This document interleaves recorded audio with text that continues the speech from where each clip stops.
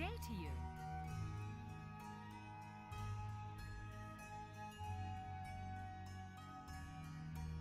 See you later.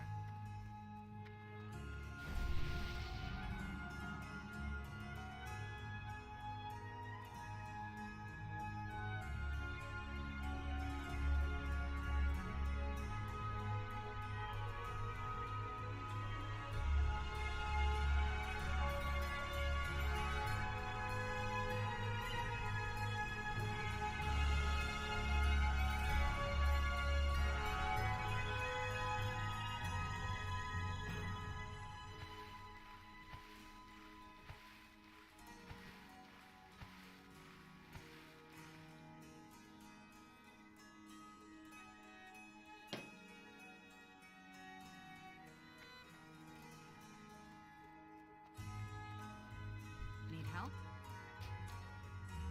Farewell.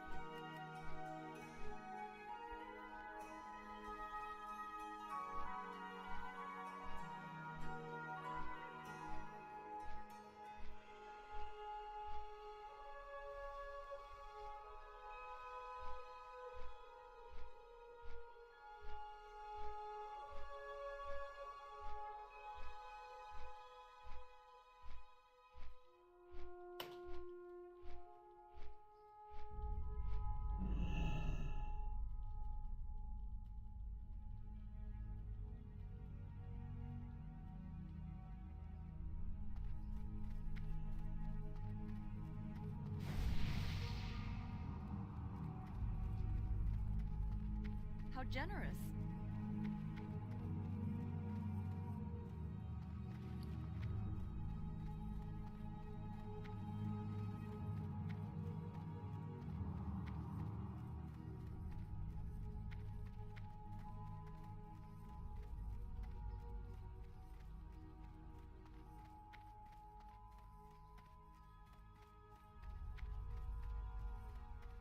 People keep buffing me with Mistletoe, and I feel bad because I don't. But the problem is it takes up so much. I'm fighting inventory so much. I'm almost like hate to even carry around Mistletoe to take up an inventory spot because constantly battling inventory. But I'm gonna grab some Mistletoe here. You need Good something? day to you. Have a good one. Oh, somehow I didn't get double on it. Oh, is the Mistletoe event over? They didn't give me any Mistletoe. How are you? Hello. Have a good one. See you around. Huh. I got the Mistletoe, but I didn't get it in my inventory. Weird. Maybe it's over.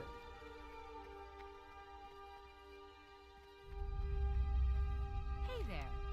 Alright, I know I had, yeah, we need this, we need this. Moroccan we don't need, let's get rid of that.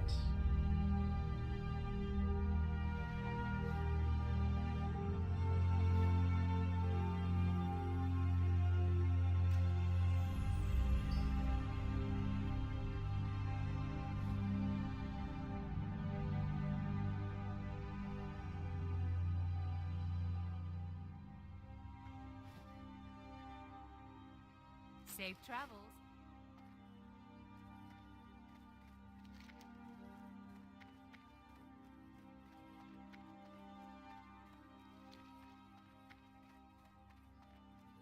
Hey, Mike, how's it going?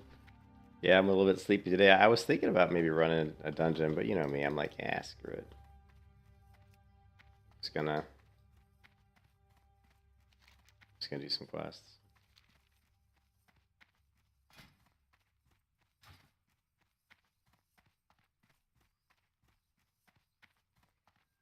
Yeah, 22. We got to get. I would like to get to 25 today. I gotta like get to 25. If I could do like 3 levels a day, that would get me to. Be nice to do more than 3 levels a day, to be honest, but we'll see. Greetings for the Alliance. Turn in this quest. Well met. Quest fog, 'cause I'm sick of looking at Done it. with honor. What else do we have?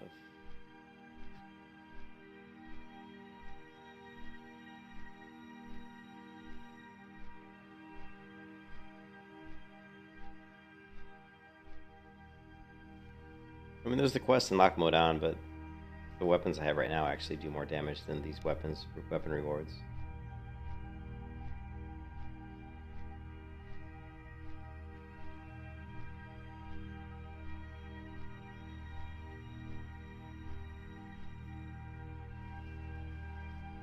Trying to get caster gear. Are you playing, Mike? Are you playing hardcore? Or are you just playing? What are you playing? I don't remember. What are you playing? Like hardcore? Are you playing regular? Are you playing retail?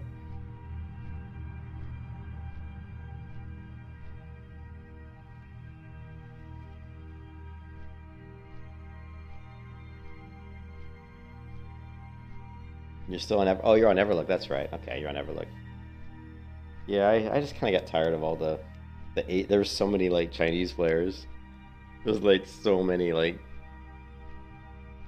And to be honest, I kind of like had a lack of trust with White Kidney and those guys, but whatever, you know. It's all good. I'm only playing here because it's hardcore, because of the Cargos. You know, I like Cargos, and I like the hardcore. I like the hardcore group of people. I think it's a cool event. So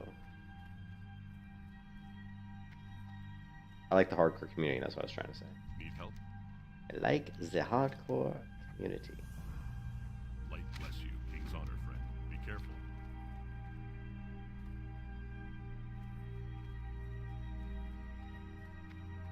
I ordered some food from the grocery store. Ever since I moved to this new apartment, people can't find my apartment. It's like kind of like back down this road. It's up next to like it's up next to like Tampa Bay, but it's like kind of off the beaten path, so to speak. People always get lost when they try to deliver groceries to my place. They're always like, I can't find it. But the shopper today is Briona. So let's take a look if Briona can actually find my apartment. Yeah, it does have a decent population. That's true. Turtle WoW. I mean, I have hopes that I don't know if you noticed, but Turtle WoW put out a video like recently. I just updated Turtle WoW yesterday. The server. There was a patch that came out because they just rolled out more. Man, look at the freaking fog here. They rolled out a bunch of content recently, and more content. I mean, dude, they're rolling out so much content in Turtle WoW. I haven't even seen it all. There's like so much stuff I have not done in Turtle WoW. Like so many new like zones, new areas, new quests. I haven't done any of it. So I really do want to get back to Turtle WoW and experience all the new stuff. I was a little disappointed that there were some bugs in Turtle WoW last time I played, like how the seal of, like the Crusader Strike debuff that it throws on a target wasn't showing up on the target, and even the Seal of Light judged debuff on the target wasn't showing up. And I'm hoping, I thought that was like, these are like little things. You think they could fix those pretty easily. It's like, why aren't they showing up? That was really surprising to me that they let those bugs persist. People were telling me that those bugs have been that way for a while, and it's not a big deal as long as you know it was working. But still, I was like, man, there's a thing called polish, man. You know, having good you know, if your software, your game is very polished, people are gonna like it a lot more. So, but yeah, and I've been talking to Josh, so we're gonna do a duo on Turtle Well, like a hardcore duo leveling on there. I think we're gonna do that. What?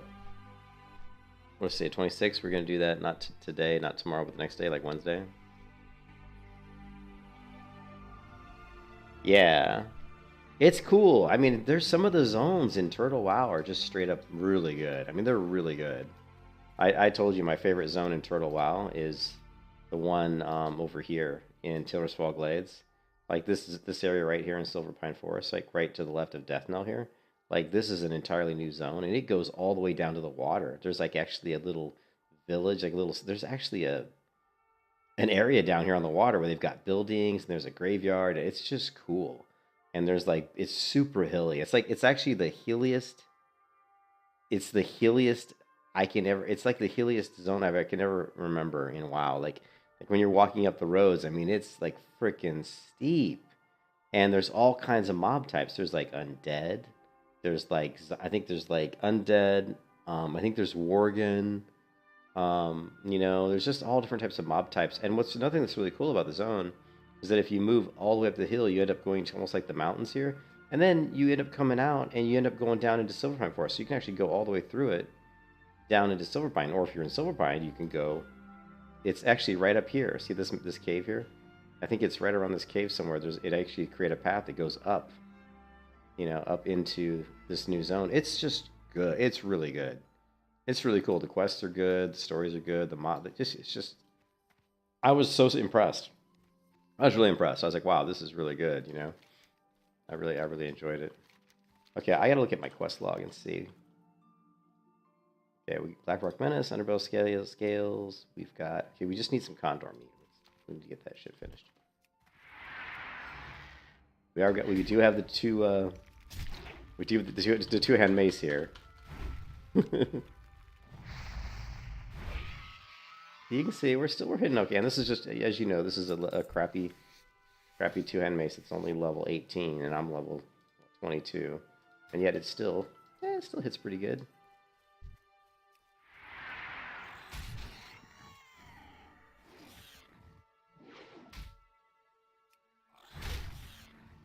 Still leveling up the skill on that mace. So on the talent tree, here, hold on a second.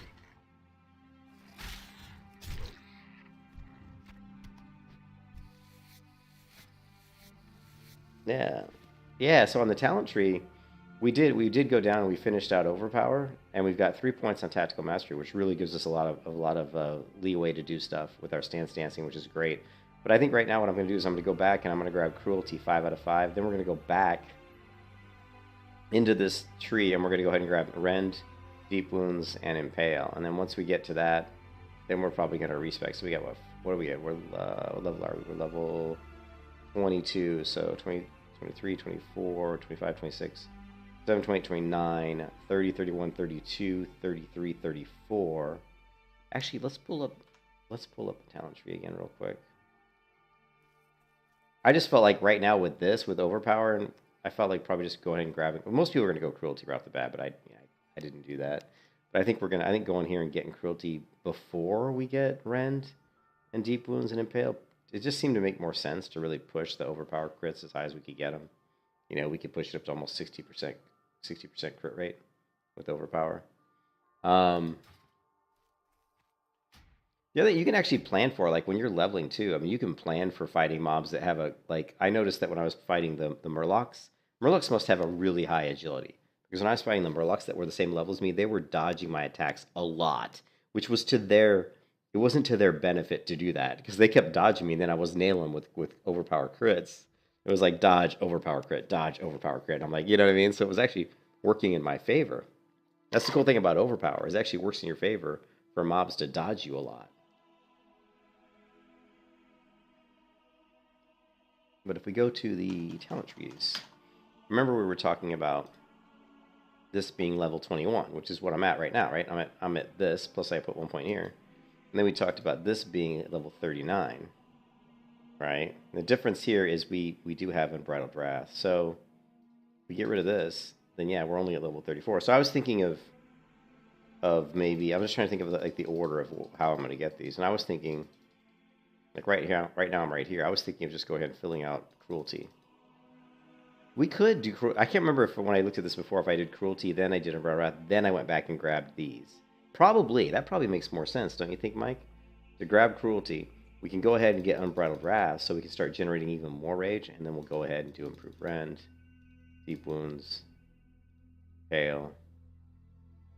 And of course, at 40, we're just going to respec anyway. You know what I mean? Yeah. Yeah, you get all the dodges, yeah. I think that makes more sense just to fill these out and then go ahead and fill out rend, deep wounds, impale, and then at level 40, this is the one you sent me, and then at level 40 we'll just respec and fill out fury. I think that makes sense. Yeah, I think that works. Yeah, right now, I mean, we can. So right now, what's cool is we can kill with any weapon. Like I can use dual weapons, right? I can pull out my dual fist weapons and kill a mob. I can kill a mob with my shield and fist weapon, or I can kill a mob with two-hand weapon. We can do it any way we want, and the cool. So we can do, and we can look and see, like, I mean, how much damage are we taking? Like, right? So let's delete this. Let's switch this to damage taken. This will be interesting. Too bad we can't kill 3 of the same mob types. We might be able to. What do we got? A level at 17 Gore test. There might be a couple more of those up above me here. I'll try to do the same rotation every time.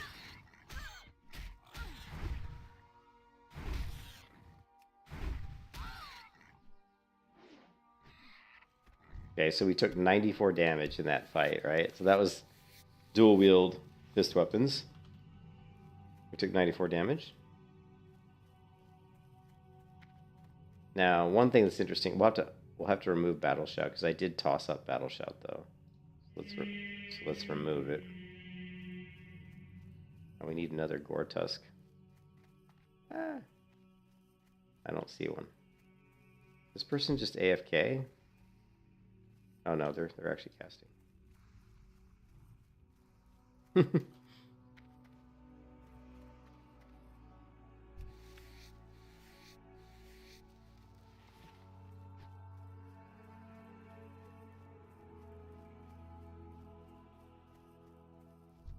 Here we go, level 16 Gore Tusk. Eh.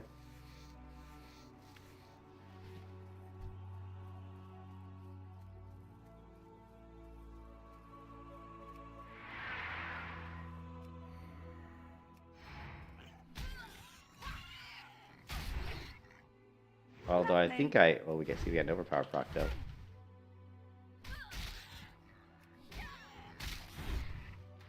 So we took 65 damage versus 94, which makes sense because we got a shield. Plus I got an overpower proc. And then we can do the two-hand weapon. Now I would anticipate that in a lot of cases we might take the most damage while doing two-hand, but I don't know. Or we could take the least. It depends on how hard this how hard it hits. We've already taken 70. Of course, this guy's hitting harder than the Gore Tusk, apparently. Anyways, you get the idea. We got a lot of options, is all I'm trying to say. You know what I mean? We could do a lot of stuff.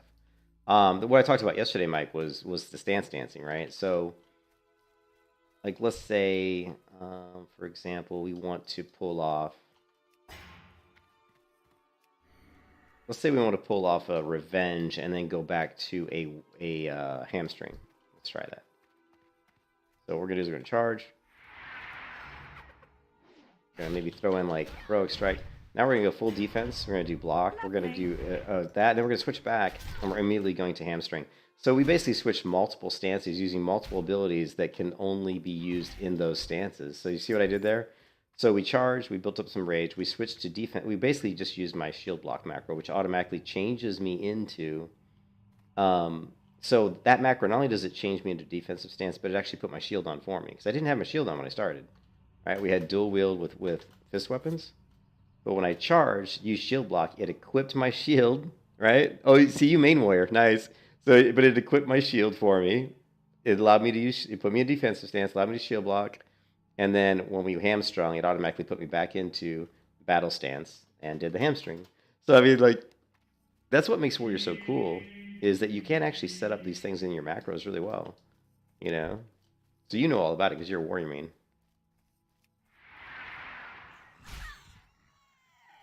Lovely.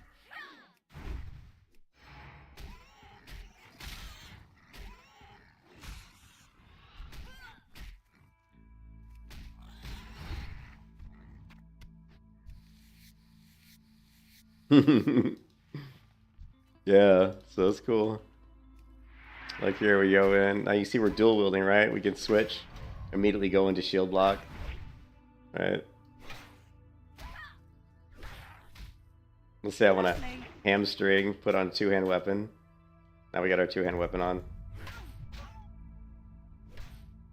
Oh, but if I go back to... I didn't put in... Oh, I did. So you see when I went from the two-hand back to defensive stance and shield block, it did equip my main hand, so I did put both of those in the macro, so yeah, it's really cool. Now, of course, the problem with that, it's not really a problem, but every time you upgrade weapons, you've got to go in and update your macros. So it's easy to forget to update your macros.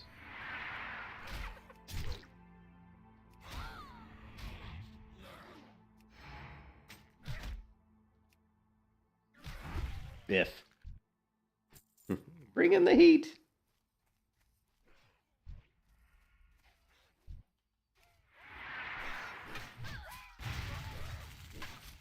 Lovely. Lovely. Biff. Oh, 169 damage with that overpower. 169 damage with that overpower, and that's like with a crappy two-hand weapon. This is not even a good two-hand weapon. not even a good two-hand weapon. I don't... You know, someone asked me that yesterday, and you can. You definitely can. But at low levels, like at levels, you know, like at my level that I'm at, like fishing, you're probably not going to get any. I've never seen any at like level 20.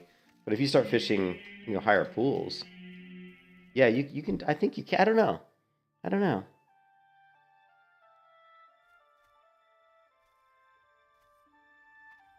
Yeah, I should probably do that because I'm doing it manually, which is probably bad. So we probably want to do, because I've already got the overpower macro.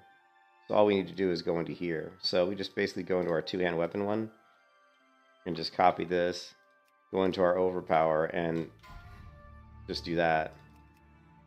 But I don't always want to use the two-hand for overpower. That's the problem. You know, that's the problem with that, is I don't always want to use the two-hand for overpower. I mean, you probably should, maybe. We're just going to comment that line out.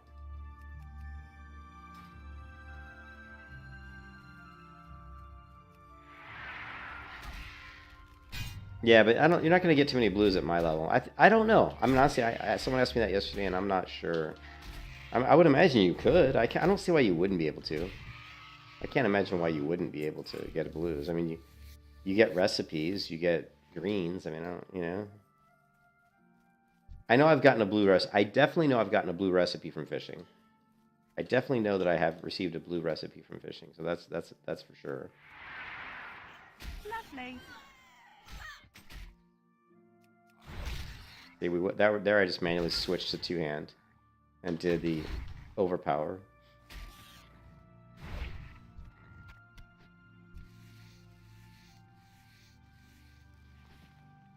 I'm not even a warrior. I'm not a warrior main.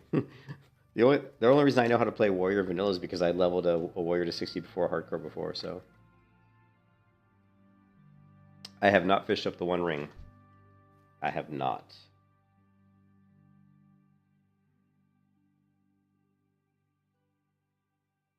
Holy crap! My groceries are at the door already. Are you kidding me? This girl found my apartment that fast. It looks like she got the right place. All right, I got to get the groceries, guys. It looks like it's already here. That's amazing. This girl's getting a tip because she's a fast shopper, but she got it to my apartment really quickly. I'll be right back. I just had to get some groceries and put them in this fridge and all that.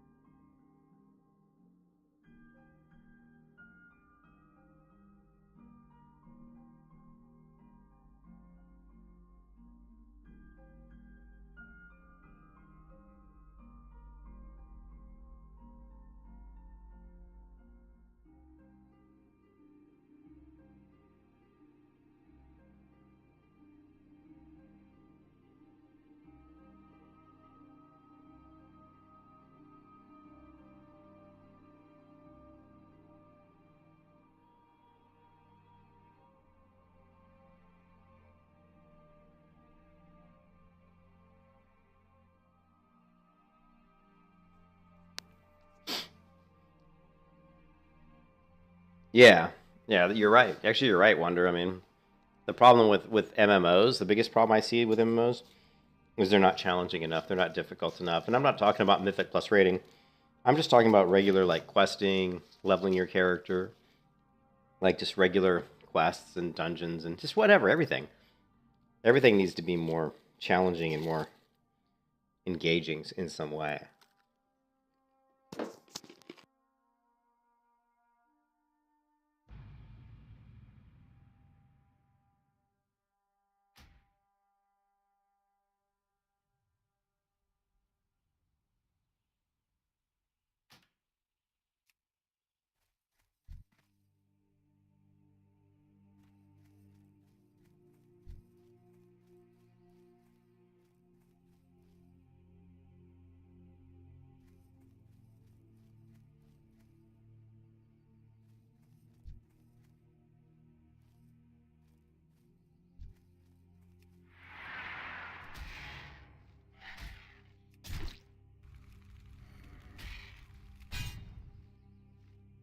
Lovely.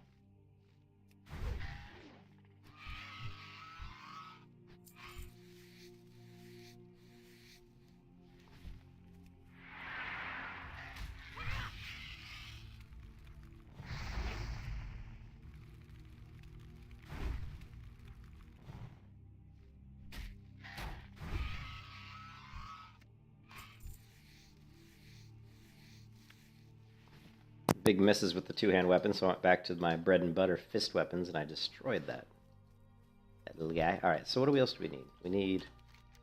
We need the condors. We probably still need the. Oh wait, no, we still need mongrels. We should be able to annihilate these mobs. What do we got over here? Ooh, that's a lot. That is a lot. I don't think I can take on that many. If I would have had sweeping strikes.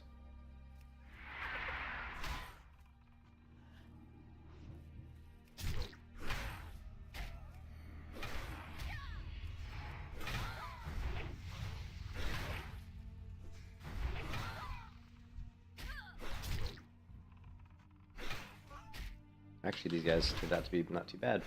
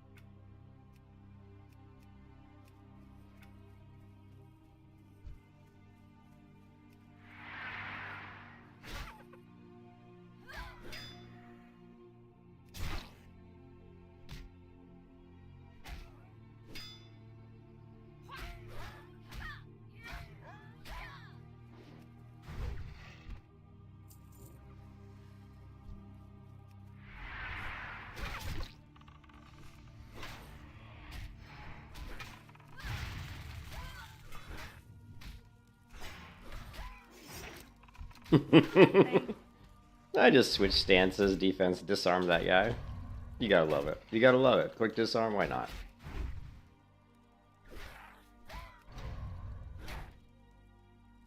Lovely. Two-hand weapon, switch stances. I'm not gonna get off in time. Oh, I did get it off. I still got it ooff. I had to switch stances, switch weapon. I still got off overpower with the two-hand weapon for 165 crit. Nice. Come out to play, warriors! Come out to play! What's up, Brian? What's up, Brian Bay? How's it going, man? Brian Bay! Oh no, inventory. Your inventory, sir. It is a full. Holy crap, my inventory is a disaster. What a surprise, right? My inventory is a mess? You gotta be kidding me.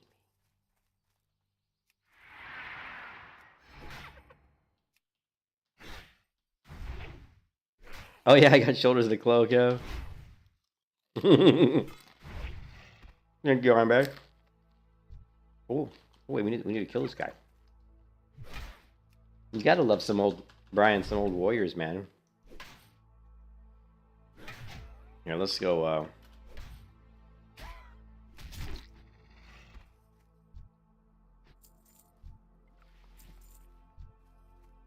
Poacher. Sure, why not? Let's kill this guy. Why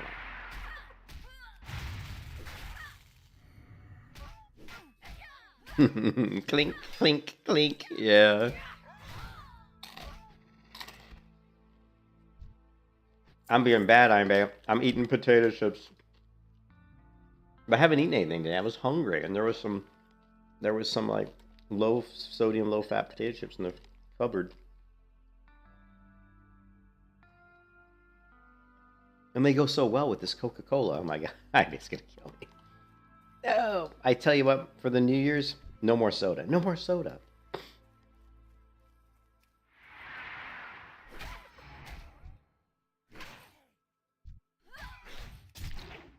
Bad diet, I know. Terrible, I know.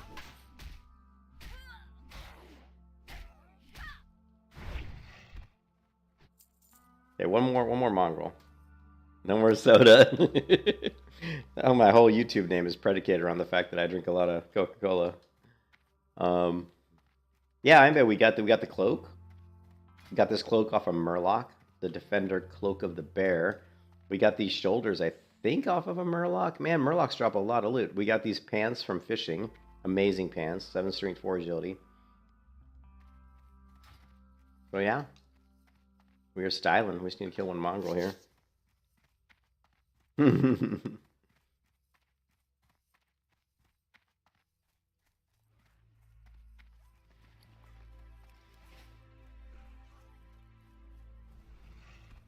Pressure. You want a piece of me?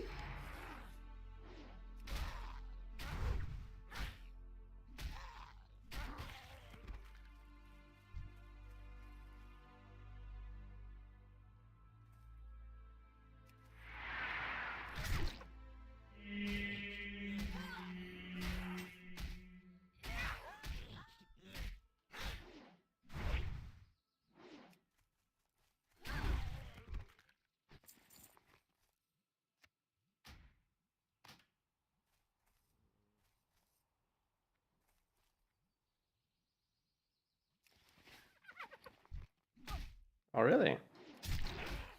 Just trying to get this stupid low-level quest out of the way. It's annoying. It's annoying me. Oh. There's a mongrel.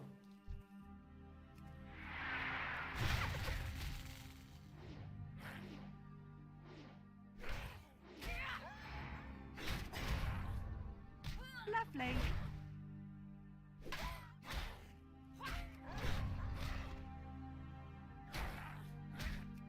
Lovely. Like disarming him. Oh, you gotta love it, man. Like I'm like doing defensive stance, disarming mobs, just to be a butt. You know what I mean? Like the worst. Like don't watch me on how to level a character, because I'm like doing like the worst, like the slowest leveling methods. But they're the funnest leveling methods. Like I hit this guy, slap that guy in the face with a shield, disarm that guy, switch to a two-hand weapon, crush this guy's skull in.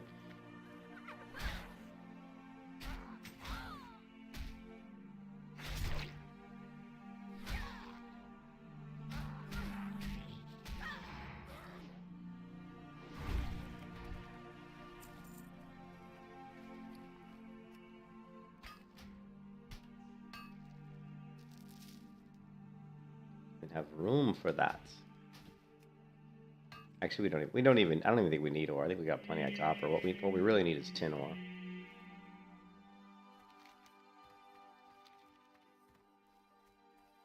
We need the tin ore.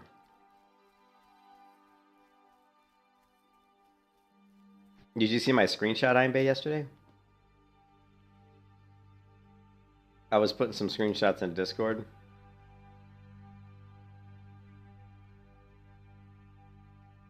A lot of crap open.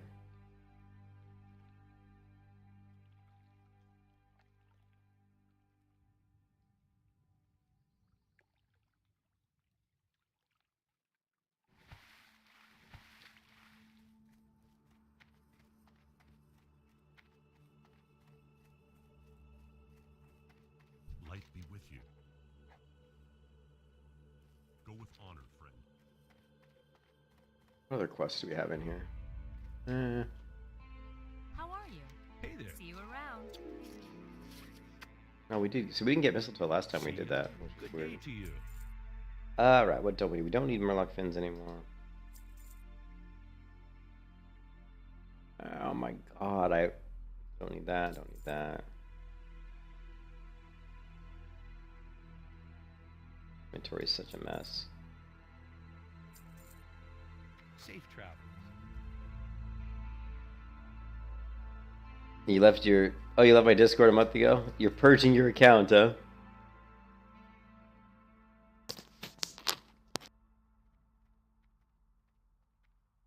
No, it wasn't on my Discord. It was on the HardCore Discord.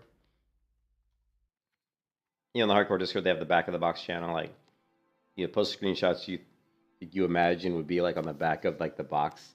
You know, when you go to the game store and you buy like a video game and there's a box. You know, remember the old days where you bought the box and there was a CD in there and they always put a cool picture on the back of the box.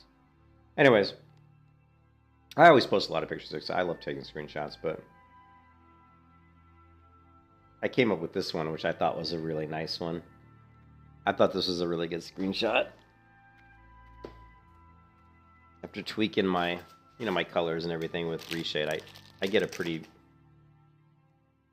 My game is a lot darker than most people's games. I play with the contrast pretty high and the brightness pretty low.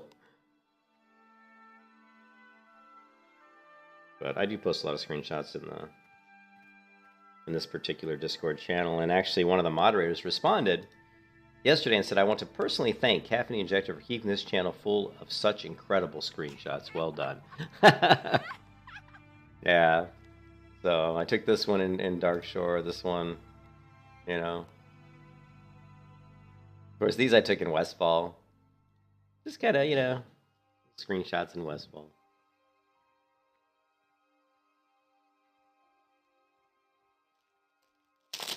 Hold on a second, I was cleaning off my glasses. They were a little dirty. We got to put on the gaming sleeve. So, like, you know, I have pain in my wrist and in my elbow from, like, tendonitis, you know? And actually, I've come up with cures for both. Like, if I wear the gaming sleeve while I'm playing guitar, or, like, basically it's just like a biker sleeve. If I wear this when I'm playing guitar or gaming, it actually kills the pain. The pain in my elbow pretty much goes away. And if I wear this wrist immobilizer that I have, when I go to bed at night, it just immobilizes my wrist so it doesn't move. That seems to pretty much get rid of all the pain in my wrist, so... Because I use my, you know, I'm playing guitar, I'm using the computer, I'm programming, and... my wrist and forearm just gets so much work, you know? What doesn't get work is the frickin' my bags get too much. There's too much. I don't have enough room in my bags, damn it. You know what we can do is... I wonder if I shouldn't just get rid of these bandages here. Probably should. Yeah, but you're right. It is the border between Ashenvale and Darkshore. That's always a really good transition.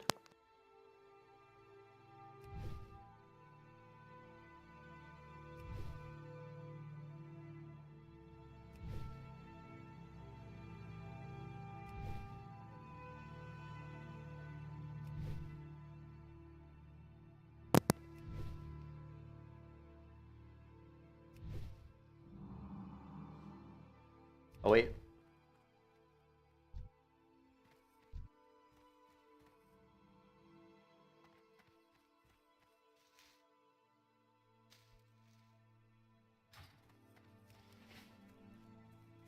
King's honor, friend.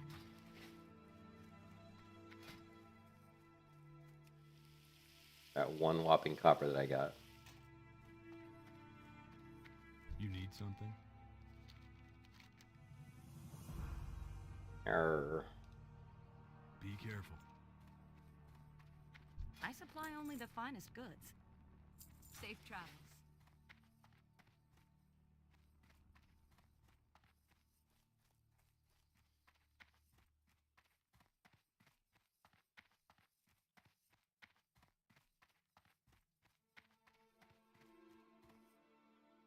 What can I do for you? Light bless you.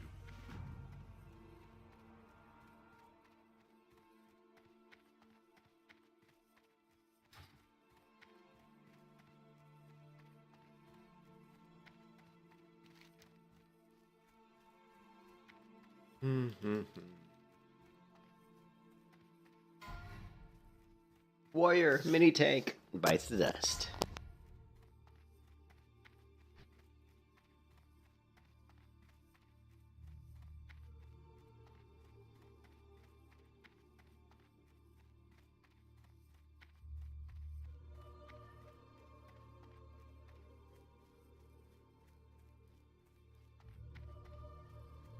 Need help?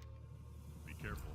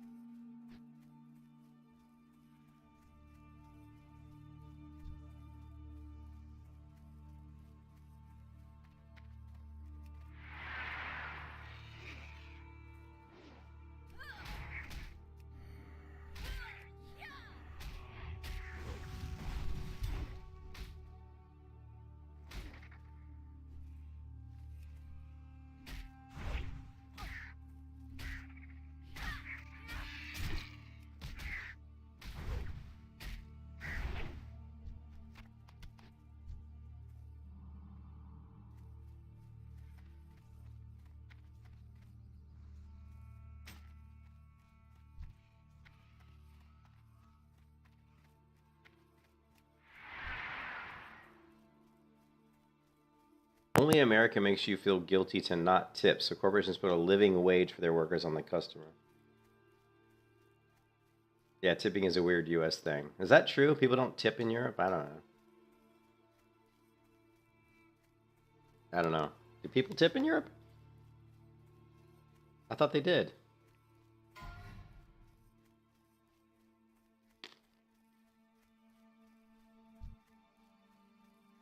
I seem to remember tipping when I was in Europe.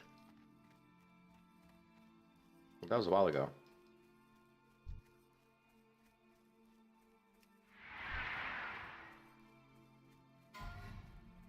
People dying left and right.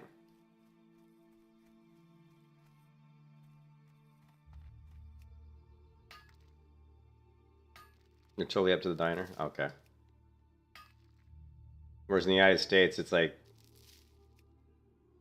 United States, they try to get you to tip for everything. Like, the groceries that just got delivered to my door, I can tip them, right?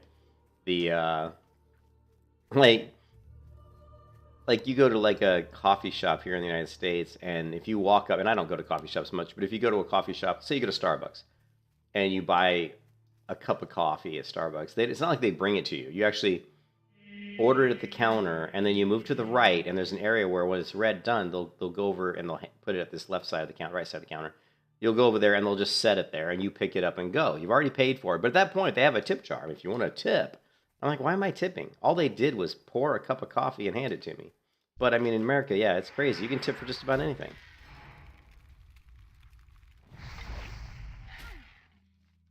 Yeah, it's not compulsory. Gotcha.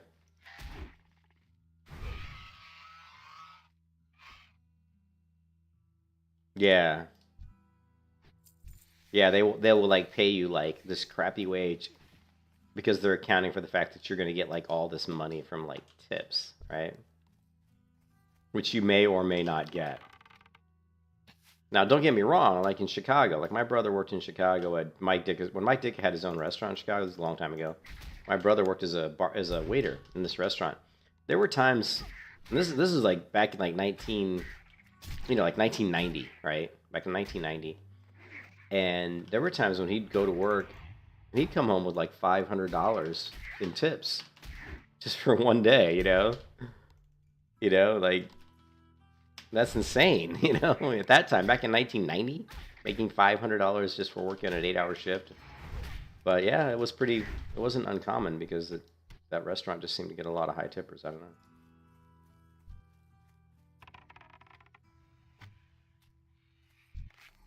You know what? I pulled this guy and I was not full health, so.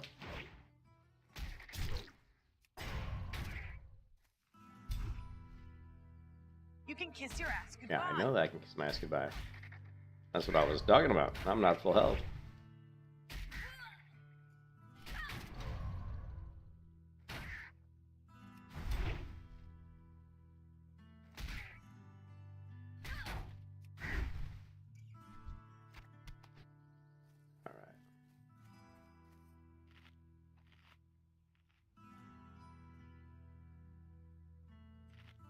People are like yelling at each other. I didn't see what was going on in guild chat, but apparently there's some people arguing in guild chat.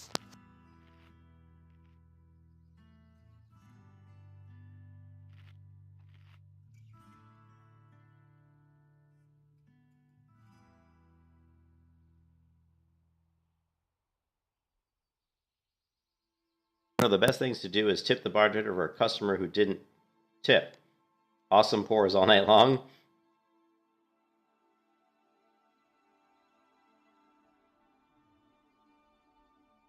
It is sad that losers like Calyx. Haha, loser. Say shit like this. Yikes, kiddo, grow up. And then ad hominem, kiddo. So all servers and bartenders, you are acting like a child now. Our children. Grow up, buddy. Who never grew up. Nah, just you.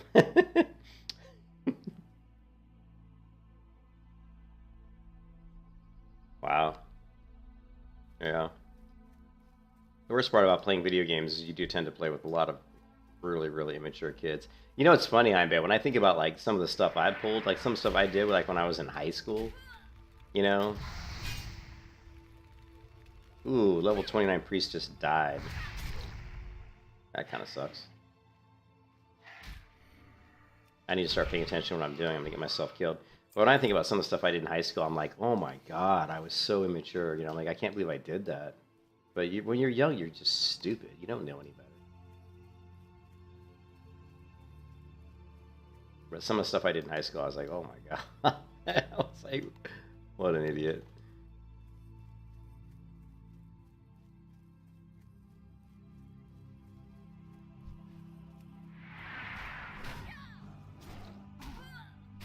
Oh, this is someone who's not even, wow, someone who's not even a hardcore player. Amazing. You know what I mean? Don't see that very often.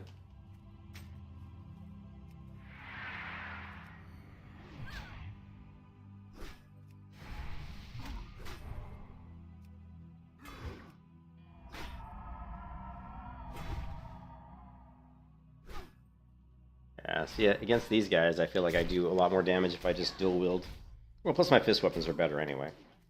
That two-hand weapon is garbage. I need a better two-hand weapon.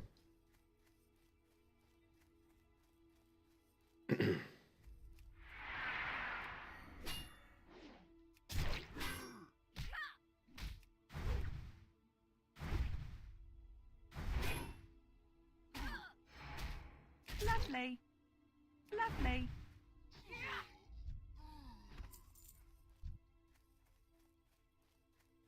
Can't hear any music. I can't hear the music. There we go.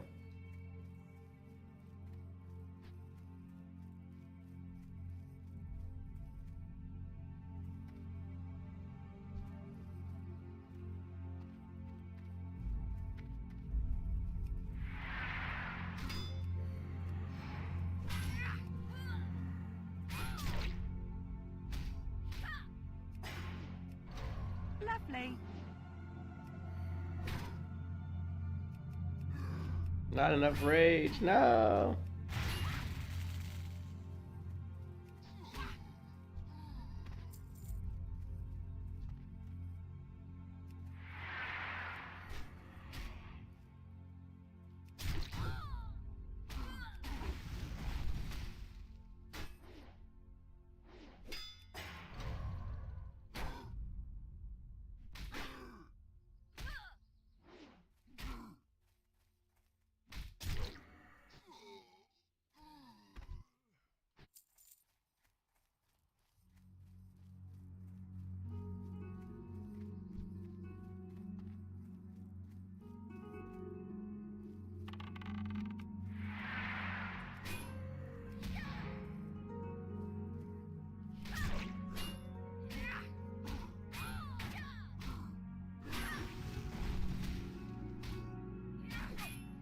Lovely.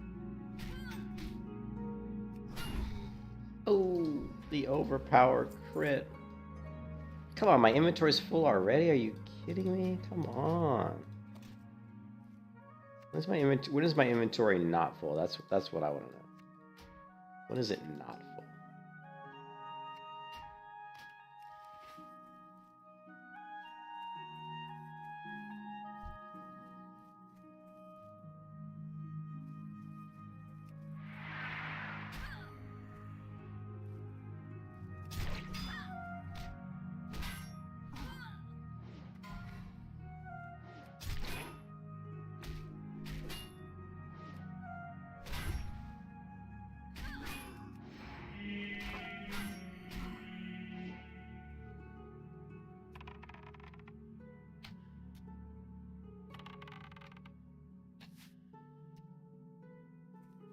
How many is he going to pull back? 1 or 2? 1.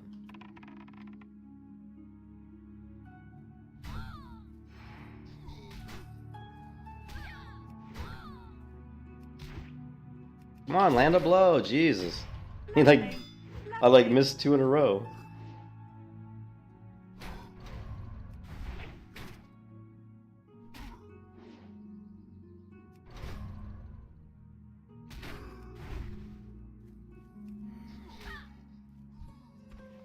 You can kiss your ass goodbye. I'm well aware.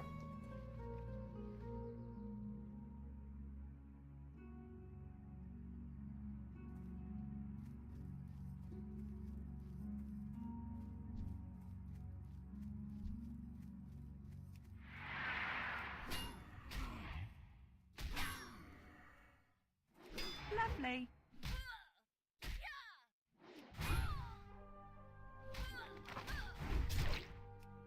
Lovely.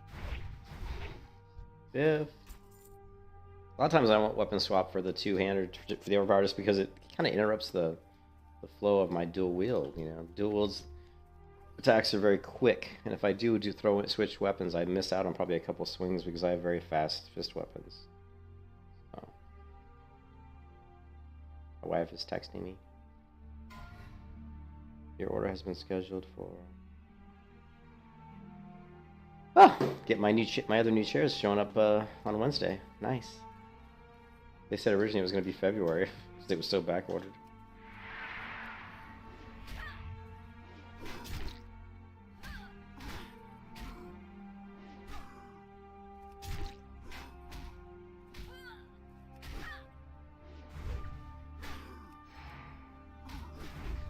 I wonder when I get execute. Execute would be nice to have right about now as well. It can't be that far off, right? Okay, we get it at we get level 24, 2 levels away from the execute.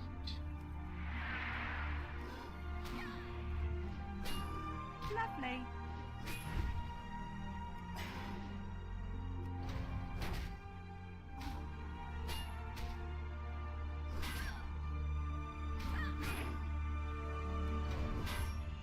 My disarm missed. I tried to disarm him, and it just straight up missed.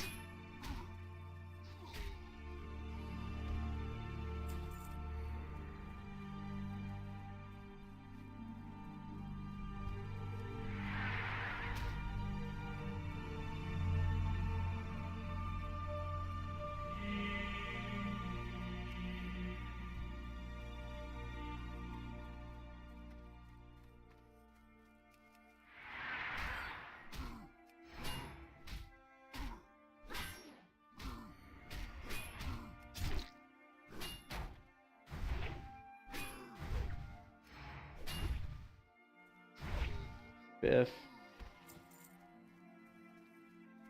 Bada bing, bada boom.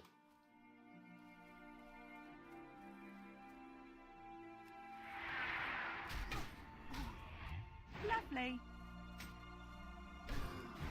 There we go. Big overpower crit with the two-hander. Oh.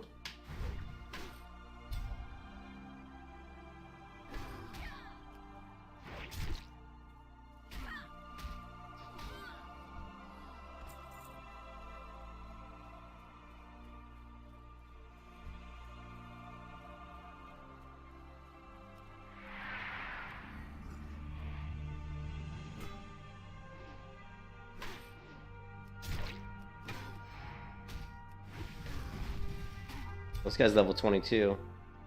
Gonna throw him. We're throwing some sunders. Knock down this guy's armor a little bit. Boom. No armor equals death.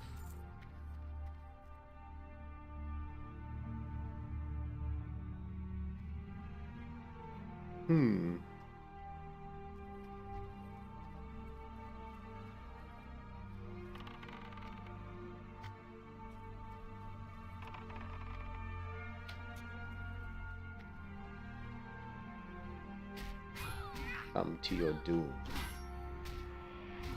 Lovely.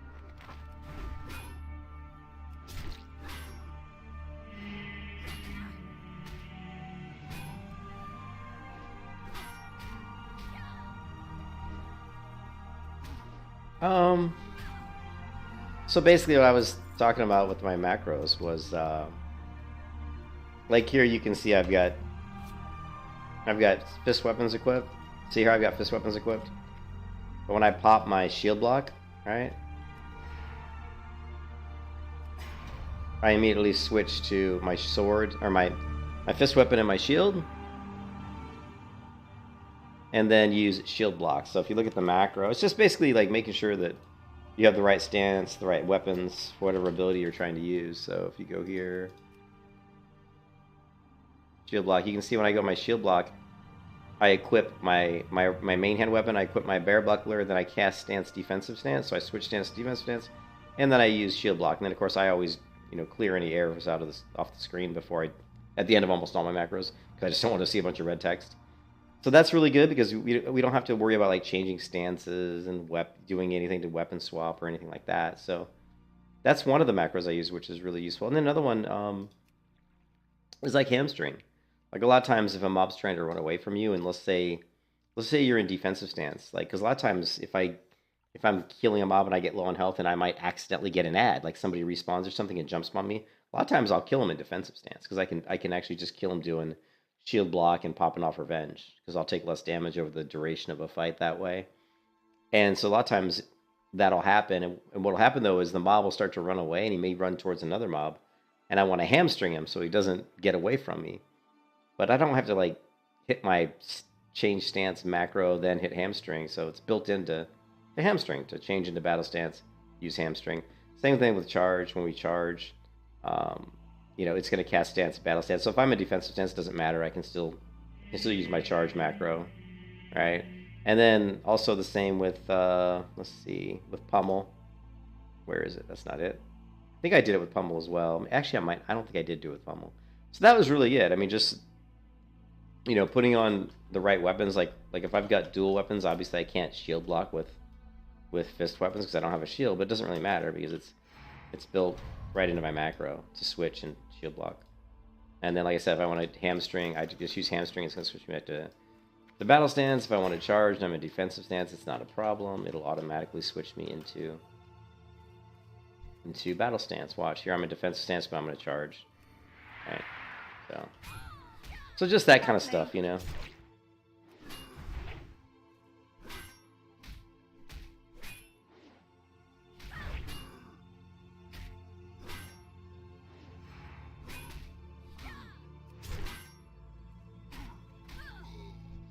So just those types of macros are really, really useful.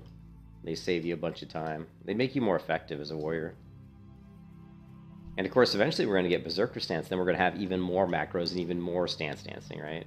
Which is even, because to me, the fun part about the warrior is stance dancing. That's what I enjoy the most, I just think it's so cool, that you have all these different abilities available to you. You know what I mean? Lovely. Like here I'm using a two-hand weapon. Just because I was getting some overpower procs, so.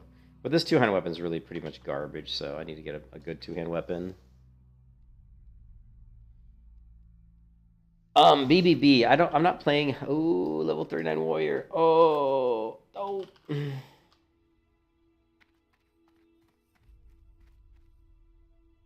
The only private servers I was playing on is Turtle WoW. And I was playing on Everlook, but I'm not playing there anymore. If you want to look at Everlook, it's, Everlook.org. And then the other one is Turtle I think it's turtle-wow.org, I'm pretty sure.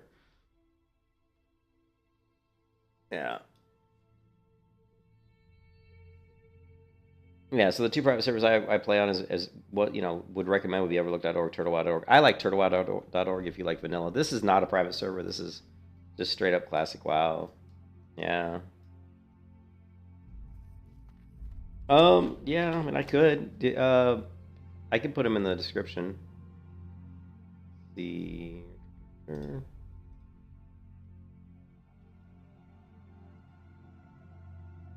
I'll put them in the stream description.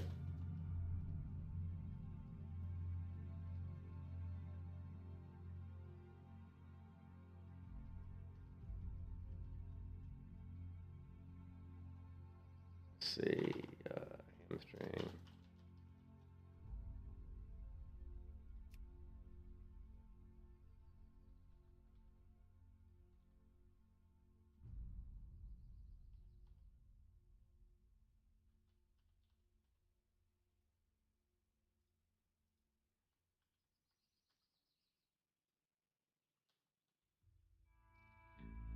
And of course, you're gonna want like your weapon swap macros. Like these are just super easy. Just you know,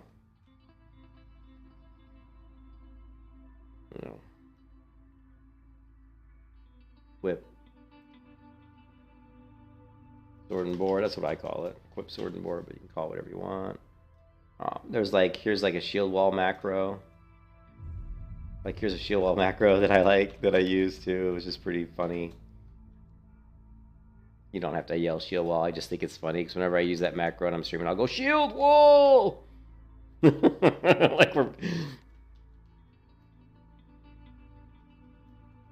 gotta give it a little bit of emphasis when you do it, right? Oh, it looks like I ran out of room. Did I? It's giving me red. Does that mean I've exceeded? No, I haven't exceeded. Why is it red? I haven't exceeded the limit. It's red for some reason. I don't know. What else? What else?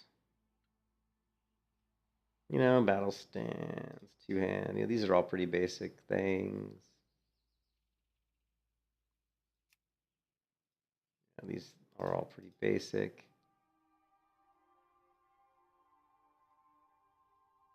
Yeah, that's pretty much the main ones. Why does it not let me? It says 1,000. Here.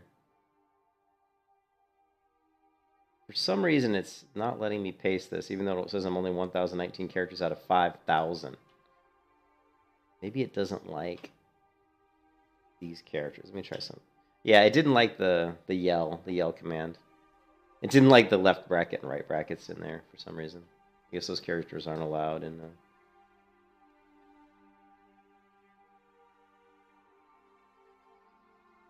Oh, so yeah, BB. Yeah, I play on official. I mean, this is an official hardcore server. I play on private servers and I play on official. To do this, you just need to download the hardcore add-on. So, I mean, if you go into the video here, and you go into, not edit, sorry, but if you look at the stream description, it says right here the add-on you need is the hardcore add-on 0.1, 0.3. So, just go and download that add-on.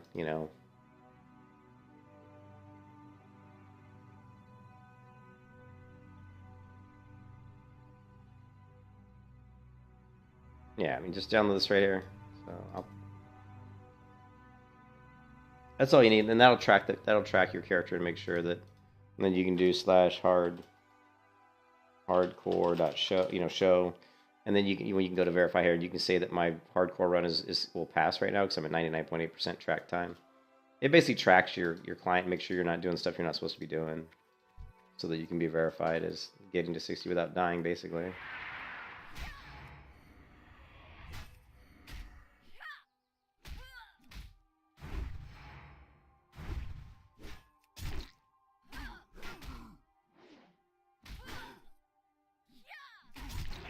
Lovely.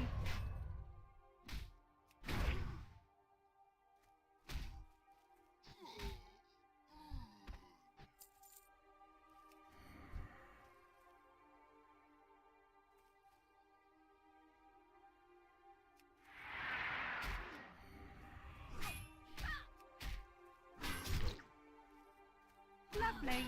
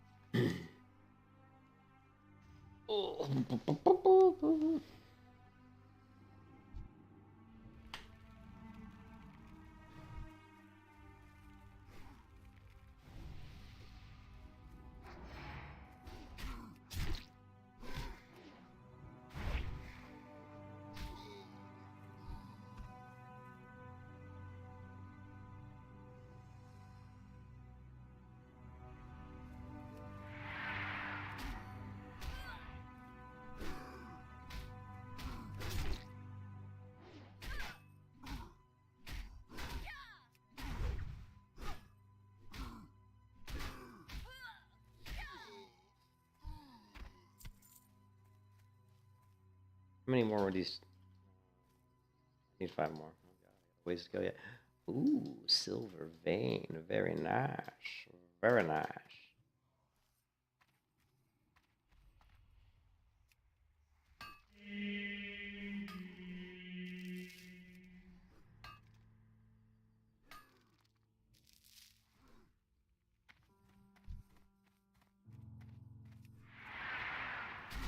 Lovely.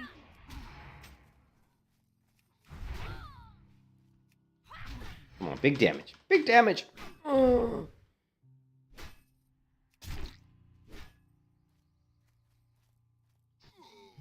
Biff.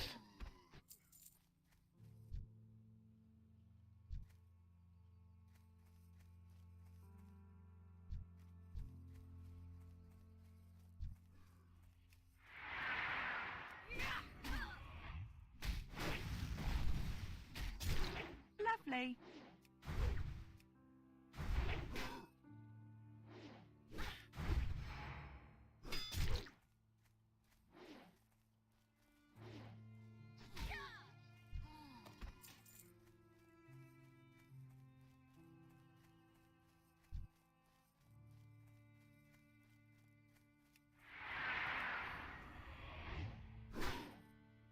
Lovely. Come on, big damage. Oh.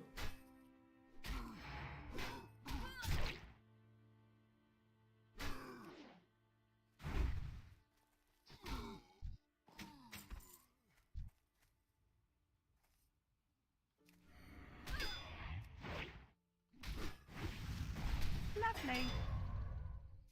Gonna miss that overpower, unfortunately. Disarm! Disarm! Come on, baby. Lovely. If. If.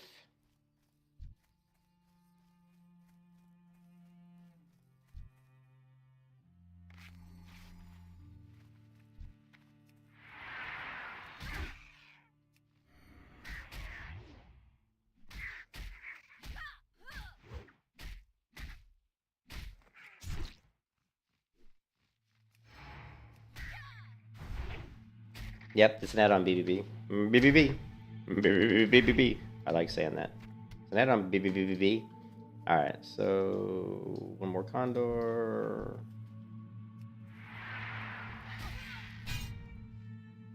Lovely.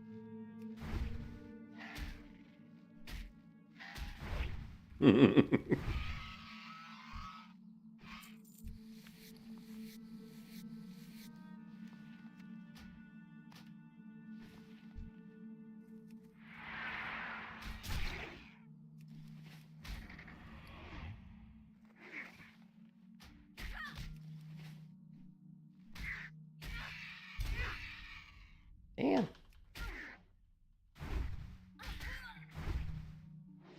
Lovely. Oh, the barbaric. Is it? Oh, it's crap. Too low level. Come on, guys. Give me something like good.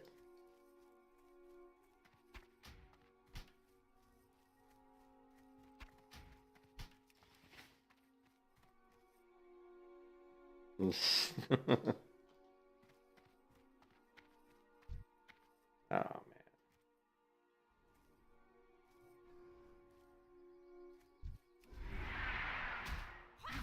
Lovely. Come on, big damage, big damage.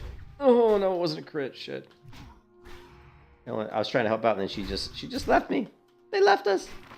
Shit. Oh no no no no no no no no no no no! Keep chasing the priest. Keep chasing the priest. No no no no no no no no. You can kiss your ass goodbye. No no no no no no no no no. Come on, put your shield on, idiot. No.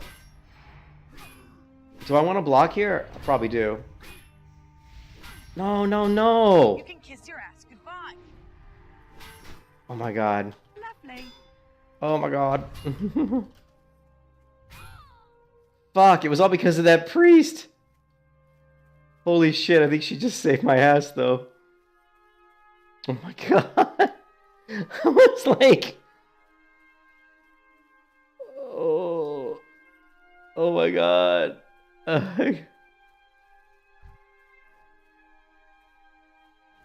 Oh shit, here, hold on a second.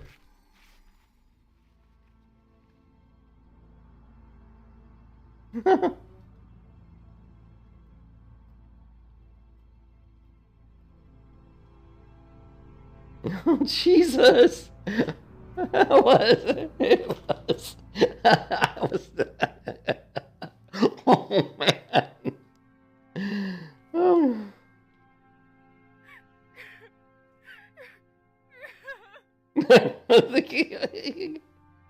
Phew. Jesus. It was all because I was trying to help him get somebody died. Yeah, yeah, for sure. I was worried because of the root. I was like, I'm not worried about the 3 guys hitting me. I was like, I could run away and reset, but I was worried they were going to root me again, which they did. I was like, no, don't root me. Like, God. And it was all because I was helping that. It was all because I was helping this warlock, you know? Like, I'm fighting the one guy, and then she was, she ran away. I was like, oh, she ran away. So I was like, okay, whatever, I'll kill this mob. Then all of a sudden, the 3 others, like, run past, and I was like, oh, shit. That was funny as hell, man, here.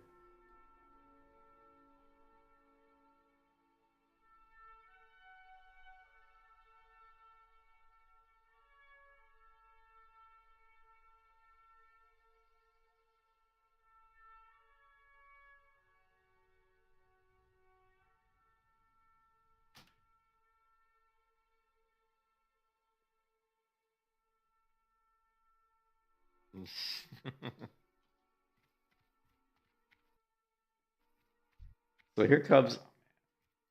Oh, see, so she had multiple on her. I didn't... She had all these on her, and I didn't really realize it because she feared them all. When she feared them, I thought it was one. When she did that fear, I thought it was one mob. So I'm like, at worst, I thought she had feared one, and so I was like, oh, I'll attack this one. There's only one other one. See, I didn't realize this was more than one mob. I thought it was just one. So I'm like, oh, yeah, I'll help out. Come on, big damage, big damage. Oh, no, it wasn't a crit, shit. And so I'm like thinking, oh, everything's fine. I was trying to help out, and then she just left me. They left us. Shit. Oh, no. So when she feared, she had 4 on her. Oh, no. Keep chasing the priest. Keep chasing the priest. No. You can kiss your ass goodbye. No. And then I'm like, shield on, idiot. And I'm like, put your shield on, idiot. Do I want to block here? I probably do. I don't know, and I don't know if like blocking, I don't know if like blocking in that situation is like if you're blocking attacks, is that gonna reset the leash?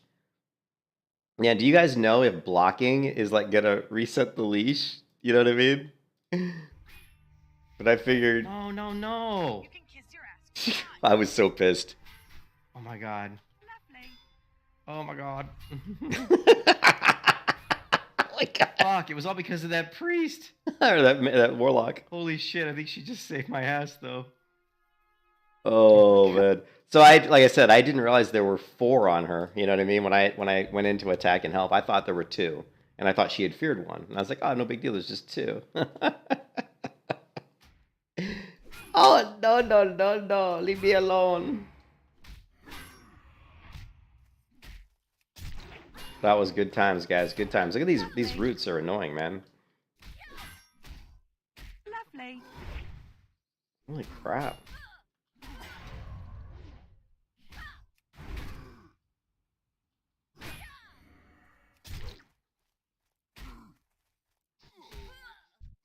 You can kiss your ass goodbye.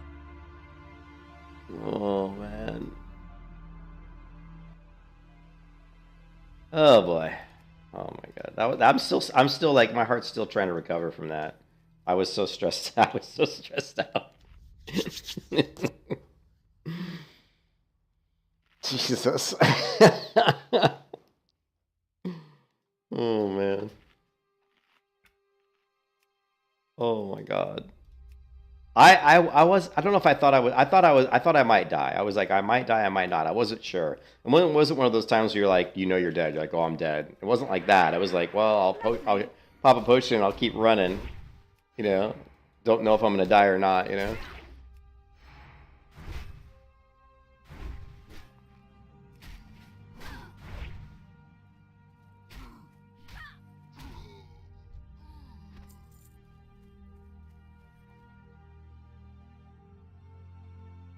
Yeah, let's go to let's go to the guild, and we're gonna go class, and we're gonna go warlock, right? And who was it? Deadmines, Westfall, Ashenvale.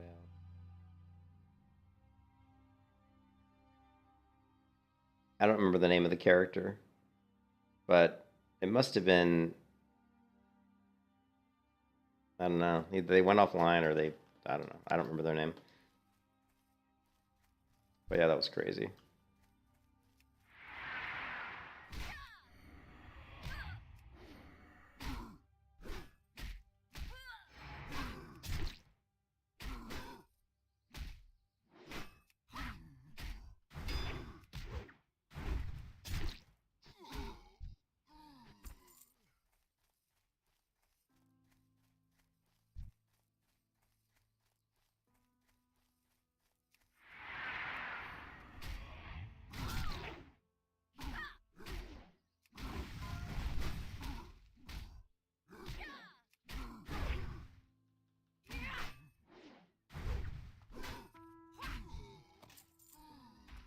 Seven X's. That is the essence of hardcore.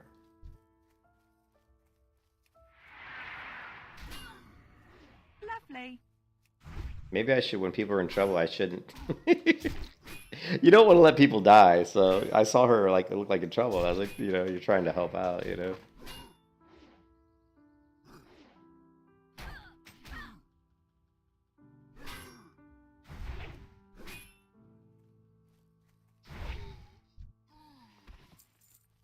All right.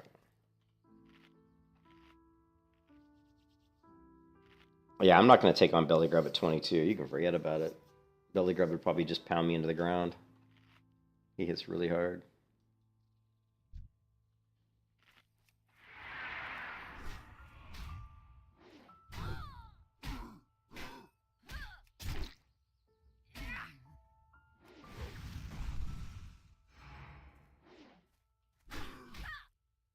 Lovely.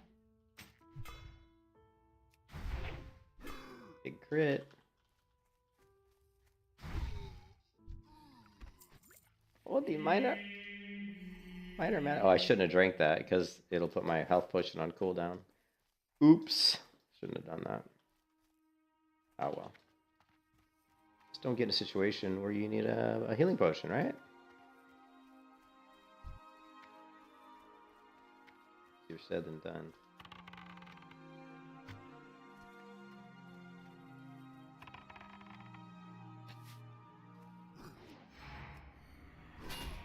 Lovely.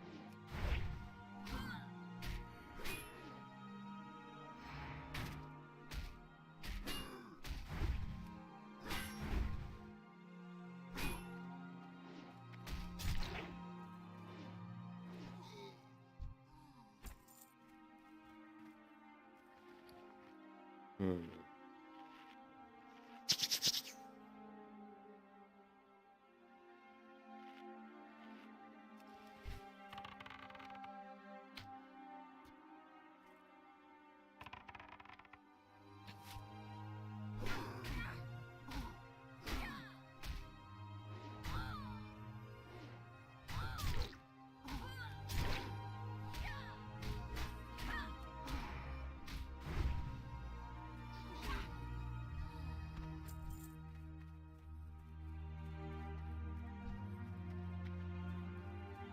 Wait 1 second.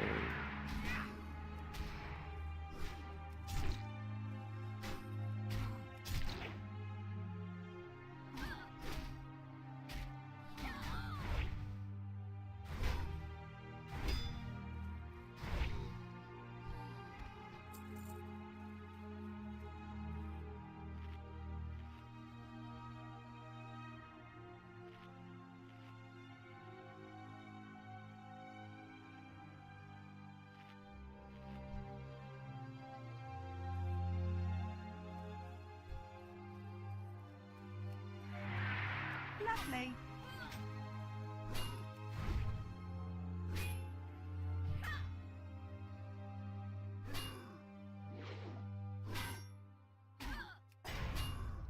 Lovely.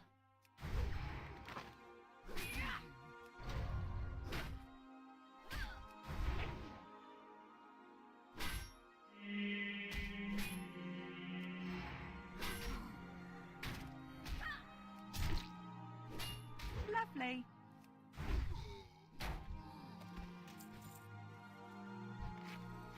You can kiss your ass goodbye.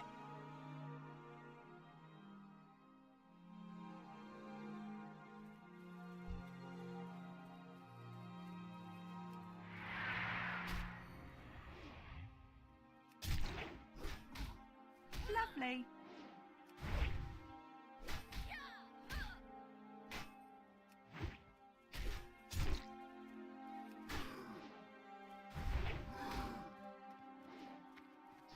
Come on, back attacks, back attacks. Warriors should have like backstab. Warriors should have an ability to attack a mob in the back that does more damage. Wouldn't that be cool? Like, I mean, it makes sense too. Like, someone's trying to flee from you, and you have some sort of like warriors should have decapitating strike. So like when the enemy like runs away from you and has his back to you, you just cut his head off, like, and it just falls to the ground. I'm serious too. Wouldn't that be cool? Like, there aren't too many MMOs out there that are really bloody, you know? Like, I think Conan was pretty bloody, but... yeah, there aren't too many MMOs out there that have that kind of, like, gore. Oh my god, my inventory.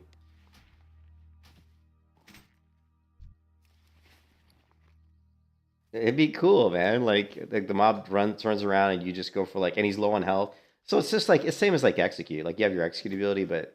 If the mob, like, turns away and is, like, running away, you could do, like, Decapitate or something and just chop his head right off. That'd be so cool. Decapitating Strike. I'm a warrior, man. There's gonna be blood and guts on the field. This is a fantasy game, right? There's gonna be a lot of, you know, I'm swinging swords at people's like a Ginsu chopping knives. There's gonna be some blood and gore. Get used to it.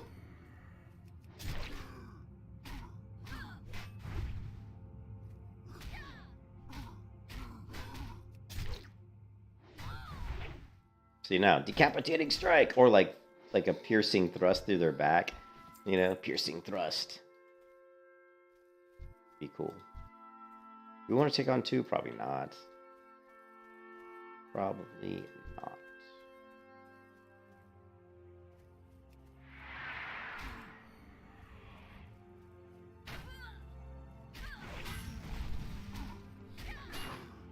This is the root. The roots make these guys really scary, actually. Lovely.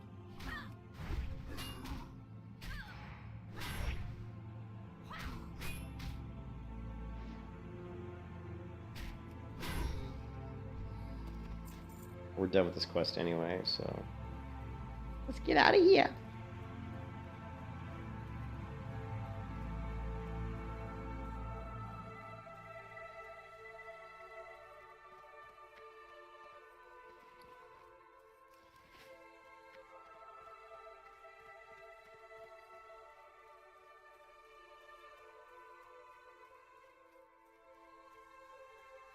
Ooh, it's cold in here.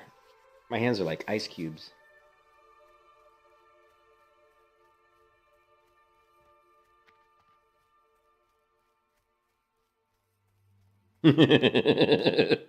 Yep, I will mix it up. Here, you want to see? So we got dual fist weapons now. Check this out.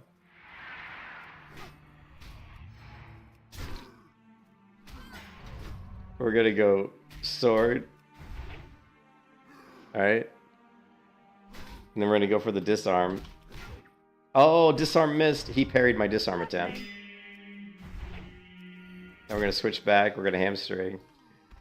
Yeah, you gotta love it, right?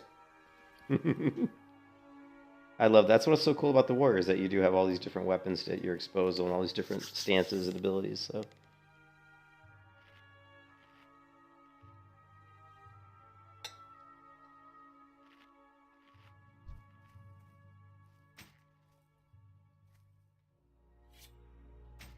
I can't dual wield now because I don't have any room in my inventory.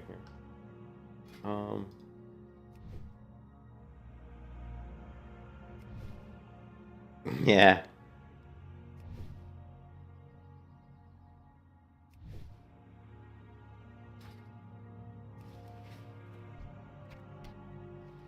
Bunch of meat.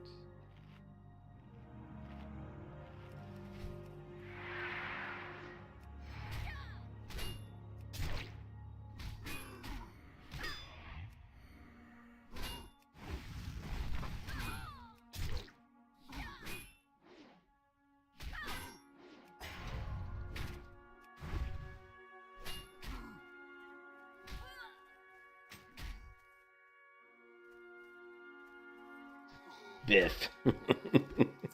Biff in the back. Oh, man. Alright, so let's get rid of... What do we got? Is there anything we can get rid of? Not really. I guess we can get rid of Red Banner. We just need to get back to town at this point.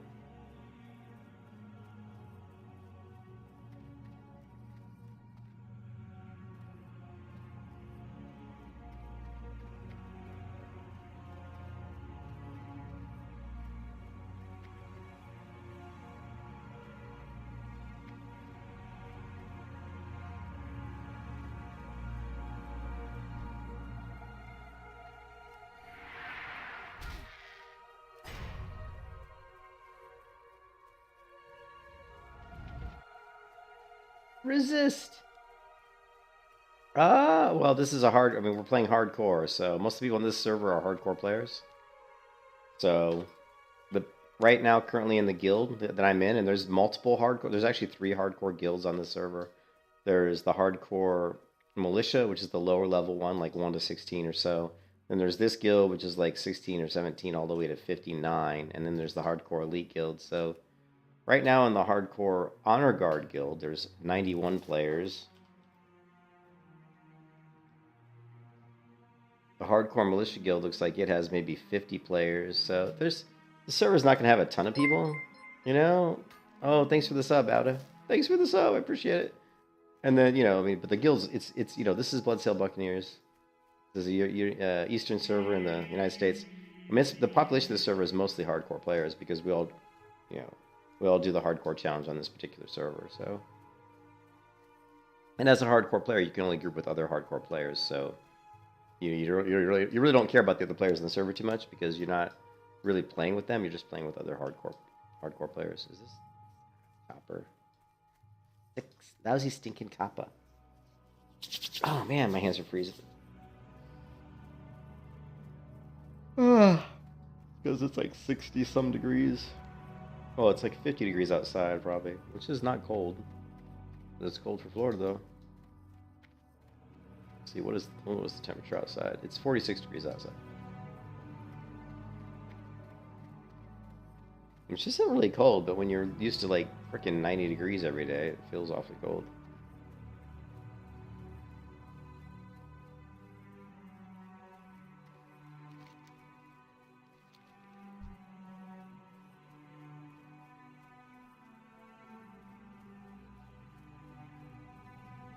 Yeah, just try to level this character to 60 without dying. That's the goal here. and continue my knowledge of the vanilla warrior. I never was a warrior. Actually, I did play warrior back in 2005 when the game came out. I played warrior, but of course I was I was a noob. I mean, we were all new to the game back when it first came out, so I wasn't like creating macros. Like the macros I'm using now, I didn't have any of those macros in 2004. Are you kidding? I literally was probably clicking buttons.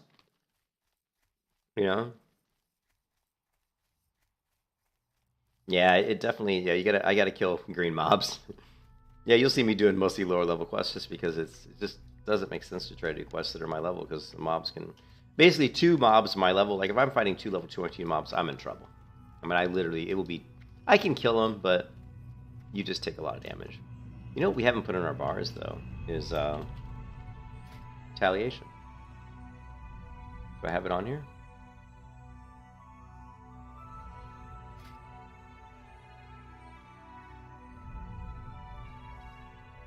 What's the icon for Retaliation? Some sort of dual sword thingy like this, I think.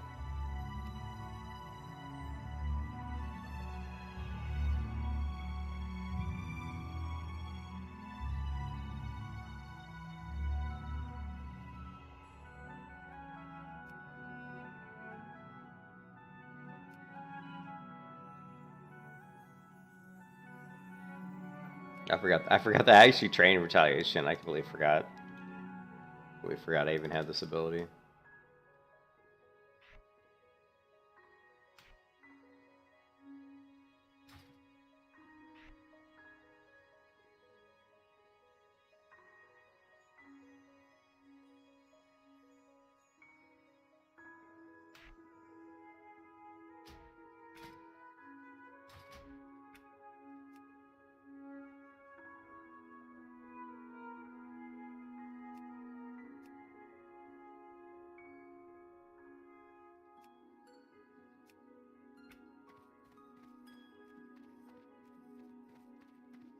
You need to.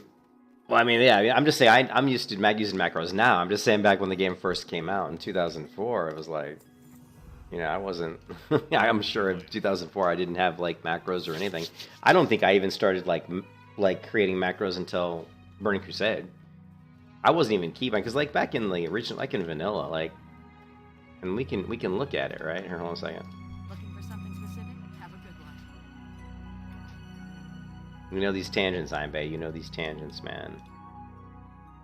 Let's see.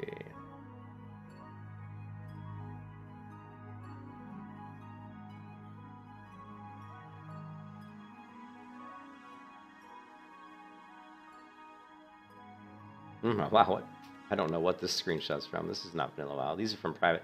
This is a private server screenshot. Oh, this is pretty old, actually.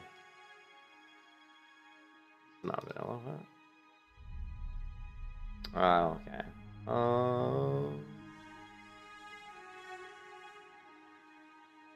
This is a screenshot from vanilla WoW. This screenshot was taken probably in 2005. I mean, just look at the size. Well, look at the size of the screenshot. This was the full size of the screenshot. It was like, I mean, this is what the res you were playing with back in 2004, 2005, right? It was tiny.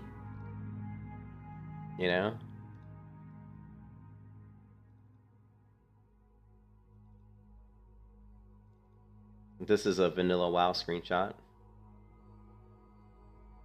This is my hunter in Molten Core. This was us getting ready to do Molten Core. We were all obviously during the Halloween probably event. This is me leveling my hunter in vanilla WoW, and this was where my bow got bugged, and it was basically swinging. When I was swinging, it had my bow in my left hand, so I just took a screenshot because I thought it looked silly. This is my rogue in vanilla World of Warcraft. Here is my character screenshot. This character screenshot I took right before Burning Crusade came out. So right before Burning Crusade came out, I took this screenshot. So these are all the characters I had in World of Warcraft back in 2000, probably 7. This is probably around 2007. I had a 60 hunter, 60 priest, and a 60 warrior. I had a 46 rogue and a few others. So you can see it was how long ago it was, because the screen, the resolution, obviously the screen is so tiny. Yeah. Here's me doing UBRS, and we're clearing the rooms in UBRS in vanilla World of Warcraft, in original vanilla. and I took the screenshot because we had a double dread bracer drop off one mob, which, you know, back then that was pretty cool. And you can see what I wanted to show you is you can see I didn't have, like, I only had, you know, I wasn't keybinding everything, so I just had 1 through 10, right? And then so all these other abilities I had to manually click, you know, because that was back in 2000, like, you know, 2005, and you know. And the funny part here is I was the tank. I mean, you can see net damage. I don't know what add-on I'm using here, but you can see my damage, how low it is. It's because I was... And what's interesting is it looks like we might have had a... Maybe... I don't know if we had a 10-man group. I don't really know. It looks like we did. Maybe it wasn't 10, but you can see there's 1, 2, 3, 4. So it looks like we had... You know, it looks like... This is back, remember, in the original game, you could have 10 people in UBRS, I guess. Man, it's so long ago, right? I don't even know what this add-on is. We have some sort of add-on called RA. I have no idea what that is. But yeah, this was me tanking UBRS back in the original game. I didn't even remember that I tanked UBRS, Ubers. Here's me leveling up my warrior called Embrace Death. What a stupid name. And again, you can see I wasn't, and here's my inventory. So obviously I was, I don't know, I got a lot of herbs here. So it looks like I was an alchemist. Yeah, it looks like I was an alchemist. And here I'm, you know, this is when I was, you know, dual wielding. So this is Fury, my Fury warrior. Yeah, and this is my Fury warrior killing in Searing Gorge in a dress for some reason, and I was dual wielding. So this, yeah, so I played warrior back in original. This was me getting ready to tank the Fire Lord on my warrior. So I even tanked Molten Core back in the original game. So. Here's one of the earlier screenshots of me in World of Warcraft. This is before I even had any 60s. You can see my first main character was Hunter, and then but my priest, I've kind of dual mained. Like the priest and the Hunter, I pretty much played pretty equally a lot through vanilla, for the original game. And then into Burning Crusade, I started focusing more on the priest and less on the Hunter. You know, so. Make me a god. But these are all really old screenshots. Look, there's another one. My Hunter had the full Bloodlust set. You can see this is the Bloodlust armor. I just thought it was so cool looking. Pure bright red. Anyways, enough of walking down memory lane.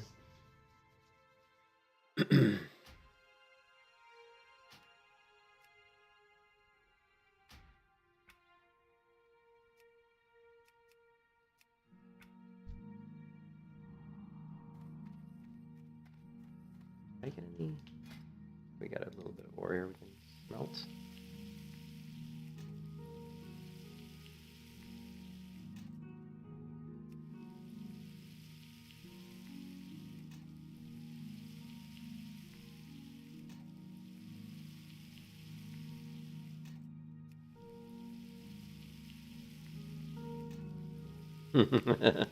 That was old stuff, man. Like going way back, you know.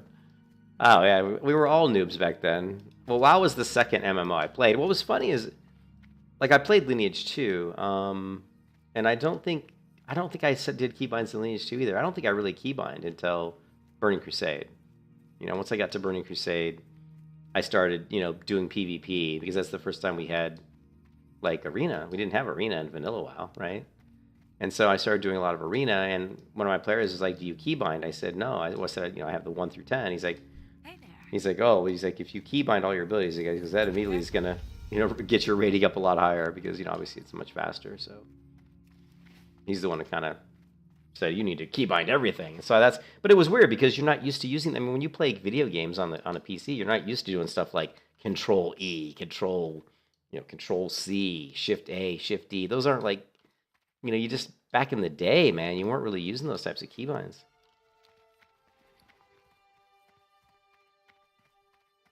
You need something? What Have can a I do good for one. you? Good day See to you you. later. Safe travels. Greetings.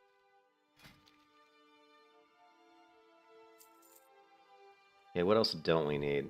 Or I don't need any. I want to get rid of all this stuff, but don't need that. Why is my cooking not higher? My cooking should be higher. Be careful. Oh yeah, I totally cringe. Oh yeah, yeah. Now, backpedaling, believe it or not, backpedaling is bad, but there are specific, there are uses for backpedaling. And you know, if you guys know Pashiro, or PS Hero, I always call it Pashiro, but PS Hero, I guess. He's a rogue, right? He's like one of the best one-on-one PvP rogues in World of Warcraft. And I saw him taking on, I think it was a warrior. And the way he was able to defeat it, I think it was a warrior. It was some other class. It might have been a demon. I don't remember. It was some class. It was probably a warrior. It was some class that was a really hard matchup for him in that specific version of Shadowlands, I think. And the way he was able to defeat this character was to put, like, you know, like crippling poison on him. He would do damage, and then he would literally backpedal and just stay just out of the guy's melee range. Just barely out of his was it a hunter? Maybe... You know, he'd stay just out. Hey, Rob, thanks for the sub, man. I appreciate it. He would stay just out of that person's melee range until, like, some of his cooldowns came back. Then he'd go and beat on him. Then he'd backpedal. And he was just backpedaling just out of their range. It might have been a hunter. I don't know. But it was funny. And because I don't keybind the S key for... You know, I can't move backwards, right? Like, my character cannot backpedal. So, like, if I'm going to... Hold on a second. You need something? Hello. See you later. See you around. So, like, if I'm going to go backwards, I have to strafe, right? Like, if I'm, like, let's say this is the enemy right here. This guy right here is the enemy. You know, and I'm attacking. If I want to backpedal, I just do that, you know. I just strafe this way, right? You know, so I'm going to go this like this. So I'm basically just, you know, strafing away. You know, I'll strafe that. Maybe I'll strafe this. Whatever way I want to do it, you know. You know, I'm going to strafe away from the enemy.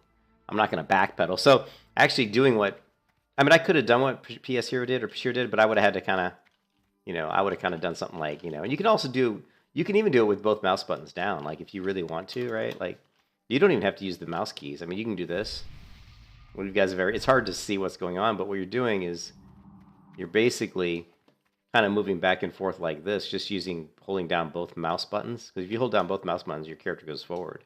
But if you hold them down and you just kind of turn you know, you're like this, your character really doesn't. Notice how I really didn't move too much from here because I'm going like that, I'm going like that. I'm just doing it fast. You know, you're kind of moving like that. So, I mean, so you can basically move around people without even using your keys. Like, I'm just holding down the two mouse buttons, you know? And so I can... Yeah, anyways, there's different things you can do, you know? And then, like other things you can do, too, is, like, you know, if, like, you know, in World of Warcraft, when you jump, you keep going forward, right? So if you're moving forward, you jump and take your hand off the keyboard, your character actually still travels forward. So that's why a lot of times you can do stuff like, you know, this, you know, and you'll jump one direction and then turn to look. You know, you're like jumping away from PvP enemies, but you're turning the camera to look back and see what's going on, you know? So you'll see a lot of people. And you'll try to do it too, even in PvE, where you don't want to get... There's mobs that'll try to hit you in the back, and so you'll try to jump and then turn your character, you know?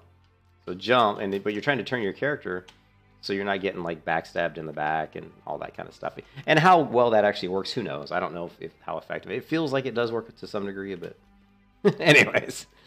But yeah, But I don't have, like, backpedal, you know, keybound. I can't straight up backpedal. Like, I have to strafe, you know? If this guy, you know, I have to strafe, so... Need help? So I'd have to, you know, go away from that guy. I'd be strafing like this usually. Or just jumping away from him, you know. Anyways. So what are we going to do now? We do need the sunfish. I guess we can do the sunfish. What's really pissing me off is my inventory is just totally horrible. I think... I'm debating on what I should do.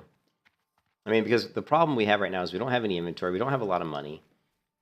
We are going to go engineering, so my bank's full of engineering regions. But if we switch to engineering, that means we have to drop skinning. If we drop skinning, we're going to miss out on making a little bit of money. But I don't think that's a problem. So I think I really should just drop skinning right now and go ahead and level up engineering, just to see if I can clear some room in the bank.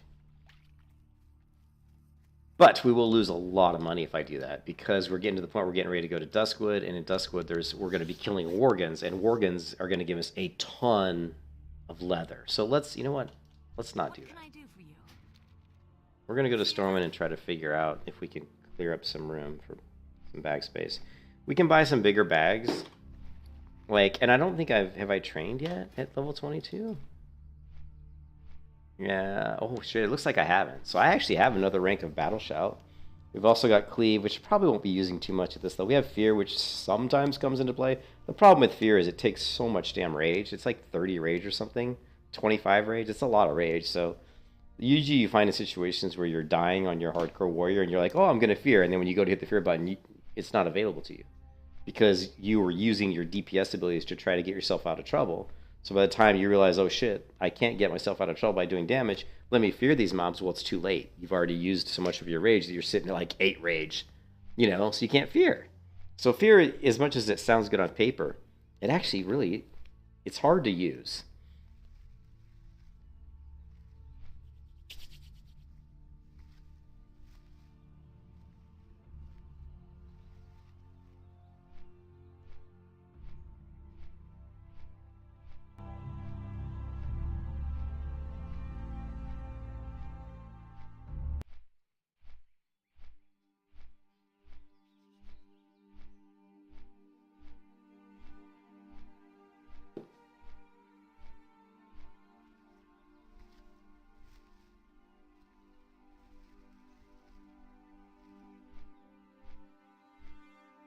Actually, this is a bad place. I shouldn't be putting Hamstring here. Because this is a visible button, I'd rather have something that's... we'll switch this off at some point and put it over here somewhere.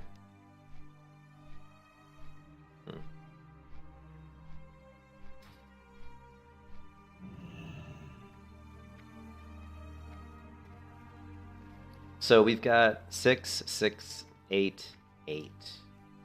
We can get an 8-slot bag, or is it a 10-slot bag from doing Sita's bag in the wetlands, but level 22 is kind of rough to get that quest done at 22. But what I'm thinking is we can buy a couple 8-slot bags. Let me check the bank real quick.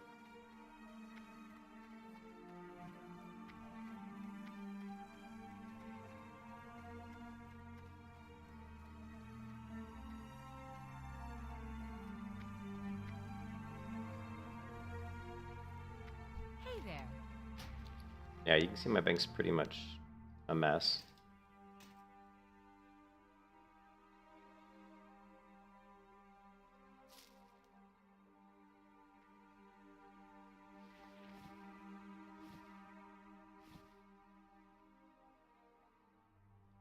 And it's gonna it costs 10 gold to get another bag.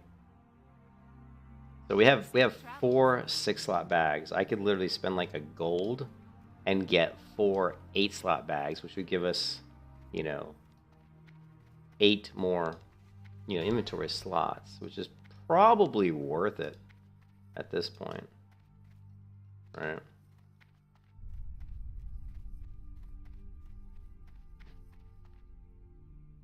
King's honor, friend.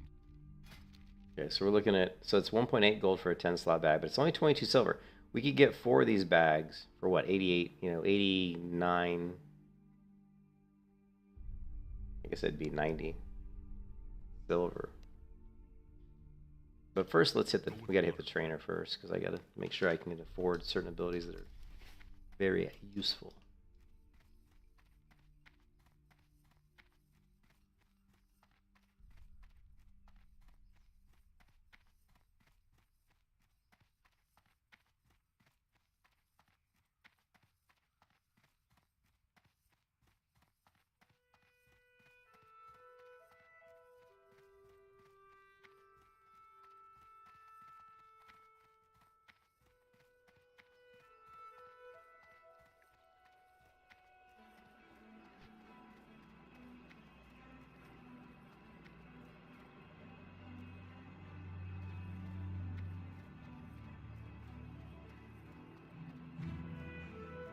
That was funny earlier, like, when I almost died. Like, I wonder if any of you guys in the stream realized if you also made the same mistake that I made, which was that it looked like she feared just 1 mob off of her, not 3. That was what was so scary, is I was like, I had no idea that it was 3 mobs she had feared. Alright, which side's rogue, which side's warrior? I always forget. I'm sure whichever side I pick will be wrong, but I think this is the warrior side.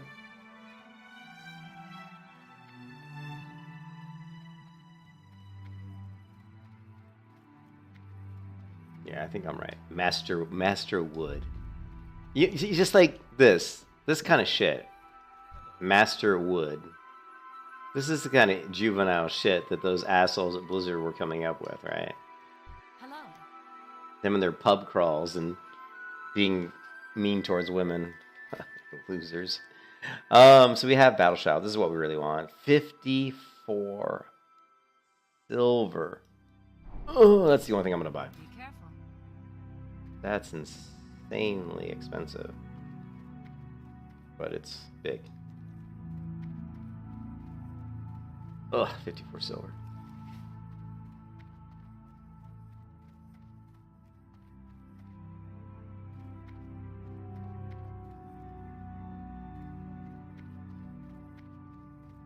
Yeah, I think I'm gonna buy 4 bags, 4 8 slaughters, and we'll acquire 8 more inventory slots, and we'll try to get as much room as we can in my bags. And what I'm gonna do is I'm gonna start doing quests in Duskwood, but I'm gonna start farming like leather. I want to get to the point where I can kill the worgen, like the low-level worgens. It's just kind of tough. I need to be like level 25, 26. To really farm the worgens, I need like level 30. So I'm like 8 levels away from that. So it's tough to hold on to skinning that long. You know, you want to get your target dummies online. You'd like to have target dummies online already. That's what I'm really scared about, is if I end up dying because I didn't have a target dummy, I'm going to kick myself because I'm like, oh, I shouldn't have held on to skinning so long. So...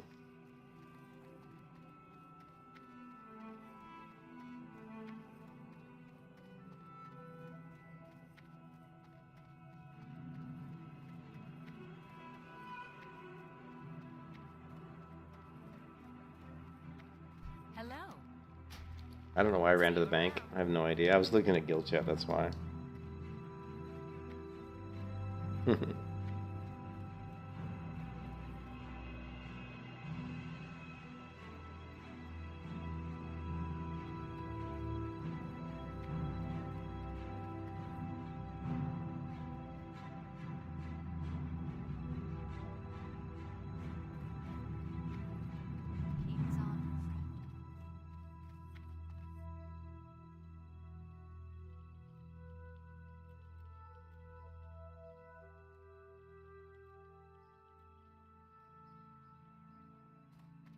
I don't think Priest is super slow leveling. I've leveled What are Priest you looking for? in vanilla, and I don't consider it to be super.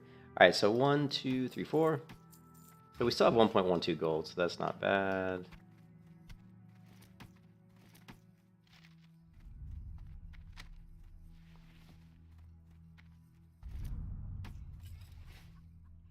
Slot bag. All right.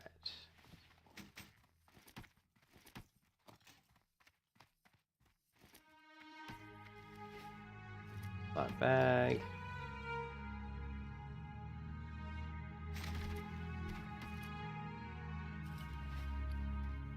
How are you? This is where it gets tricky. Because you can't separate these bags out. This is something the Guild Wars 2 does I don't like. I don't know. You don't know which bag is which. You just have to kind of hope that this is this one. It is. But Have a good one. Good day to you.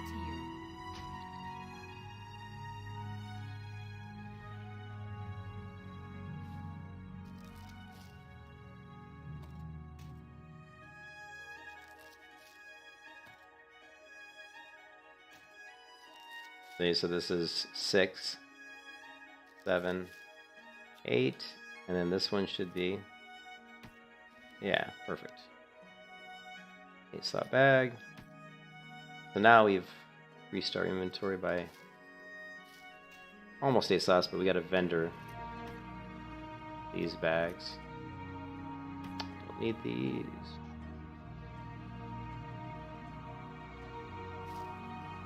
And look, my inventory's still full. Oh, well, we got this one.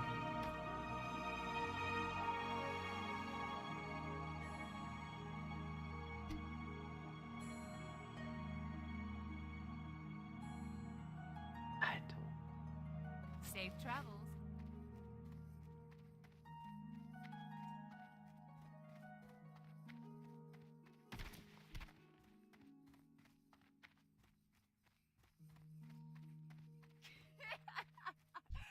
be with you.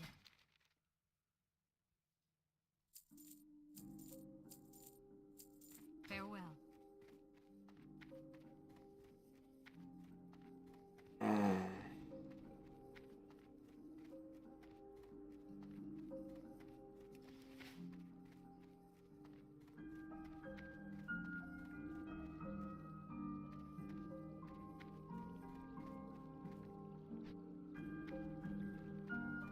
Well met.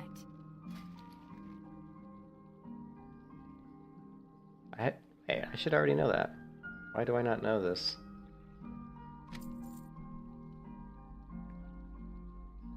$100.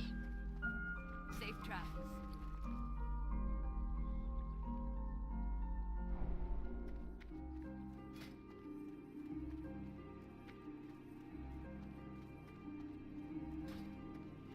I'm gonna get my fishing up higher, or my cooking. I want to level my cooking up higher. Right? I'm gonna need it. Surprised it's not higher than what it is right now.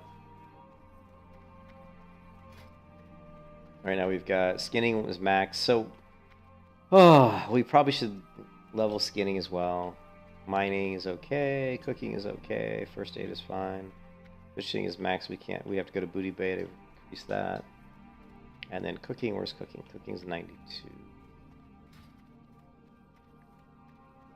Leveling skinning is probably, what is it? Is it like 40 silver? I'm trying to remember what it is to level cooking, skinning up to the next level.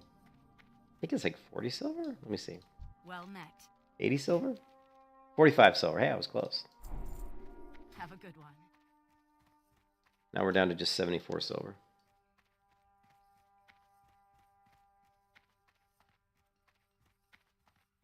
Okay, we're gonna go on we're basically just gonna go on like a gold making run. We're just gonna go kill a bunch of wolves and skin and sell some soft fur, make some money.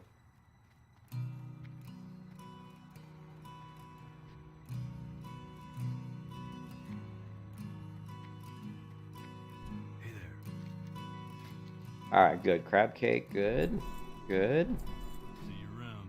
Crab cake is crawler meat, which I don't have.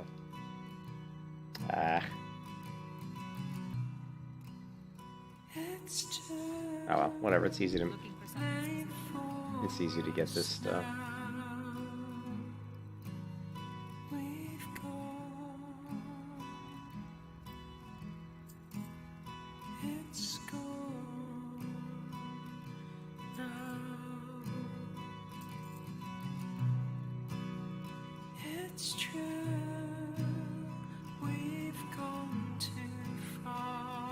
See you later.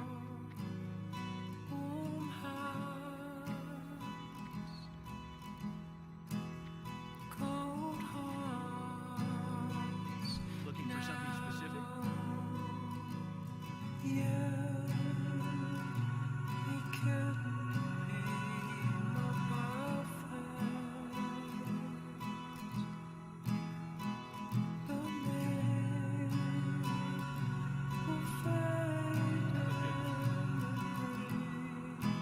Get off the chair.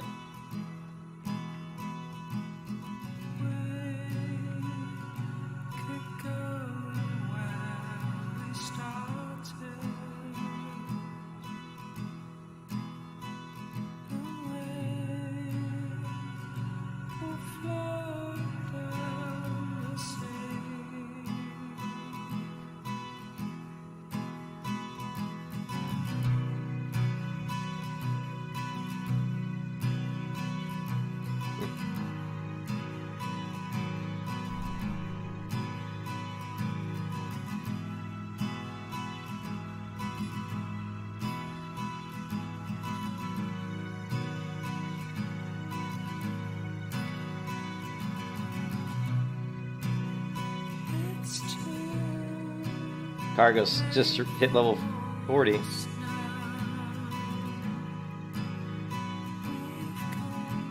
Cargos just hit 40.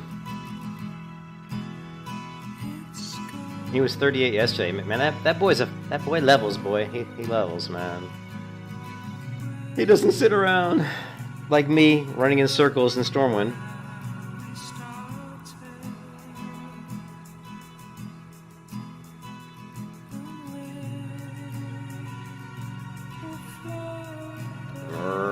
inventory is such a mess.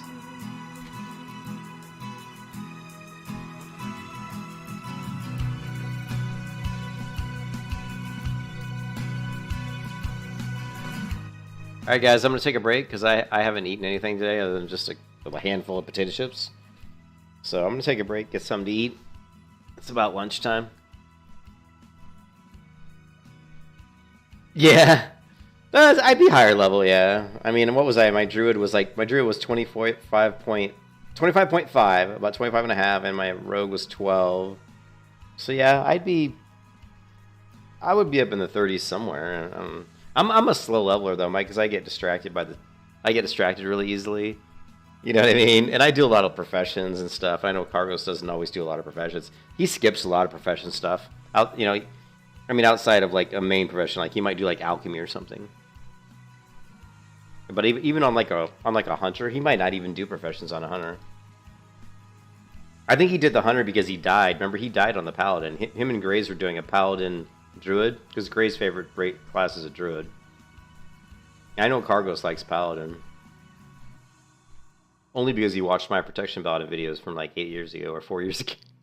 I'm joking, but he was watching those. And he was watching my protection paladin like AoE farming like 10 mobs at once. And he's like, ooh, that's what I'm going to play.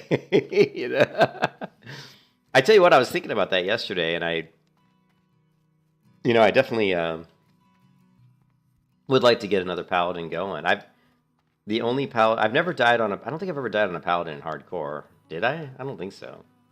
We've got my paladin on Turtle WoW. Actually, I haven't checked Turtle WoW to see if because they did a big update yesterday. I downloaded and installed the update, but I didn't see if it broke anything. Like there's like something you patch. Like when I run Turtle WoW, I run the tweaked.exe because they actually have a tweaker that actually modifies the exe. 1 second. It modifies the exe so that you can auto loot. It actually adds sound and background and stuff like that, which is actually really cool. But I haven't logged into it since I did the update yesterday. So let's see if oh, now it's doing another update. All right, well I'm gonna take a break then because I don't know why it's downloading the update. This happens a lot on Turtle WoW when they do a major update. Like even though you update it and install it, it'll download it again, and I don't know if that's what's happening here. But anyways, I'm gonna take a break, get something to eat, and then I'll come back and I'm just gonna probably on the warrior. I'm probably gonna farm some wolves for some money, but I'll try to pick up the quest. So we're doing the quest. I'll pick up the wolf quest. I'll pick up the spider quest, and some of the other quests that we can in Duskwood, and then I'll just run around and do as many of them as I can. Once we get to like 24, we'll go back to the wetlands. Once we get like 25, we can go back to the wetlands, knock out a few quests. And then eventually we'll probably have to go back to Ashenvale at like 25 and start doing some Ashenvale quests. So we're going to be bouncing around between Ashenvale, Duskwood. There might be a few quests we're still going to do in Lakeshire. Yeah. Yeah, I don't know why it's doing this update again. But anyways, I'm going to get something to eat. I'll be back in a bit, guys. Probably like, I don't know, probably like 15, 20 minutes.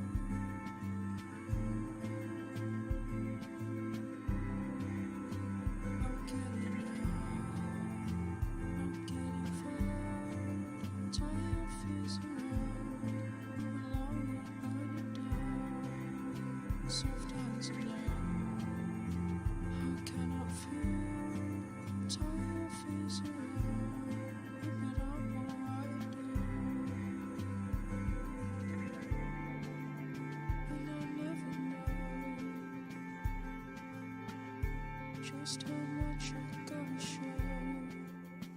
I figured it out. Two hearts make a friend sometimes. You got in mine.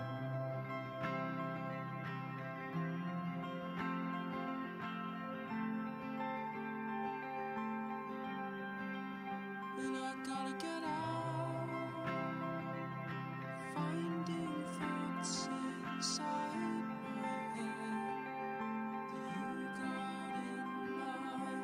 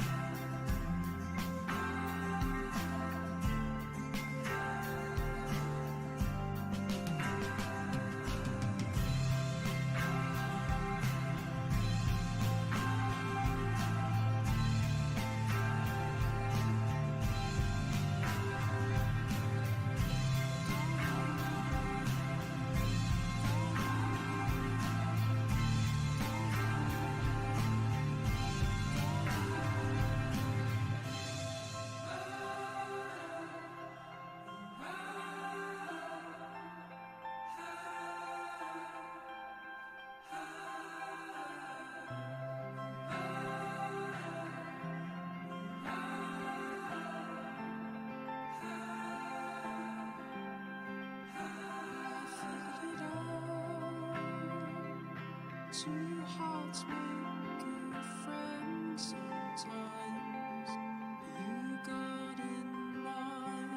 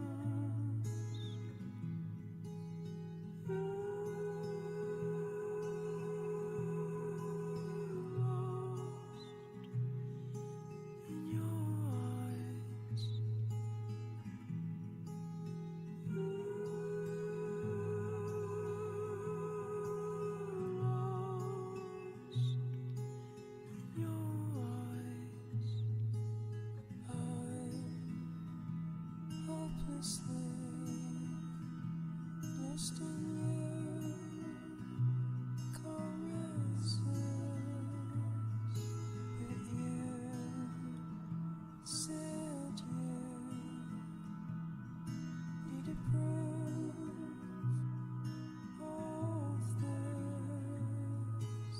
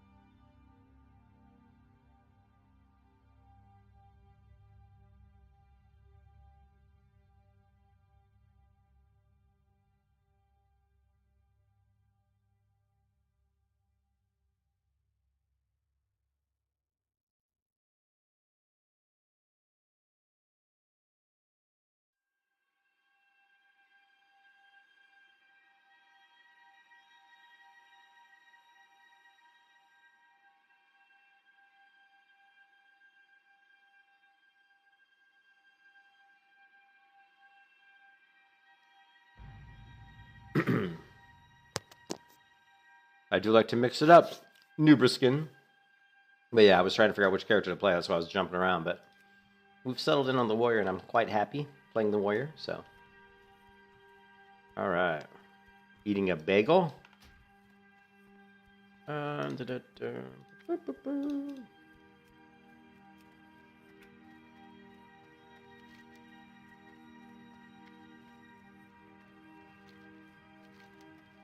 Actually, let's fly to Duskwood so we can. There's a few. I want to grab all the quests. What can I do for you? See you around.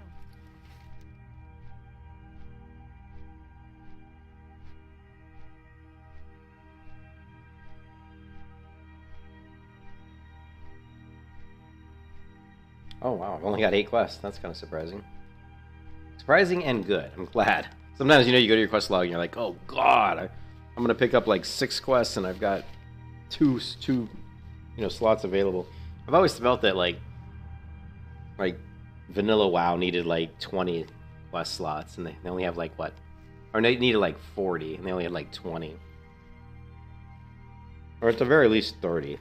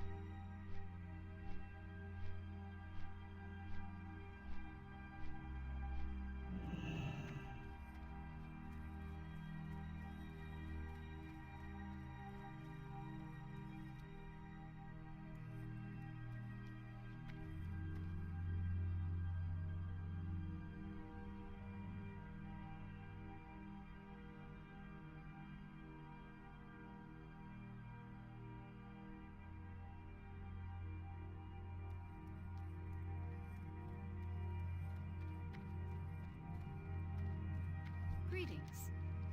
Go with honor, friend. Safe travels.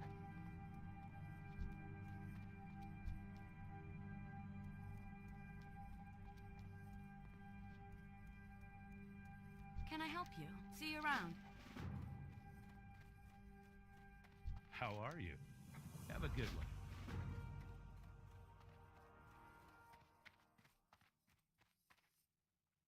Well met.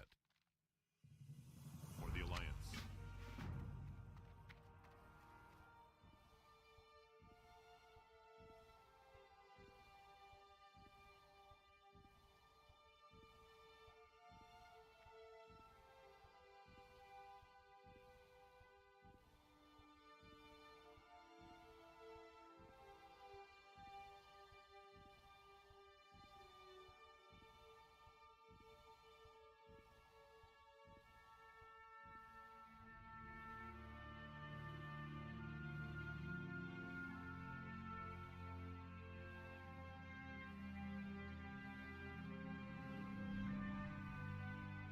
Sorry, the cat wanted in the office, of course.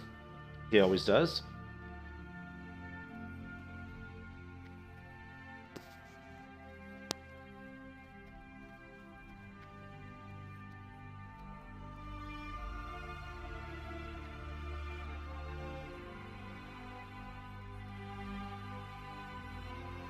Greetings. Be careful.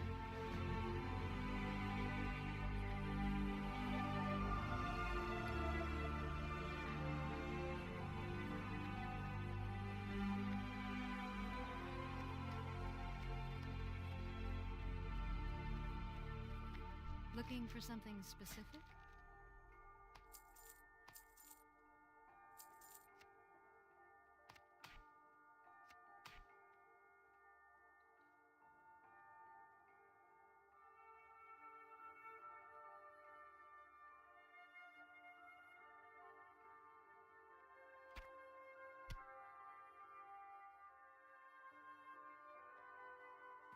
Light bless you.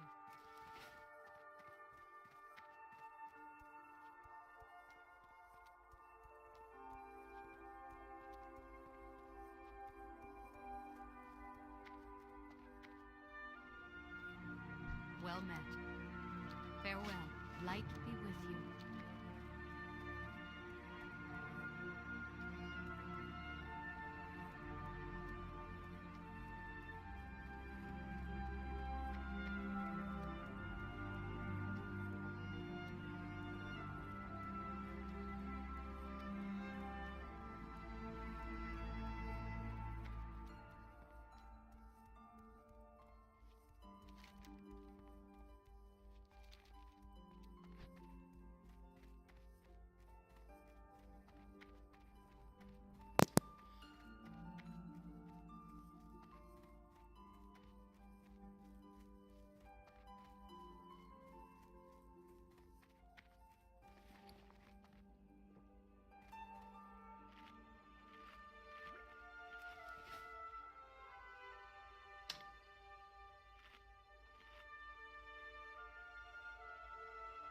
What is this on my hand?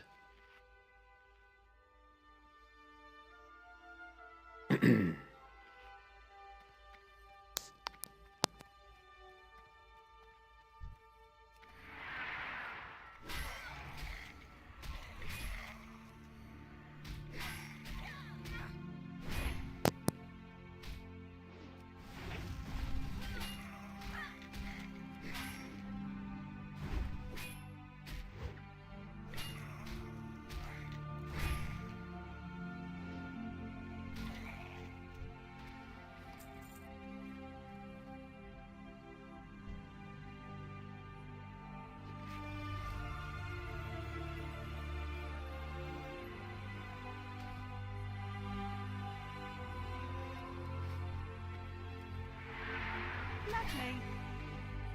Lovely. Lovely.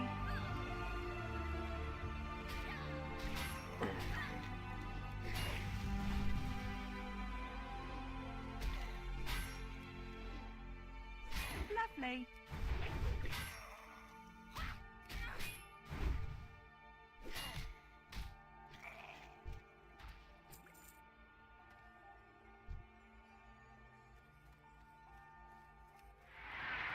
Lovely.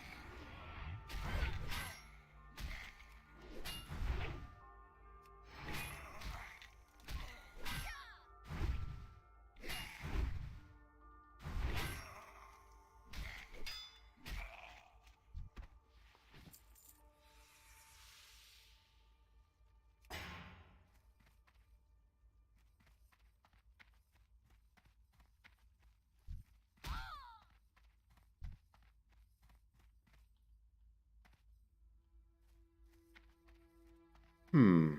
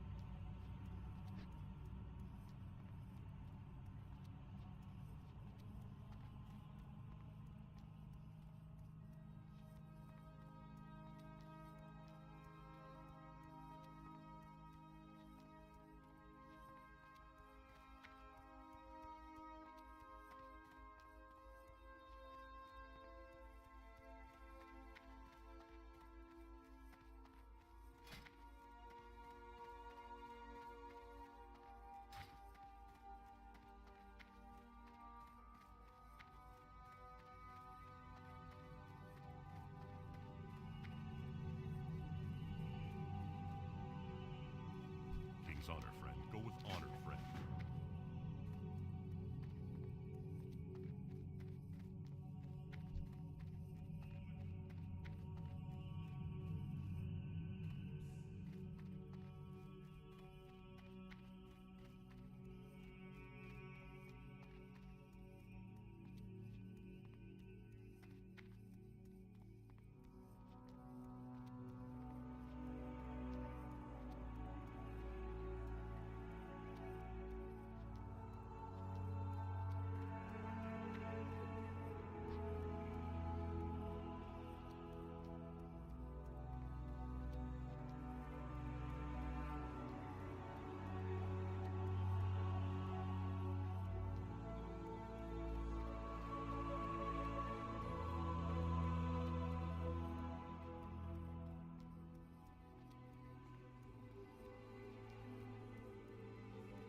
And I can't believe I had that Twitch window open all night.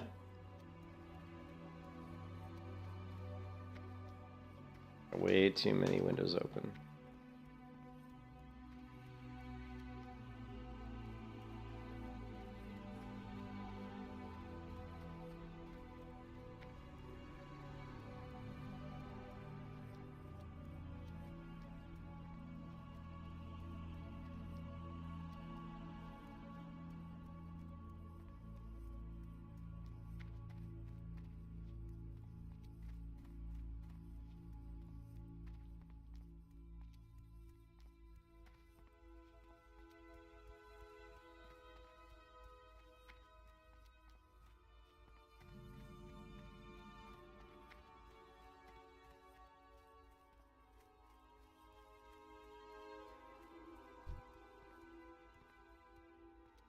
You need something?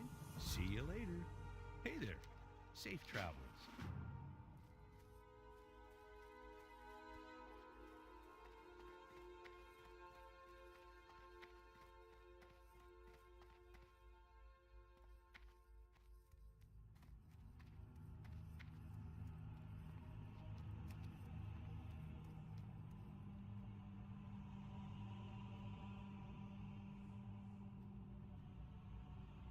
So they're having problems with both. We have 3 hardcore guilds, and they're having problems with both guilds running at max pop, and they can't really clean anybody out because they're all actively playing. So that's crazy. That's actually really crazy. Ah. Lovely.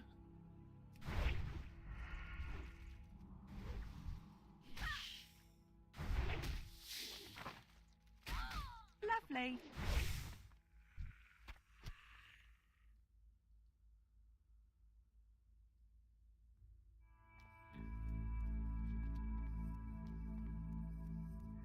Saw you for doing it, was bored with Retaliation, so I jumped in. Uh-huh.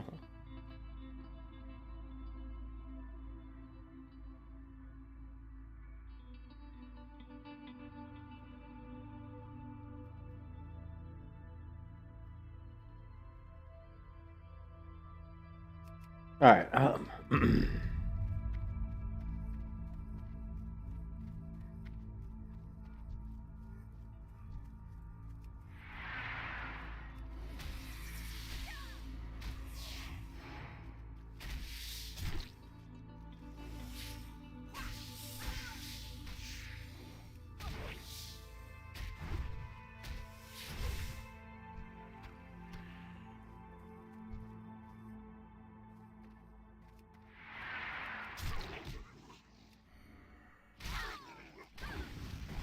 Lovely.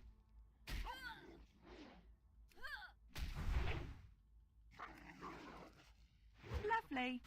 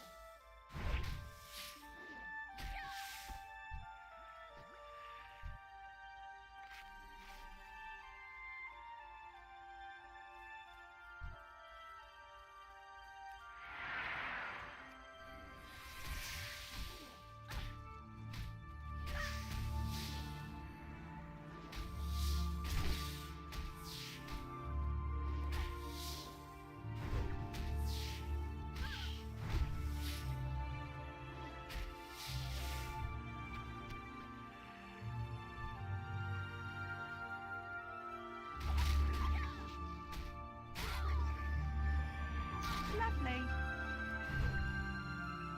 Lovely.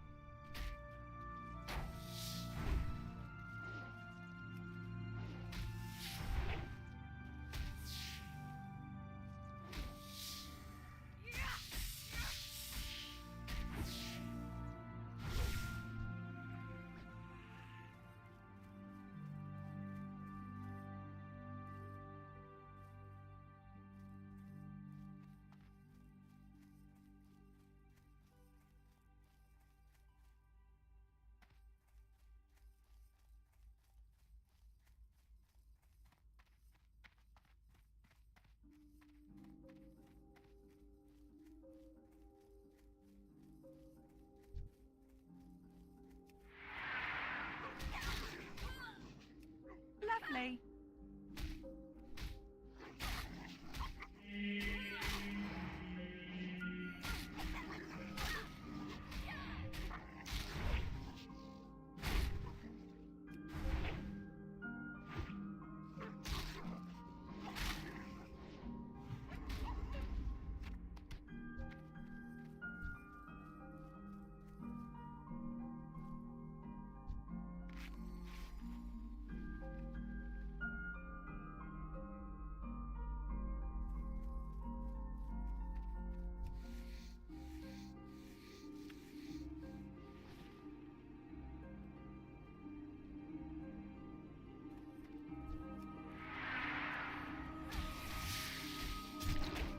Lovely.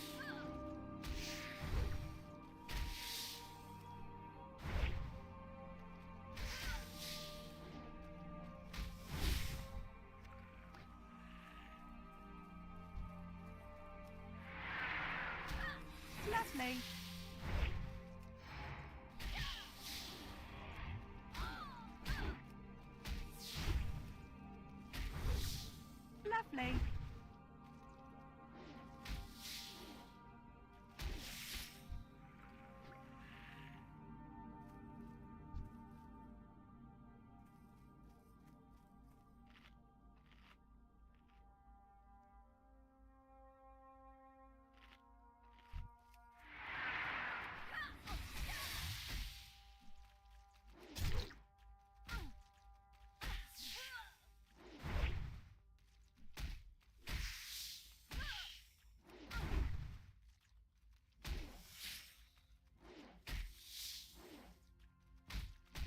Lovely.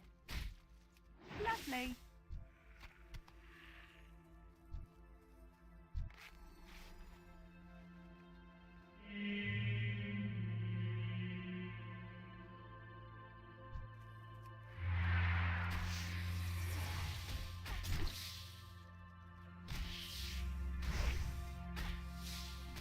Lovely.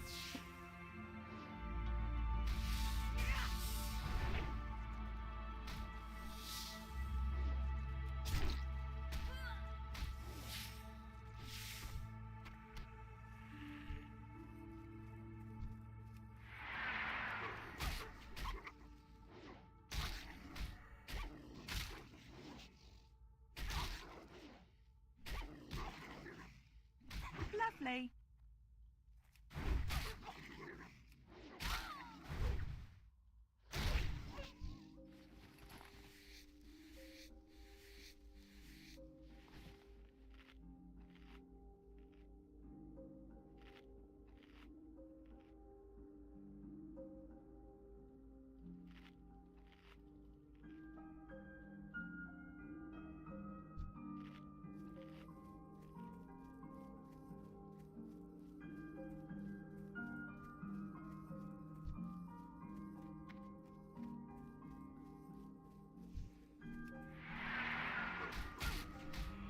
Lovely.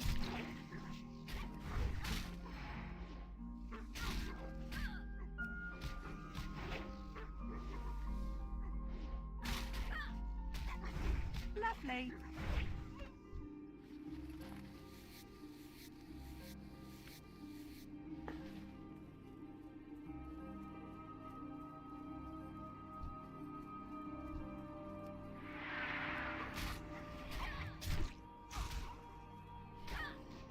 Lovely.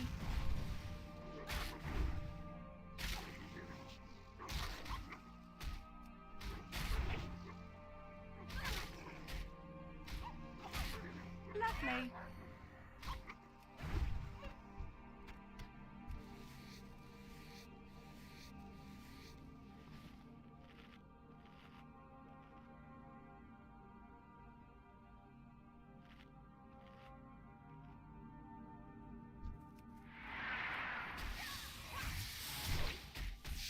Lovely. Lovely. Lovely.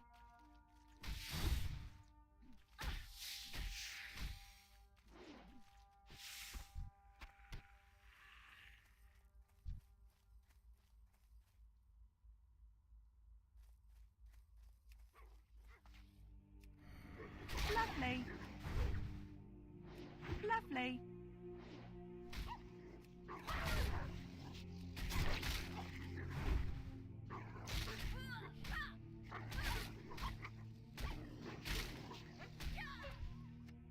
You can kiss your ass goodbye.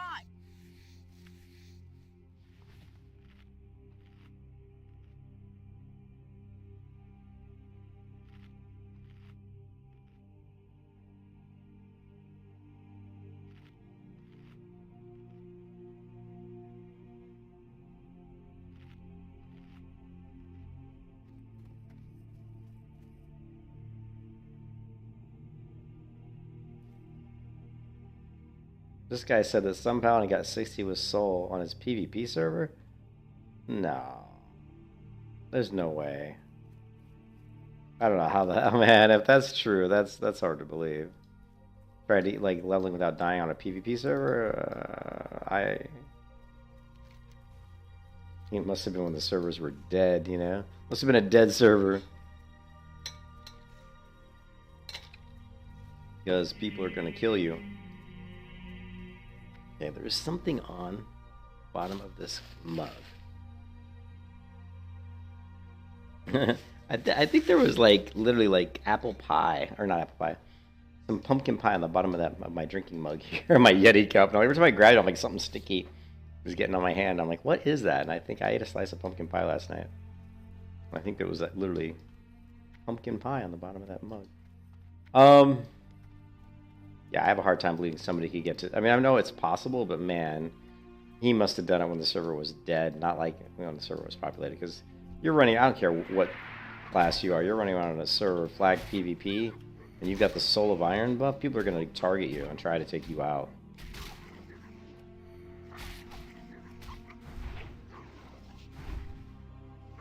Lovely.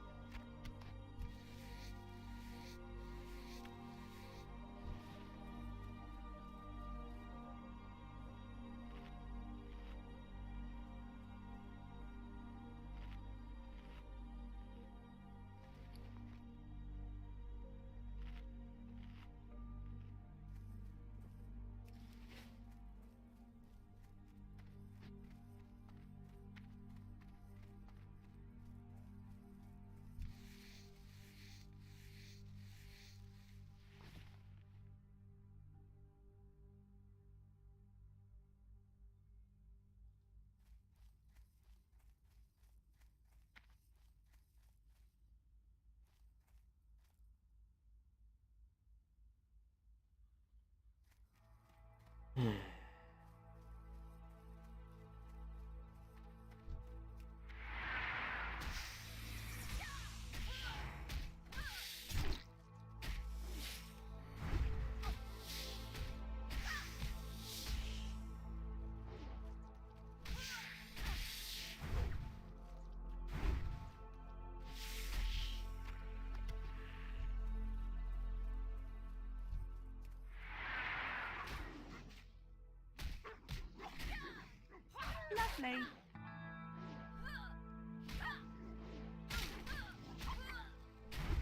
Hey, Zalsa, Merry Christmas. That's alright. You can still say Happy Holidays, right?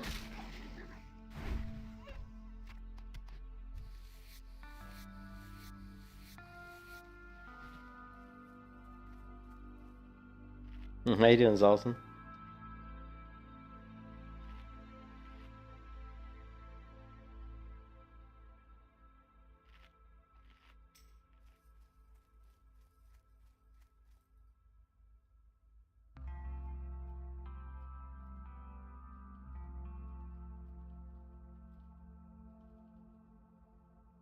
You tired and hungover? Nah, man, I haven't had an alcoholic beverage in a long time.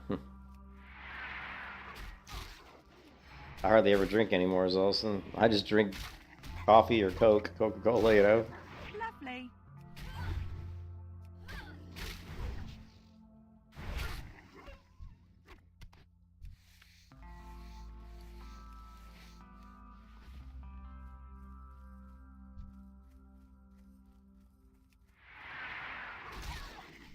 But when you do, yeah, you enjoy yourself when you're doing it, and then you don't enjoy yourself the next day.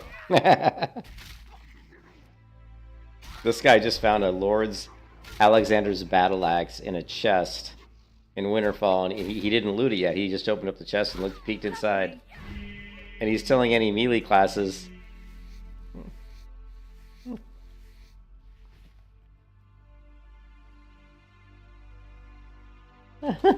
I said you gotta have to escort me all the way there, and I'll take it. It would take forever. That's not cheating, is it? Is that cheat? I don't think that's cheating, because he's not trading it to you. He just like looked in the chest, didn't loot it, and is telling you, "Hey, this is in this chest," and so if you can go loot the chest. I don't think that's against the hardcore rules. Lovely. Ah, okay. No worries. I thought it was just a chest in the open world, but yeah. Yeah, I probably would be. I mean, honestly, I was joking. There's no way I was gonna run all the way over there and try to get that. That's all the way in Winter Spring.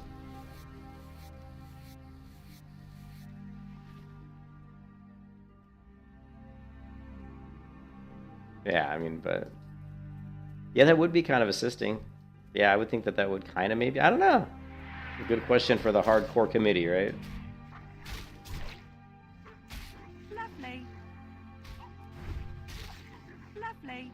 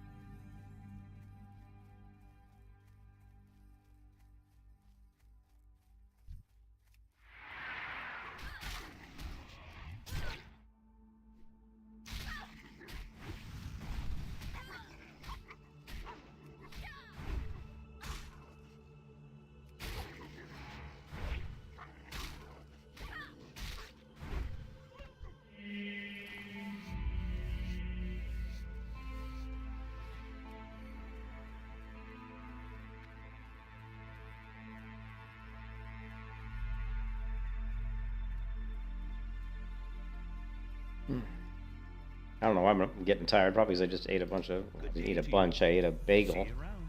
I ate a waffle, What can I do for and then I ate a bagel, and that was all I've had today. Well, no, I had a handful of potato chips. I'm not exactly eating super healthy today, am I? Well, I guess a bagel's not horrible. Lovely. So the guilds have been full, though, Zals. In these hardcore guilds, they've got 3 hardcore guilds, and they're all full. That's what they say. Let's take a look. The guild is at 1,000 guild members. So this guild's full.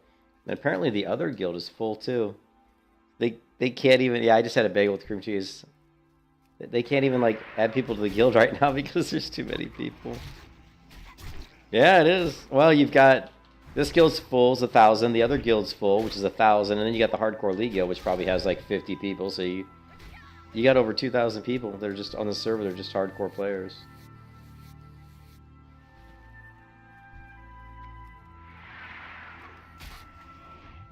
Pretty cool, actually. Shows you how much people enjoy playing hardcore, you know. No, there's no. It's right, just 1x leveling, regular old 1x. Good old 1x, Zalson. But they have the cool thing with it is if you really want to make it like if I were to get this character to 60, I would love to do some of the crazy challenges. They got some really hardcore challenges. You know what I mean? Like if you go to achievements, I mean, you can do stuff like complete the hardcore challenge without at any point completing a quest. Good lord, that would be just insane. Good for like mage maybe, but tunnel vision, complete the hardcore challenge entirely in first-person view. That would be really bizarre.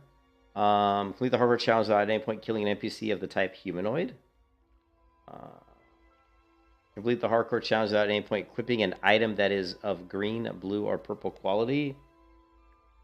Yeah, well, they've had the add-on forever, but now they've built a lot of stuff into it. Right? They've got here like verify. I'm verified. And then they have the rules in here, right? It shows the dungeon groups. Like, if you want to do Deadmines, the maximum level you can be to enter Deadmines is 26. Right? So it shows the max level of each dungeon. And let's see.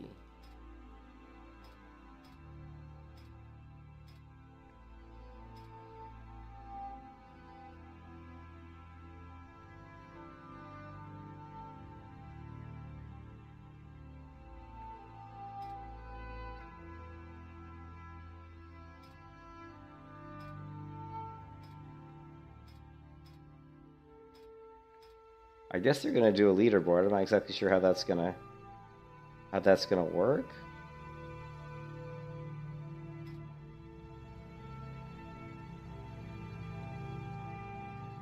So, yeah. Lovely.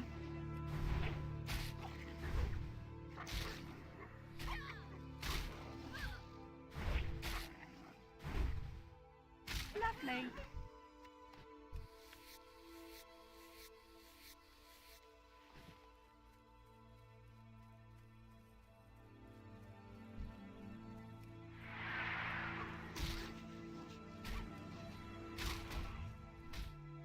Lovely.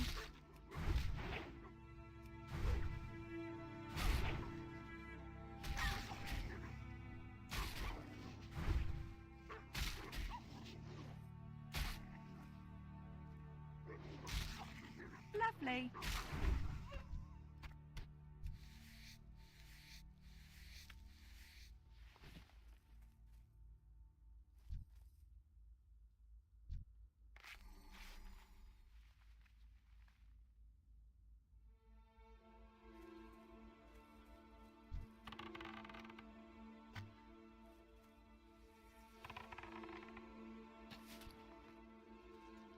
Lovely. Lovely.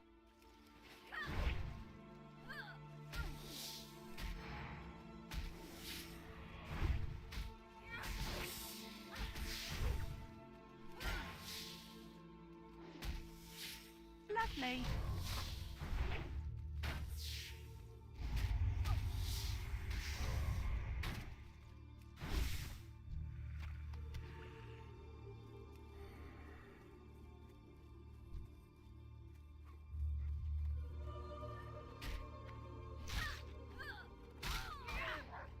You can kiss your ass goodbye.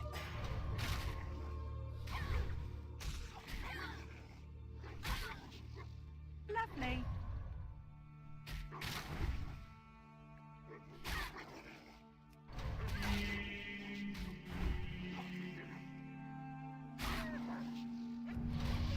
Oh, what a fortuitous ding.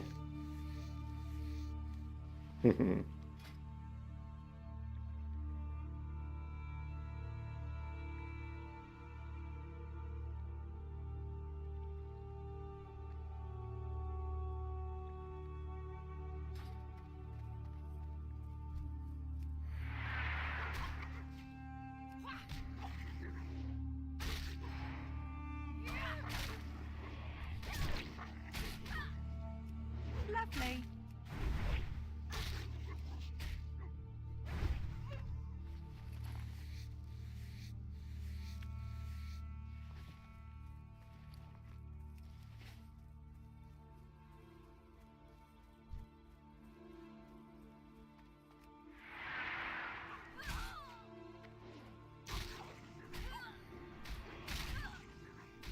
Lovely.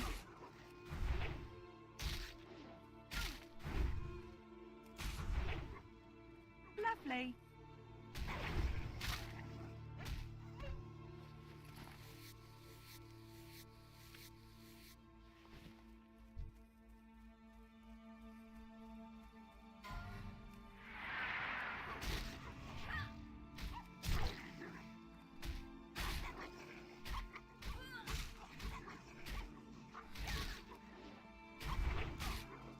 Lovely.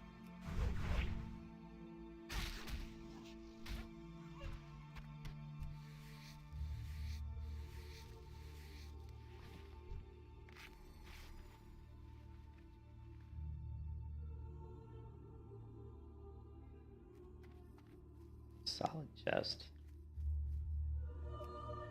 Give me a blue item, like a really nice blue sword. Or not. Hmm.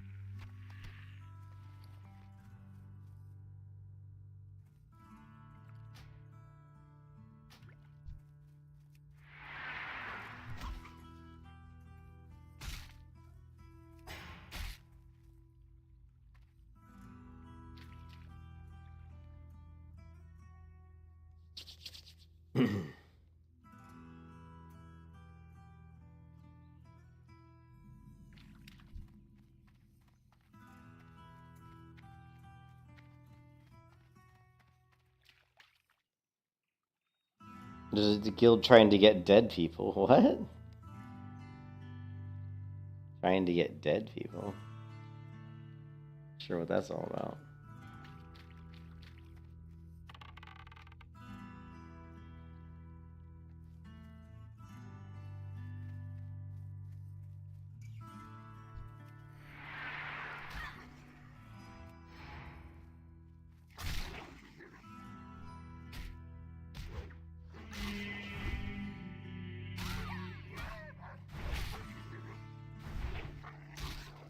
Yeah, I know. They're like, if you could test your character you died, you could join our guild. I don't think they understand that when people die, they want to go again. You know what I mean? If the people want to go again, they don't want to. The whole point of hardcore is to get to 60. So most people don't want to. They want to start over and try to make it to 60. You know.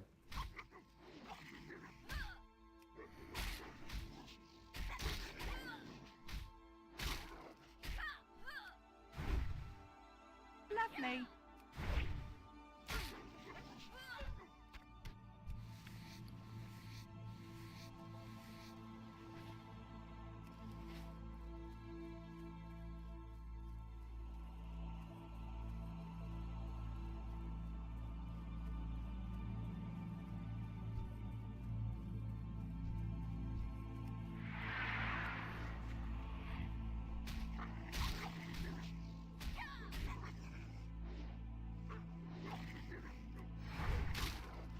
Lovely.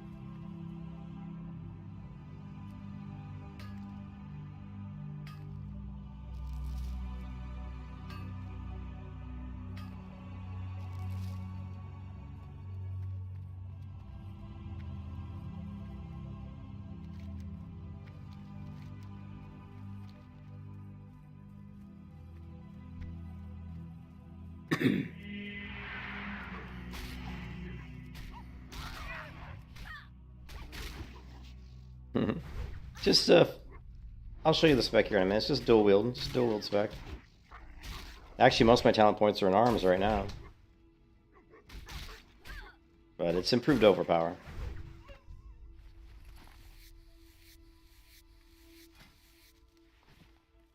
I'm improved overpower, so we got 200 deflection, 3 into improved heroic strike. We've got 200 improved charge, 3 into tactical mastery, 200 improved overpower. Now I'm going down and getting cruelty at the moment, but we'll respec at 40 and go all into fury, and then we'll start working back into arms after that. But right now, that's what we got.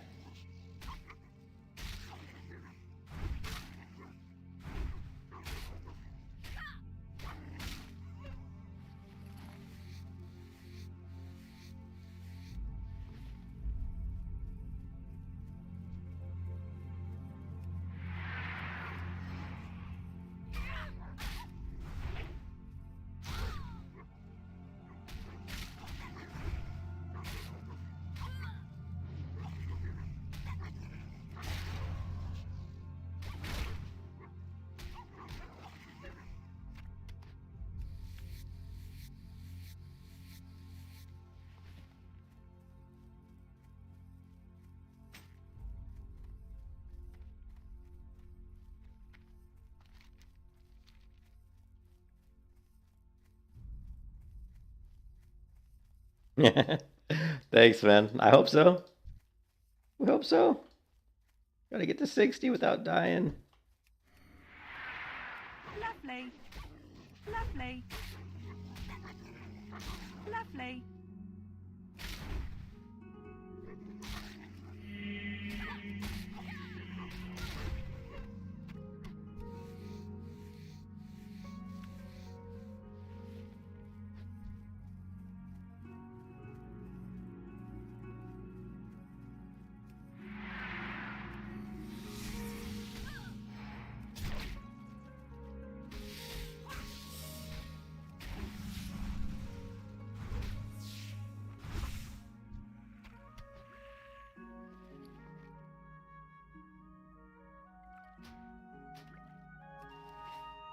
Yeah, I can't move.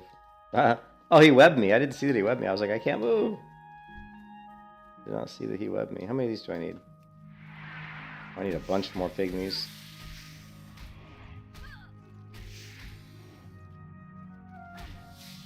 Lovely. Two-hand? Oh, we did enough room. Enough room in my inventory to actually equip a two-hand weapon. Bummer. Gotta go hit the vendor.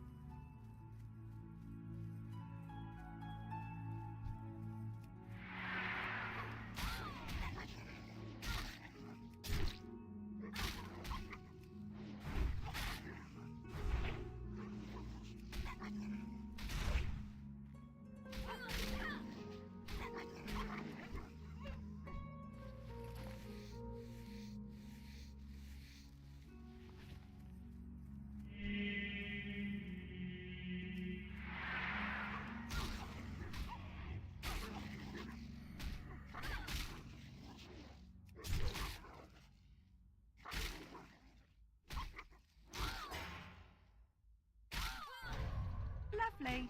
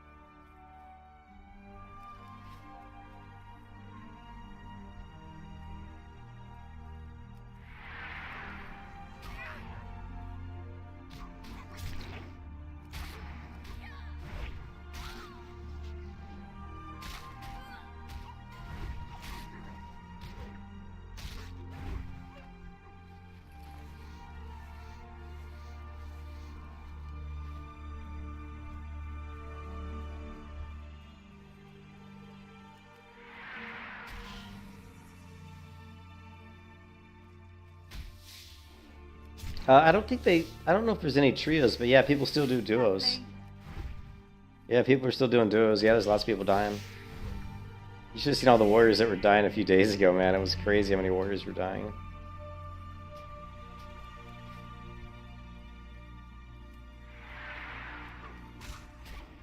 Lovely.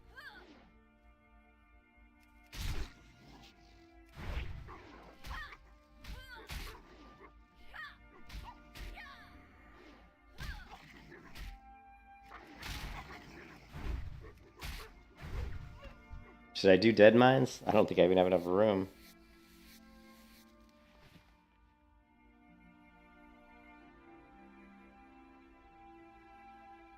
Ugh.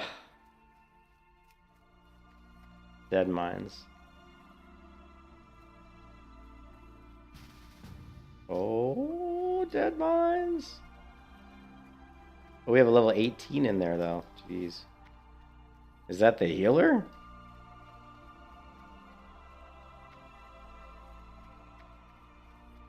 Druid. Druid. Okay, 2 warriors. Deadmines. I need to get to... What's the fastest way? I guess I have to go to Duskwood.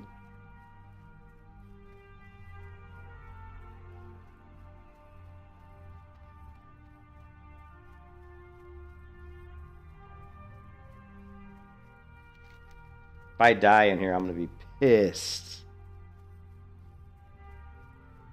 Like super pissed. But I do need upgrades.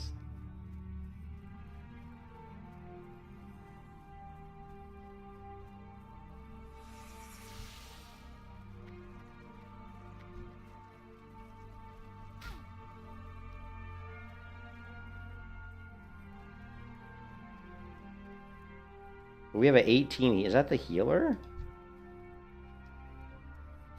Oh man.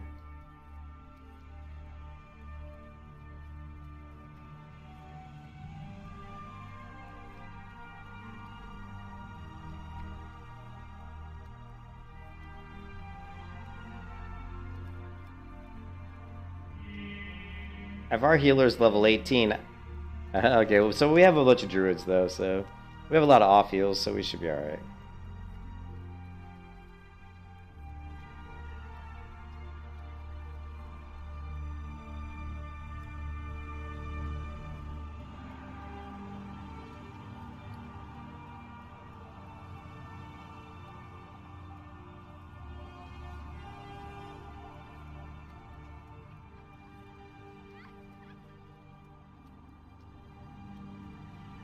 You need something? Light bless you. Need help? Go with honor, friend.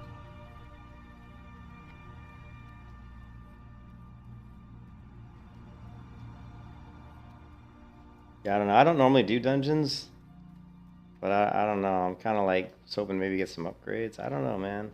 What do you think, Zelson? Should I do the dungeon or should I just bow out and say forget it?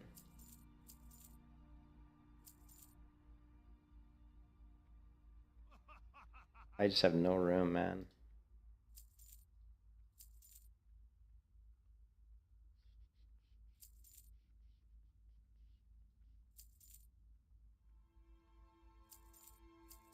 Oh, Mike says do it.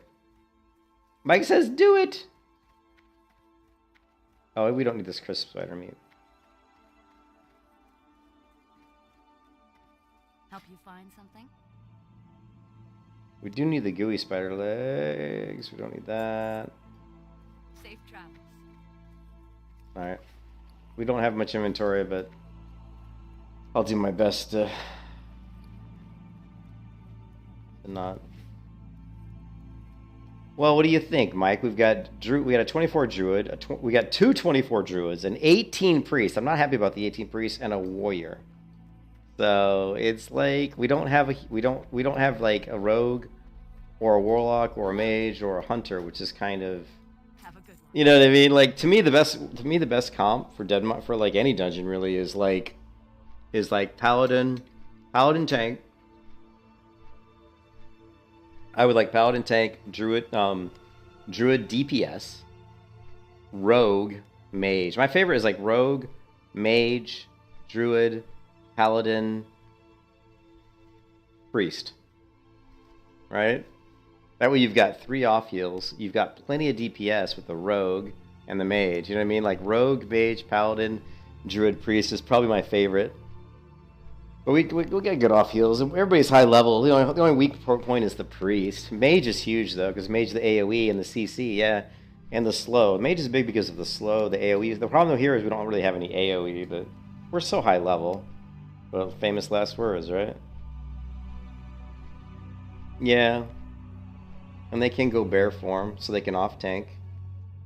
And plus I have shield. I mean, I don't have good gear, but I've got shield. I do have a couple 6 stamina foods, and I do have 10 stamina Rumsy Rum drinks, so I'll be able to keep my health, you know, up around, you know, 800, which is not super weak for Deadmines. It's not great, but I've got my shield, so let's do it. Deadmines. Hopefully, I don't have any of the quests though. Hopefully, people can share quests.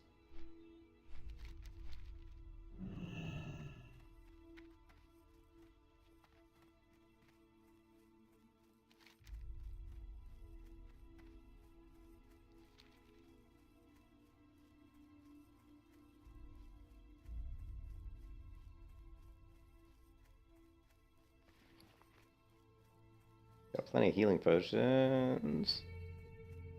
What else can I get rid of? We got Mistletoe, so we can buff people with Mistletoe. I got anti-venom. I probably should have sold this silk. We're gonna get rid of these just to clear bag space. I've got regular.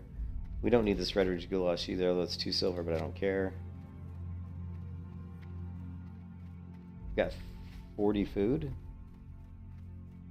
Yeah, who knows, man. There's one other warrior in the group, so.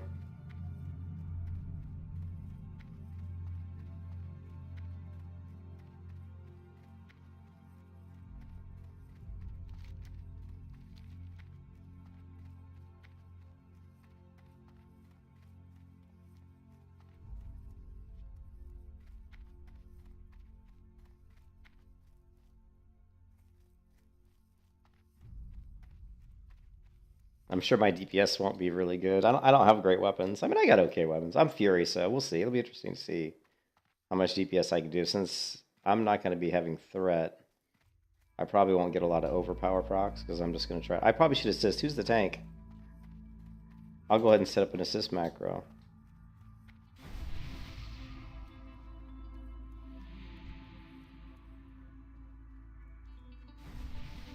I guess this guy's tank. Jesse? Follow, follow, follow.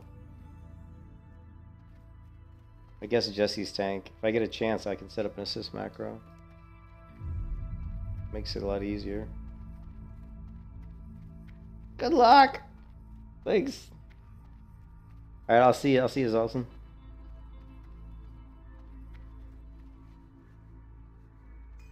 Yeah. I'm not gonna get any dodges.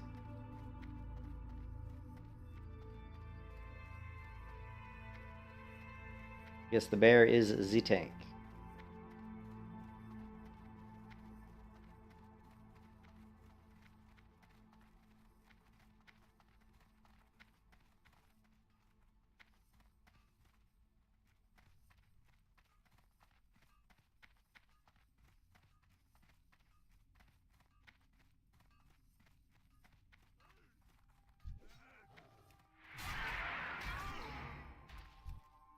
Didn't even get a chance to do anything. The mob just died.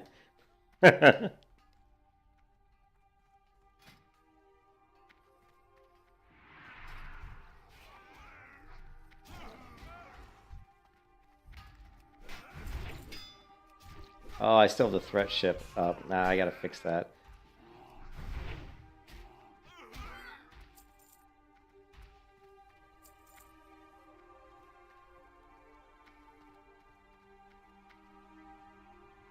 We're gonna skip it that way.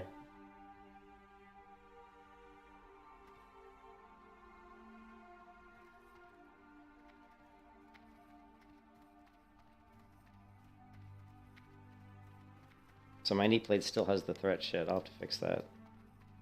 Although I guess it's useful for groups or dungeons, you know.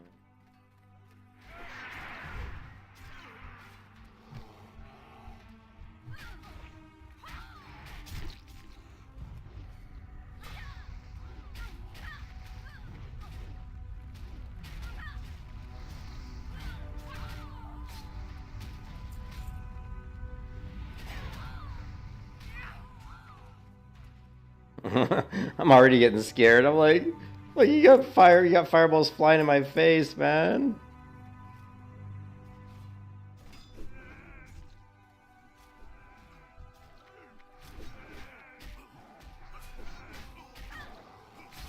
Why don't they just run in? I guess they don't want to run in.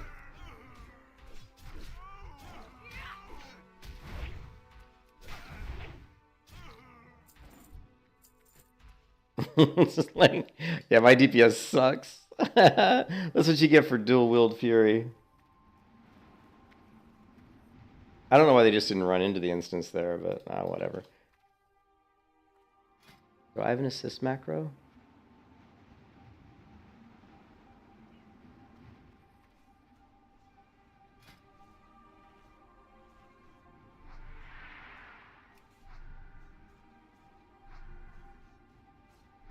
What's his name? What's his name? H.C. Jesse. H.C. Jesse.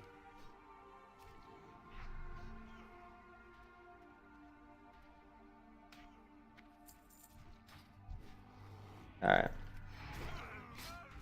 We're gonna assist this tank at all times. At least try to.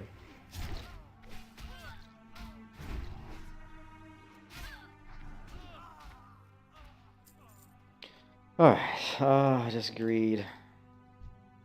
We're not really... The only ways we're gonna get upgrades is if something, like, really, like, low-level drops, you know?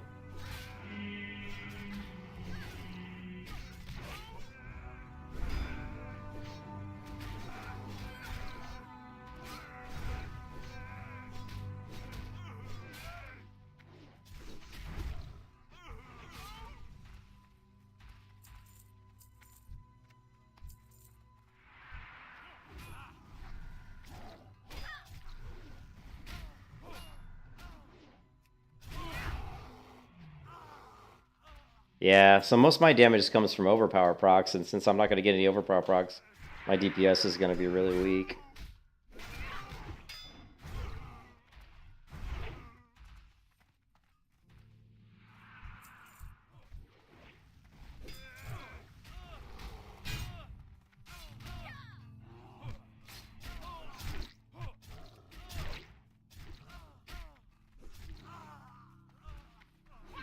Lovely.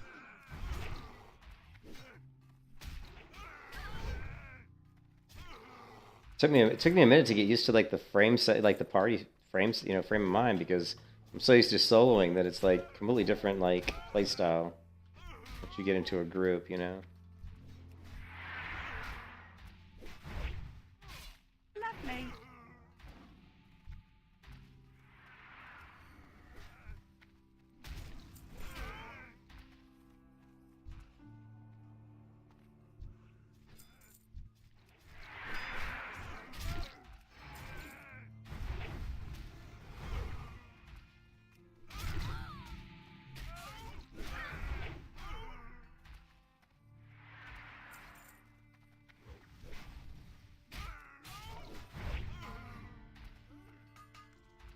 Yeah, I'm not happy with the way this group's going, like the way that they're not letting the tank pull. I mean, I'm actually a little bit worried about this group. I'm seeing a lot of kind of haphazard pulling, and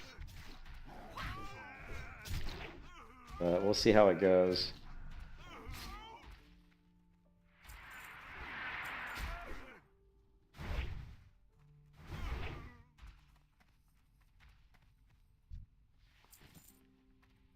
We'll see how it goes. I'm gonna go ahead and buff up.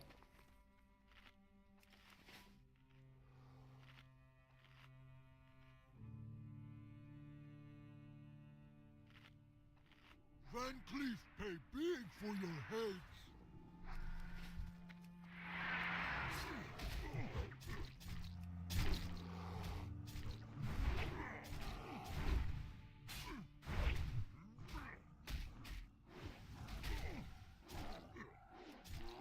Lovely. Lovely.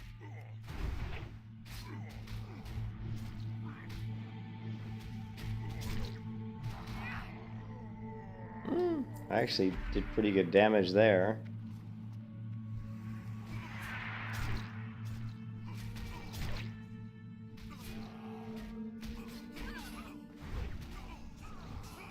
Lovely.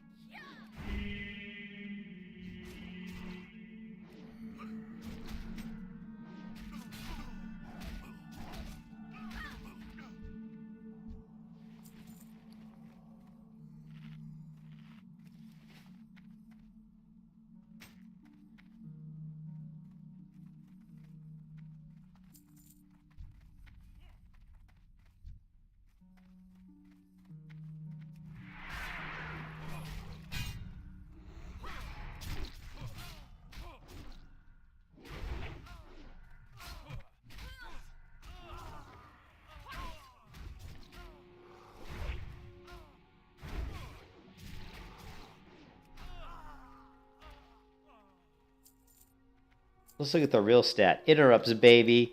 Let's see if we can get like 20 interrupts before this dungeon's over. That should be the goal. 20 interrupts.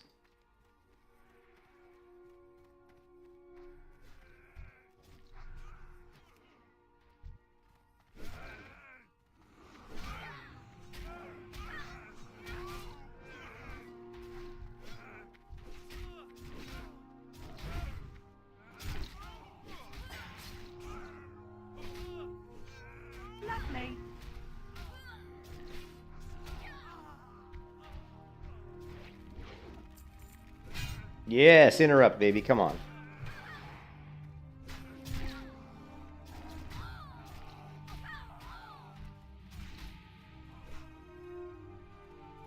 Lovely.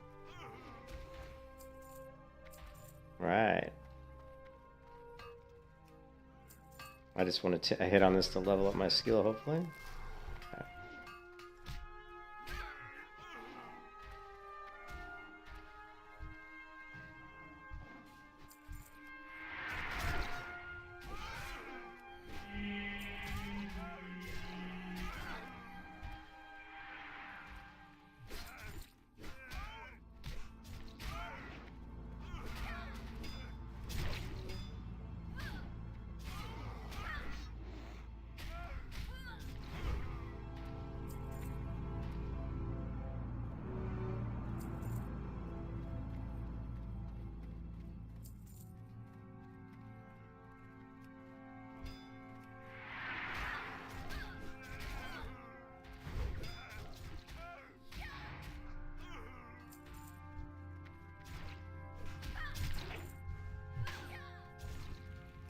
Interrupt.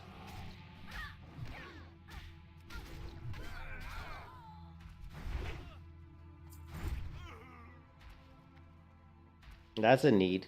Come on, baby. Oh, and I lost him. Shit, that was an upgrade.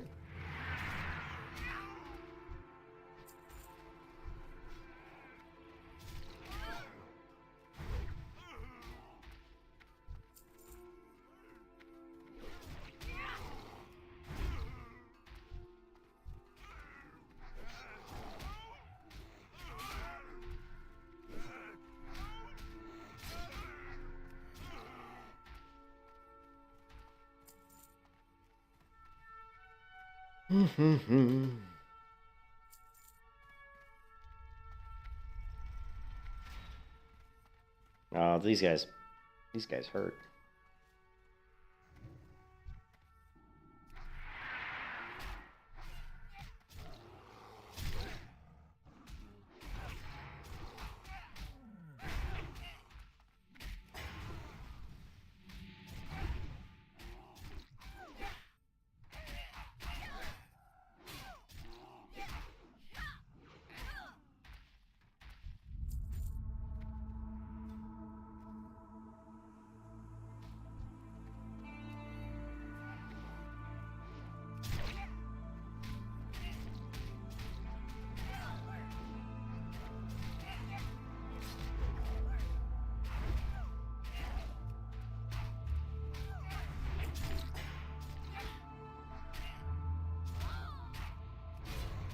Why is he attacking me? why is he attacking me? It's like, like stop. Stop attacking me.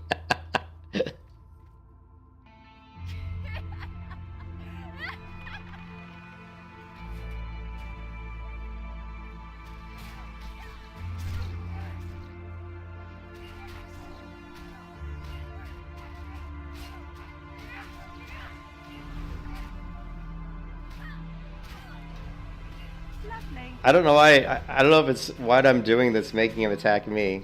You know what I mean? All I'm doing is just hitting him. How come I'm getting more threat than the tank is? I'm not hitting hard. That's really weird. It's not like I'm like doing shit damage and yet I'm getting like threat. You know? Maybe I'm just hitting too soon or something, or maybe I'm just too cute. They're like, they gotta hit the cute one. Unbelievable.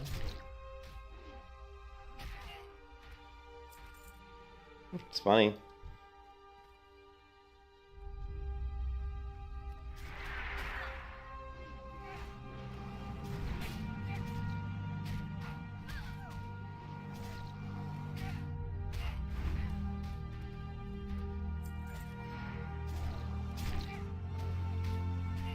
Lovely. I think Battle Shout is definitely generating, you know, quite a bit of threat, you know? Lovely. Well, we had quite a few overpower procs there. I don't know why this warrior's charging in like an idiot. You know what I mean? He's not even the tank and he keeps charging in. Oh well, whatever.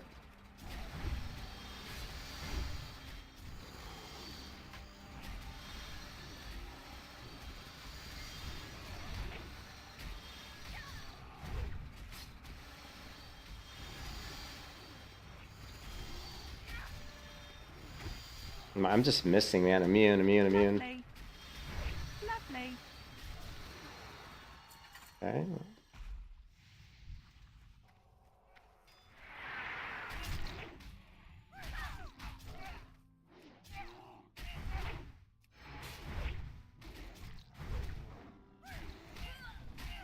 Lovely. Lovely.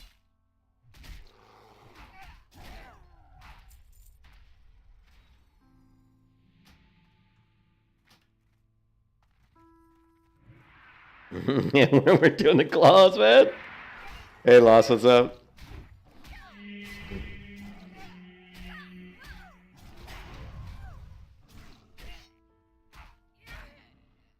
Lovely.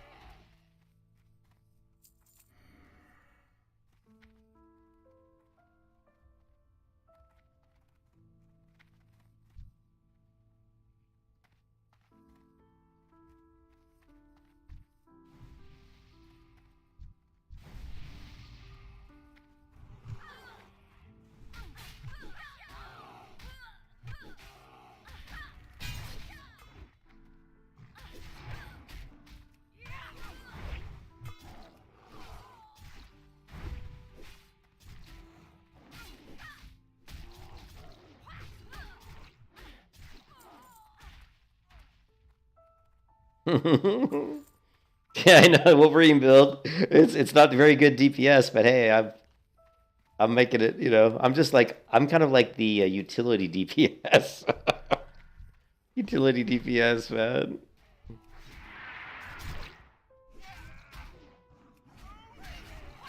Yeah, that would be nice. Which sword are you hoping for? The I mean, yeah, like we don't have a rogue, so like the cruel barb or something would be good for me for my dual wielding build, you know what I mean? Where the hell is he going?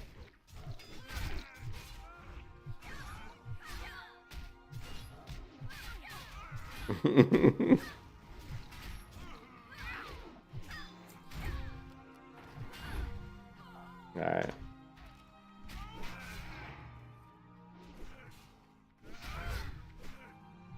The Wolverine build. Lovely. What?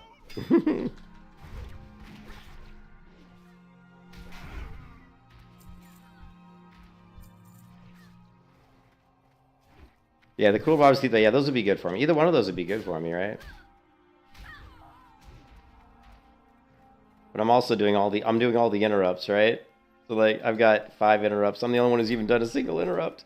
Because I like to stop those spellcasters.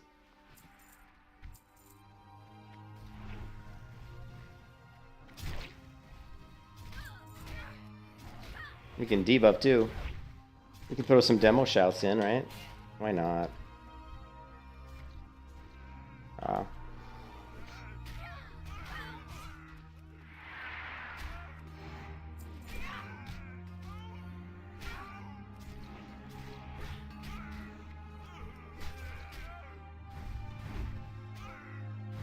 Boom, Biff.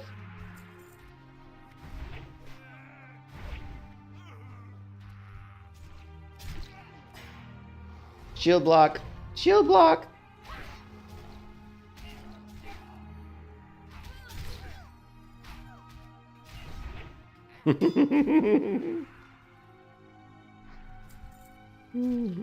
Two-hand weapon. Come on, baby. Two-hand weapon. Big damage. No, maybe not.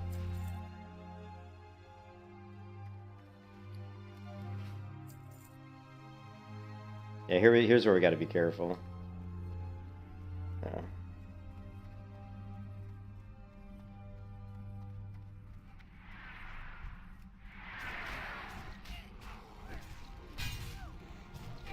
No, there.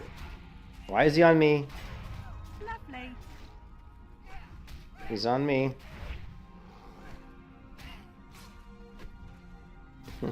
I keep getting threat. I need to. I don't know what's going on.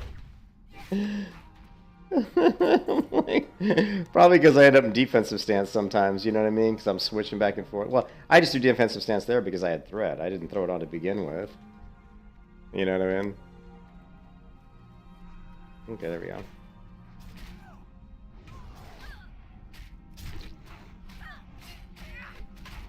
Lovely.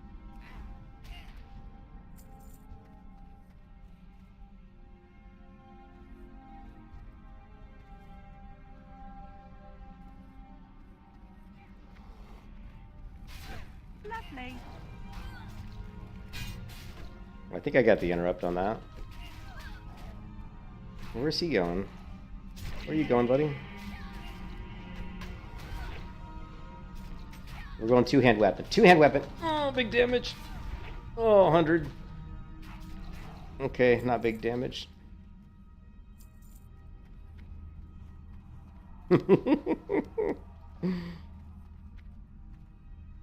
This is WoW. This is World of Warcraft classic era, so vanilla, like 1 to 60 content.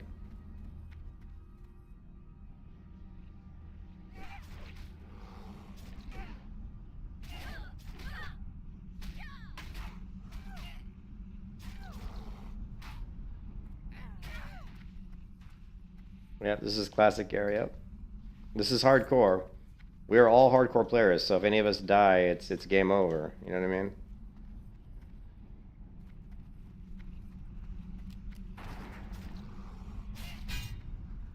Shit, I can't interrupt him. Oh well.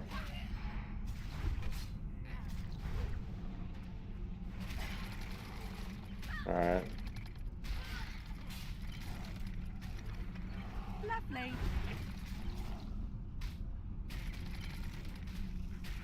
Alright.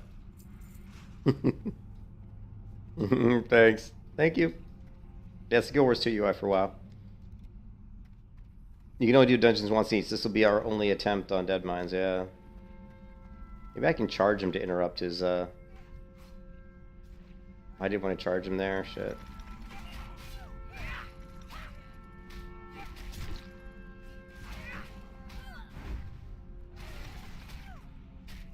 Lovely. Okay.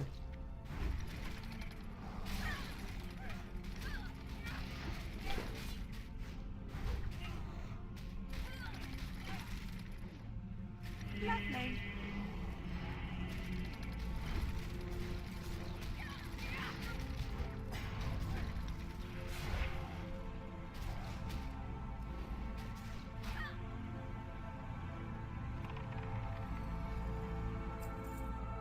Okay.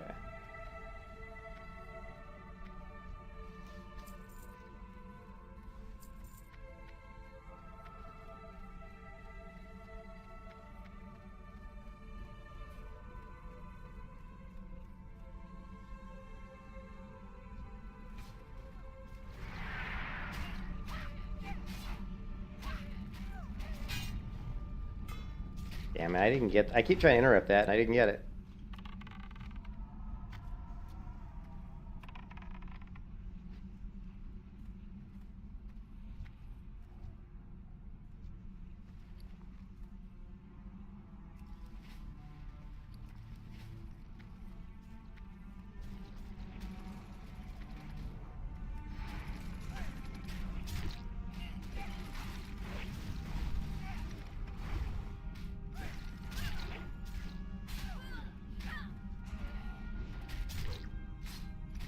Lovely.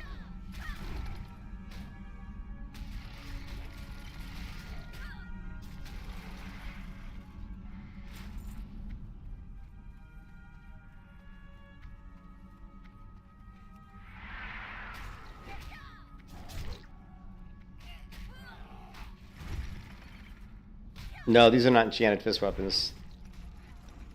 These are literally bought. Remember, this is hardcore, so I can't trade with other players. I can't use the auction house. We can't do any of that stuff. I bought these fist weapons from an NPC in Ironforge.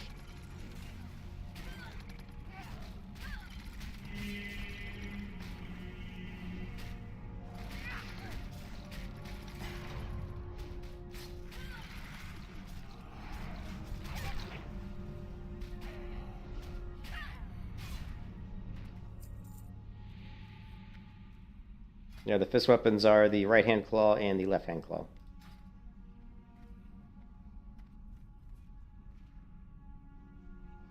No, this is not Turtle WoW. No, you can't trade it all in classic WoW. HardCore is different. That's Turtle WoW. So you cannot trade it all. Ah, damn it.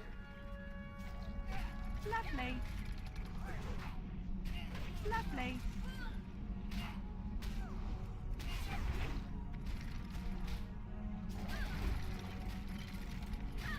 Yeah, I play Turtle WoW all the time.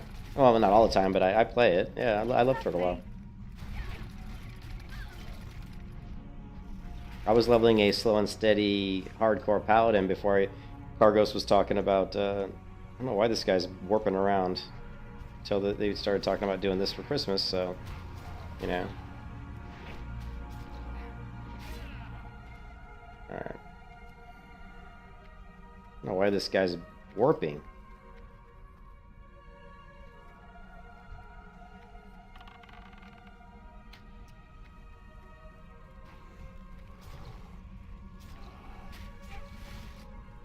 Why are we attacking this guy when the skull's on the other guy?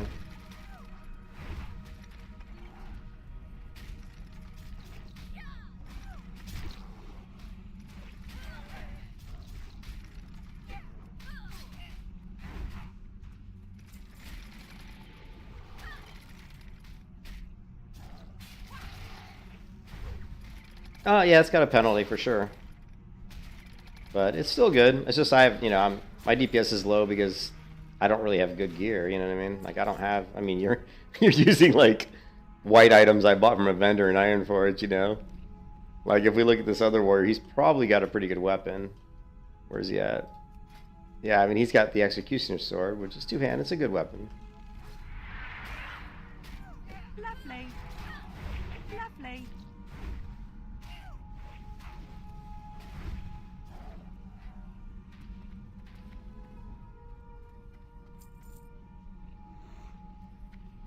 Yeah, it does have a penalty, yep. It's not as bad as people make it out to be, though.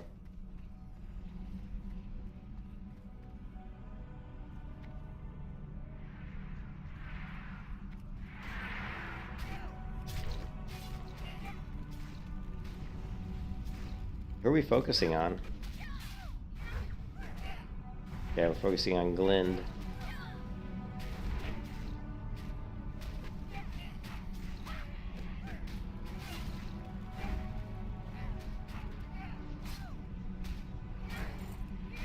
Lavishing is gonna roll greed. Yeah, but I am gonna grab this. I'm an engineer. Got a whopping 2 chorus powder, that's it? That was a really crappy crate.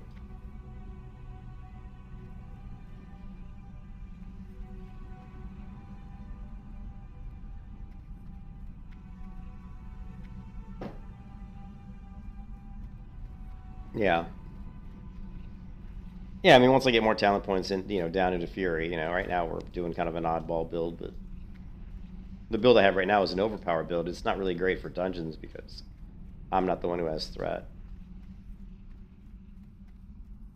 But hey, I'm 16.6% damage. I'm happy with that because I know that this is not, the way this build is set up, it's not meant to do a ton of damage. Yeah, there may be a crate under the chairs, but there's also other, mobs there.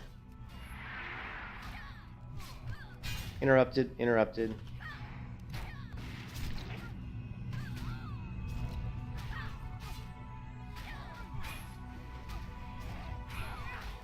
Always kill the caster. I'm not sure why you wouldn't kill the caster first. You know what I mean? Just so she doesn't actually cast. Lovely.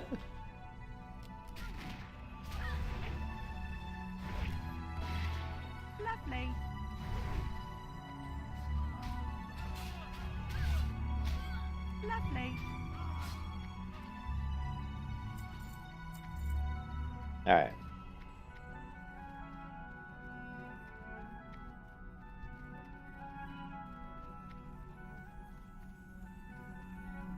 I don't have any of the quests either, man. Maybe share quest? I don't have any of the quests. I'm just like, I don't have any of them. These people run around. I was going to ask at the beginning, I forgot. You'd think people would just share to begin with, but people get so like greedy.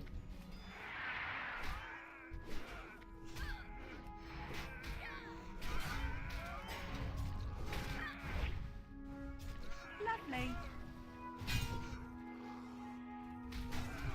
Ah.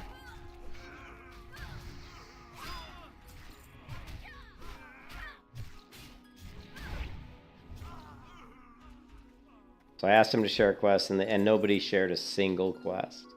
That's kind of sad, really. Like, nobody... I asked people to share quests, nobody even shared, like, a single quest. That's kind of...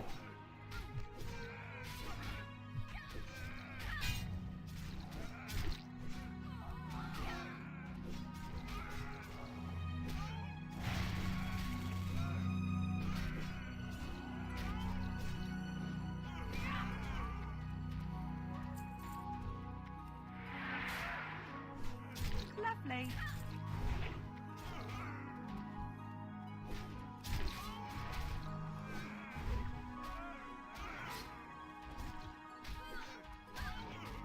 I don't have any... Dude, I don't have any quests. I don't have any quests. I wasn't planning on doing Deadmines. I just saw someone said they needed one more, and I was one more DPS. I was like, eh, why not? Get some XP, you know, maybe we'll get some drops. You know what I mean?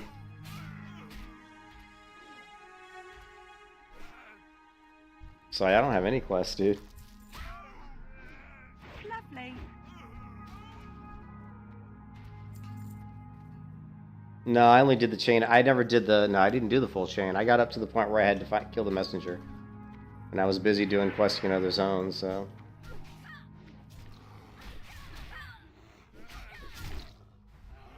Yeah, I don't really... When I, you know me, Mike, when I level hardcore, I don't usually do... I don't do dungeons. Like, I rarely do dungeons, so I don't really prep for them. Yeah, I didn't do the messenger quest because I wasn't going to do Deadmines, so... I just jumped in here thinking maybe I'd get some, you know, maybe get some blues off the mobs. You know, there's going to be blues that drop, so... That's the only reason I came in here. That, and, you know, you get some XP out of it, too. And it'd be fun to see... I was curious to see where the dual-wield damage would stack up. I knew it wouldn't be good. But it's not horrible. I mean, 16.6... It's consistent, you know. Yeah, I mean, we're not... Oh, jeez. I can't move. We're under attack! Avast dismount! Repel the invaders!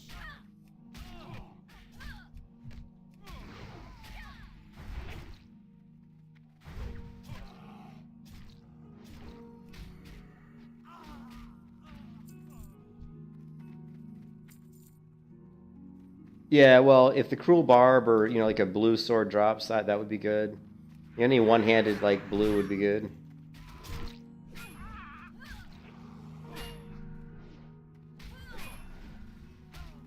Man, they loved aggro to me. Look at this. I keep getting aggro, and I'm not even doing anything. I wasn't even using Heroic Strike, and I was getting aggro. I think it's just because I attack so fast. You know what I mean? It's like, I attack so quickly. You know? It's like... Lovely.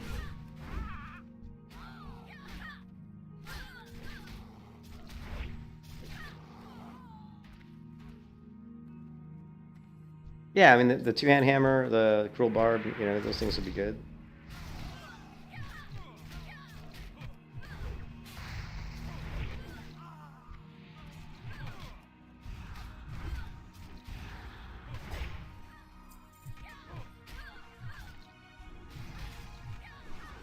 I'm straight up full. I don't know why there's a skull on the fucking healer.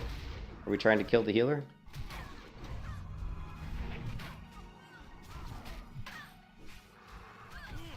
Apparently I'm tanking. I'm not trying to tank. It's just I have threat.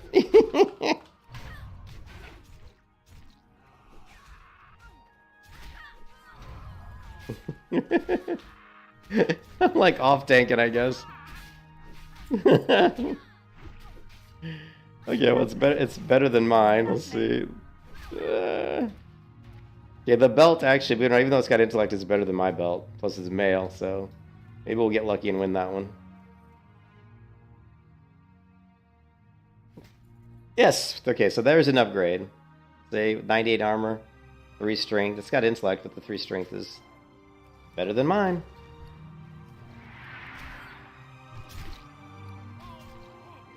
Lovely. Why do they keep putting the skull on different characters? I don't know what's going on with this marking, man. You know? Yeah, I know.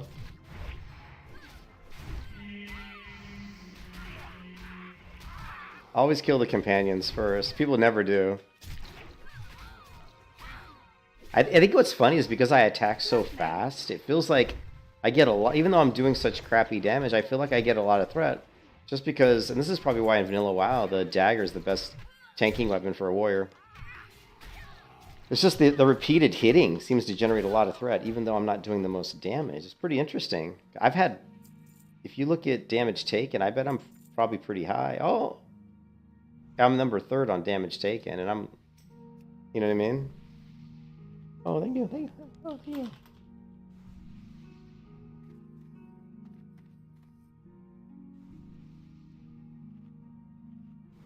Yeah, this would be an amazing weapon for my 2-hand blasting people, even though I don't have the build for it. Yeah, in Vanilla WoW, for a rating, the best weapon for a tank is a specific dagger, yeah. It's actually the best.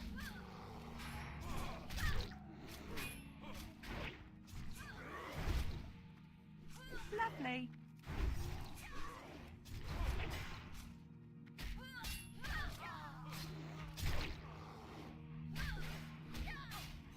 Lovely.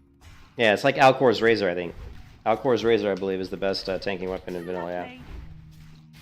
Oh, we're doing some damage here. I was pulling some deeps there.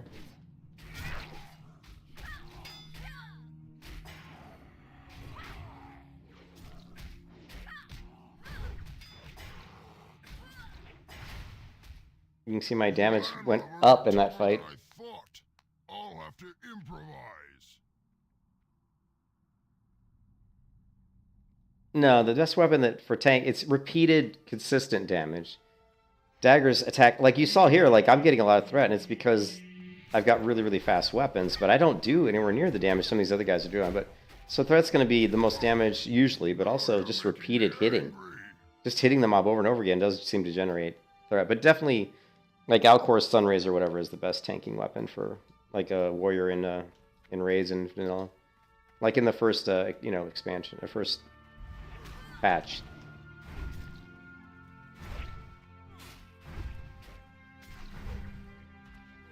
Oh, and there it is. I feel bad rolling need on it because it's like I'm Fury. You know what I mean? I feel like almost bad rolling on it. We'll see. Maybe I'll get it. I don't know. Oh, okay. Oh.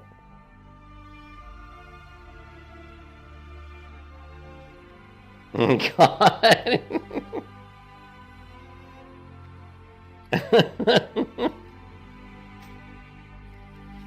Shit. Well, I feel kind of bad because I do mostly like, you know what I mean?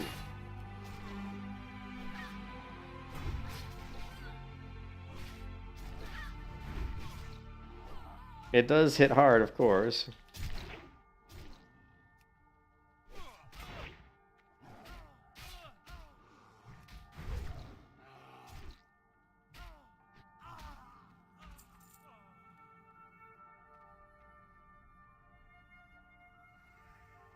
Yeah, I feel, I don't know.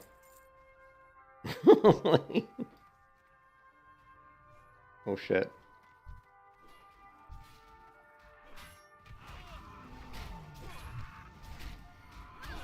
Well, I shouldn't be doing AoE taunts because, you know what I mean? I don't want to pull stuff that I don't mean to pull here. Oh, my damage is going up though. You can see my damage is starting to go up because I'm using this blue badass weapon.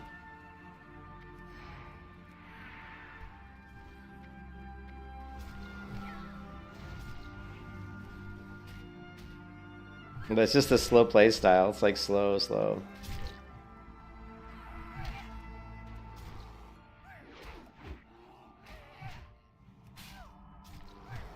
Watch the sword. Yeah, I feel bad. I should have, because now if the sword drops and I roll neat on that, am I a jackass? Because the sword, I want the sword more than I wanted the hammer. You know, I wanted the sword more than I wanted the two-hand hammer, just simply because I'm more of a dual wield class than the arms. I should have just let him have it. Honestly, I should have let him have it.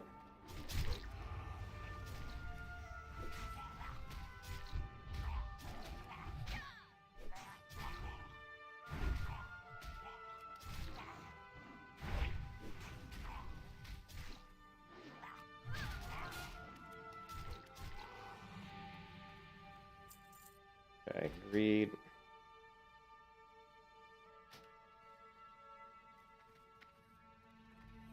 Think what you can get, Mike? Is that what you say? I got the Smite's hammer. Oh no, I'm using the wrong macro. I haven't even been using it, guys. I haven't been using it because I forgot to update my macro. I was like, man, it doesn't feel like it's hitting very hard.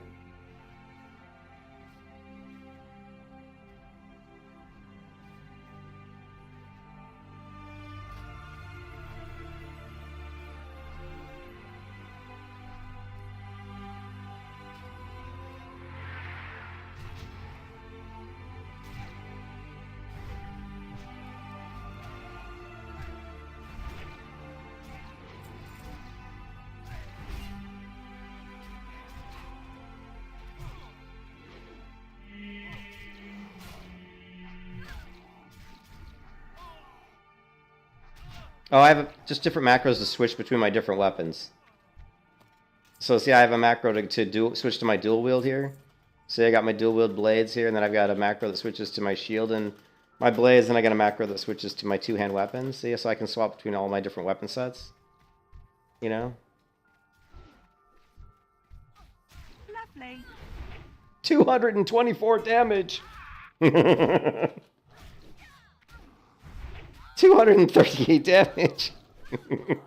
Big damage. Yeah, you can do that in combat, yeah.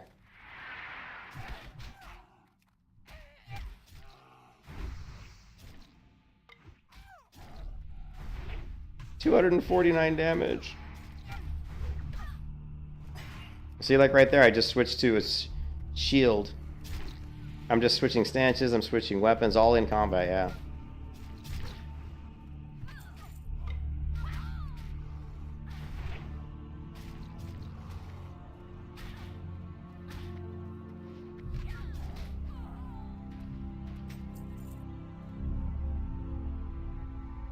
Okay, I have to roll neat for this because it's actually better than the one that I just got before. It's actually, the other one had intellect, this one doesn't. That was actually another upgrade, but he got that one. I wish I would have got that one, actually. Yeah, I've leveled a warrior to 60 before, yep. And her name was Cute HC, Cute Hardcore. That was in the original classic. If you go to the Hardcore website and look for the classic era Hall of Champions, you'll see my character Cute HC. It'll say caffeine injected, which is obviously my YouTube name. Yeah, so I've got warriors leveled to 60 before. Come on.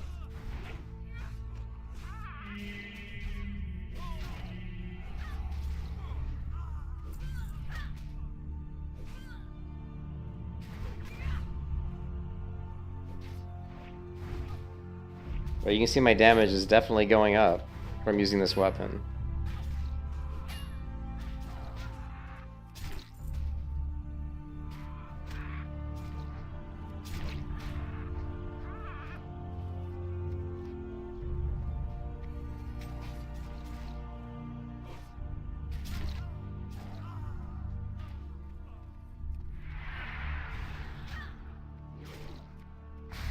Did that pirate just cast a spell? What the hell? Ooh, 205 damage. Okay, I'm taking too much damage here, guys. I keep pulling threat, man. I'm going to my shield. I'm going all defensive. Gonna disarm. I just disarmed this shipbuilder.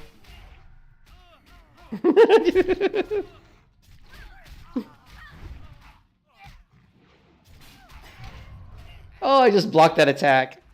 Oh, you gotta love it. I'm blocking attacks, I'm disarming people, I'm smashing them in the face with Smite's mighty hammer. Yeah, we gotta be really careful we don't pull the guys up top.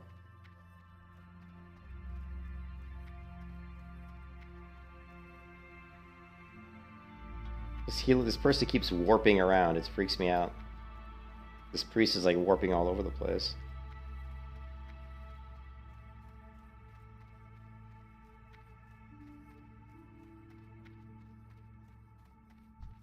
See how that priest just kind of warps around?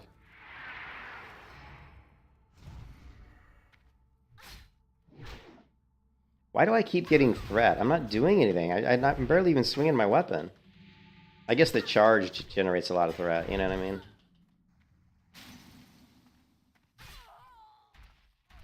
Yeah.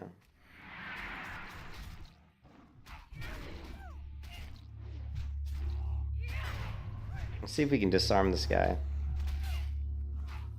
Nah. That's fine.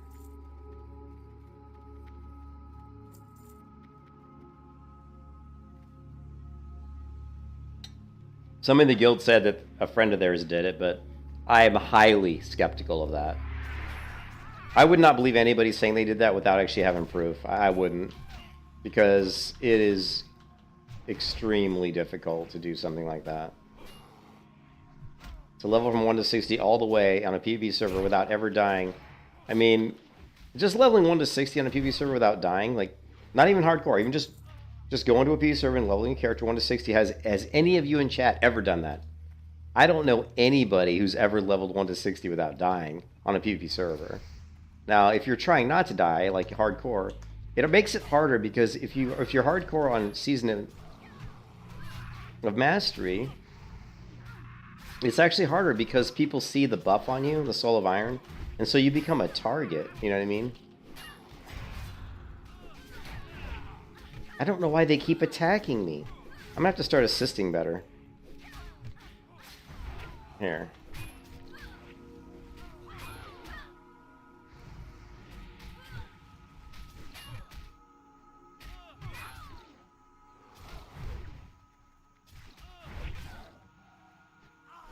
I'm just gonna start assisting more often, I guess. 2 strength. That's actually an upgrade, the agility. Yeah, because of my Fury build, that's an upgrade. Agility is the best stat for us. See, look, I'm not doing anything. I'm just auto-attacking. Let's see if I get threat. I'm really curious about this. Like, I'm not even doing anything. I'm just auto-attacking, so I'm not getting threat there. But you can see, like, how often I was hitting the mob because of the fist weapons. No, I don't have the Soul of Iron because this is not a Season of Mastery server. This is just regular Classic Era. But what the guy in the guild said, his friend leveled 1 to 60 without dying on a Season of Mastery server. Which, I find that really hard to believe because you would have the Soul of Iron buff on your character. Which makes you a target. Right? People on the other faction are going to see that buff. They're going to want to kill you. Because they know that you've never died. You know what I mean? So they're going to want to kill you. Alright, I'm coming down.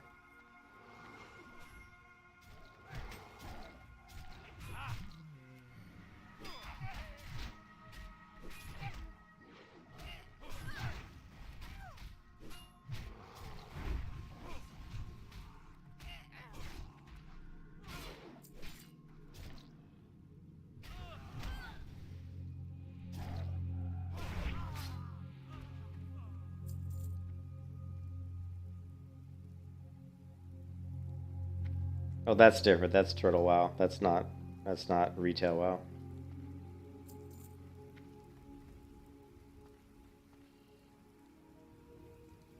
Yeah, that's Turtle WoW.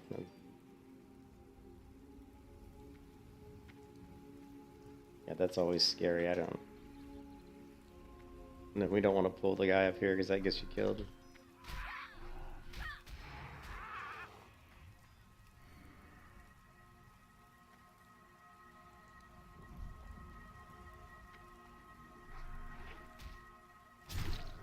Lovely.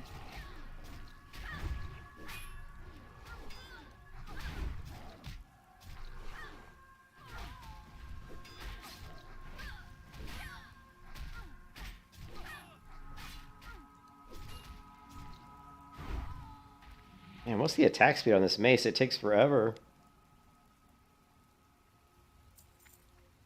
Yeah, I know. Yeah, I know all about the jumping on the wheel.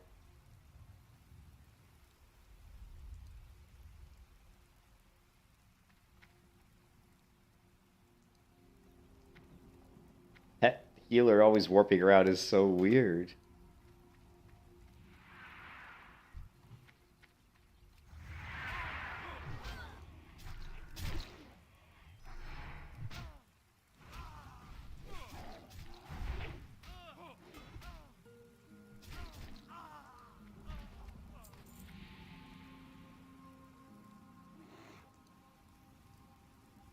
Of course.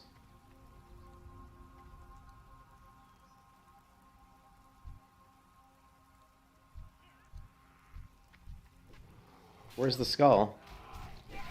There he is. Oh, I can't move. I can't move! I get it. Lovely.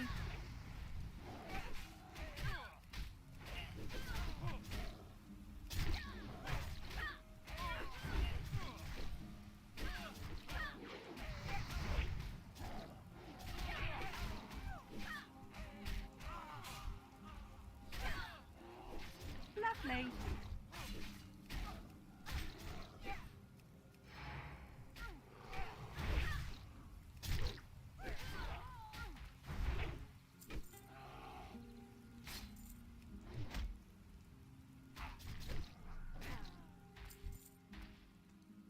Okay, well there you go. Now that he got the staff at least. Nice.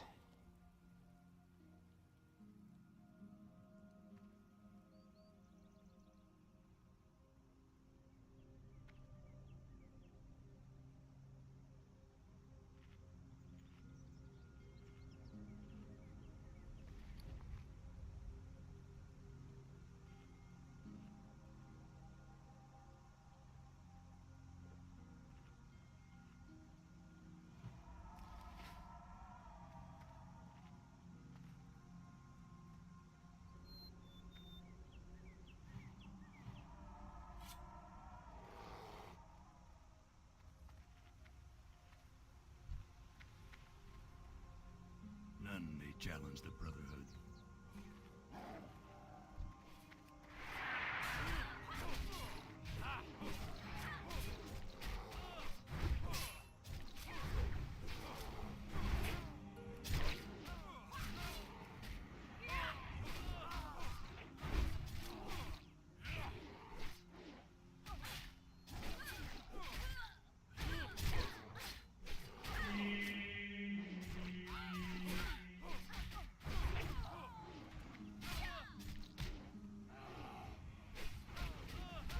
Lapdogs, all of you. Lovely.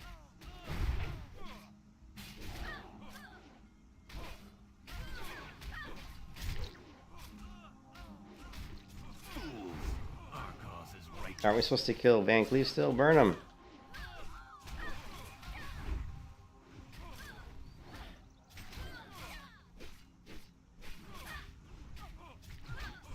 That's what I thought. You kill the boss, you just ignore those. Come on. The Brotherhood shall prevail.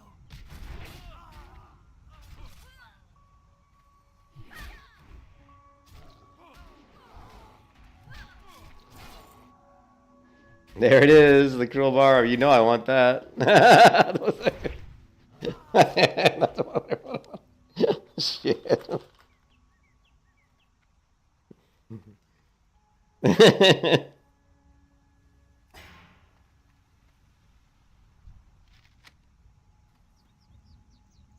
Yeah, the cruel barb is what I really wanted. Because I'm dual wield, like dual wielding. But anyways, whatever. What are they doing? I'm a little bit lost. Where are they doing?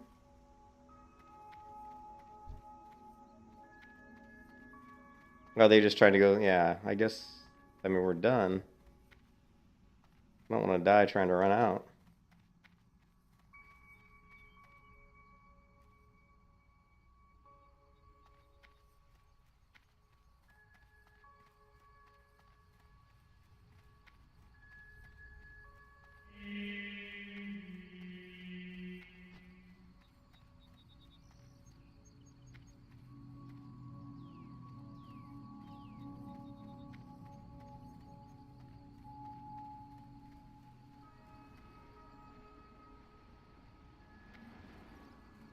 I didn't even see like if any. I rolled neat on the cruel bar, but I guess I didn't win it because I didn't even see who got it. Oh, I didn't get it. Shit. The cruel bar was what I really wanted, to be honest. But the two-hand weapon's nice too. It's just not what I really wanted.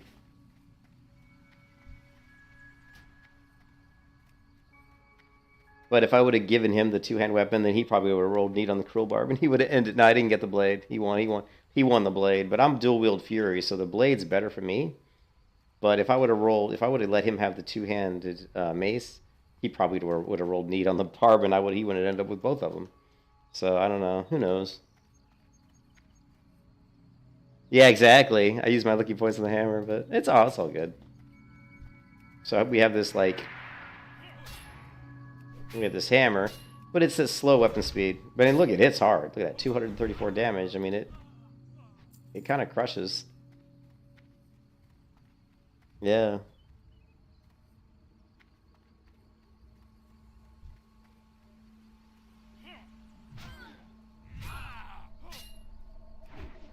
Miss. That's what I don't like about two-hand weapons, is when you miss. Look, I just swung twice, and I did no damage. You know what I mean? That's what I don't like about the two-hand weapons. But then you get a crit, and it's huge. You know what I mean? Like 250 is way more.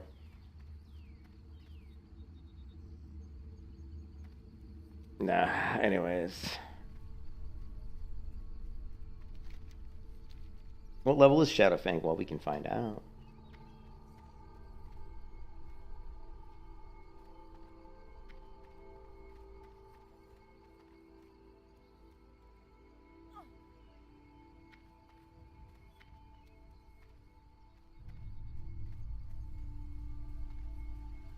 I think my skill's probably pretty good because I already had a two-handed mace. So let's take a look. My skill should be pretty good.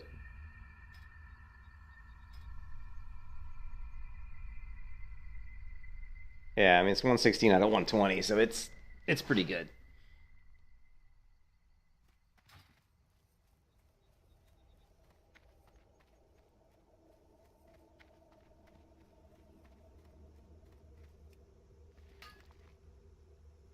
Boop, boop.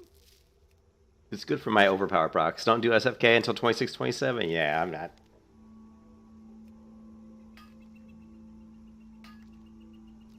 Yeah, we'll play around with the mace here and see if it's if the time to kill is a lot faster. And they're like, here we can kill like this. Let's see.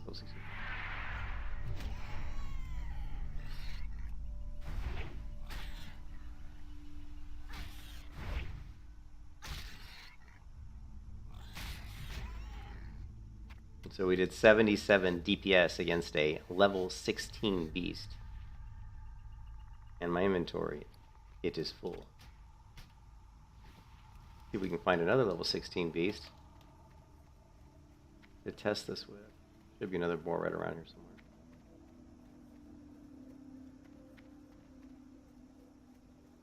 Here's one, and he's level 17. Let's take a look.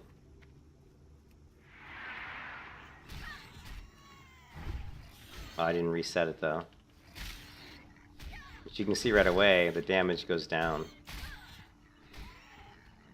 So the two-hand does more damage. Don't die until then, I'll try not to. But that's cool, it's nice to have a really good two-hand weapon now. Yeah. It'll kill on the overprocs, Mike. I mean the overpowers. The overpowers are gonna crush people. So what we can do is we can use my fist weapons, and then every time we proc overpower, we'll switch. Ooh, we should try out the macro for that, right?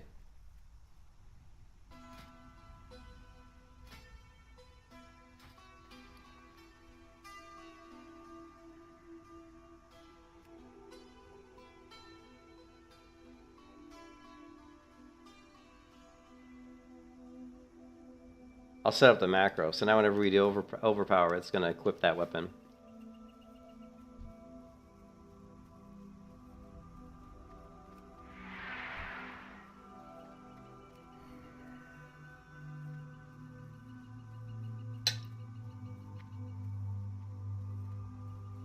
Well, I've always thought that it'd be best, yeah, if you did that. If you had zones that add mobs of all various levels, or maybe a zone has mostly like mobs that are like around 20 to 30 or something, but then there's a few like rare instances where there's mobs in that area, they're like 40 or 50 or 60.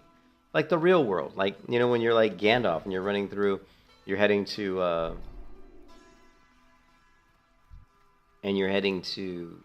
the Elven City, Rivendell, whatever, and they happen to run into like a bunch of orcs along the way, but then they go into a cave, and all of a sudden there's like this really high level, you know, ogre in the cave. You know what I mean? So, you know, making the world a lot more dangerous and a lot more unpredictable would have been better for any MMO. You know, most MMOs are way too predictable. 5 stamina, 3 spirits. Eesh. So this has 4 string, 2 agility, so it's definitely better. Chainmail bow. Be careful. You give it to her, but she doesn't.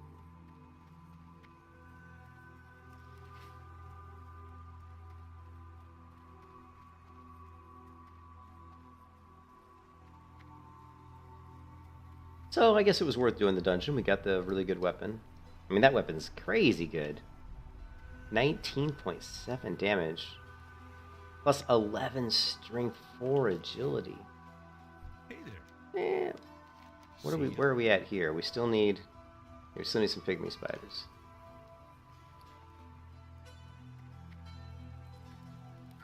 I supply only the finest goods. We need gooey spider legs. Don't need that. Don't need that.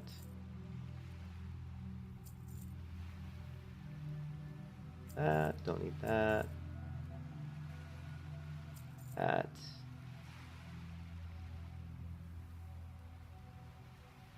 See you later.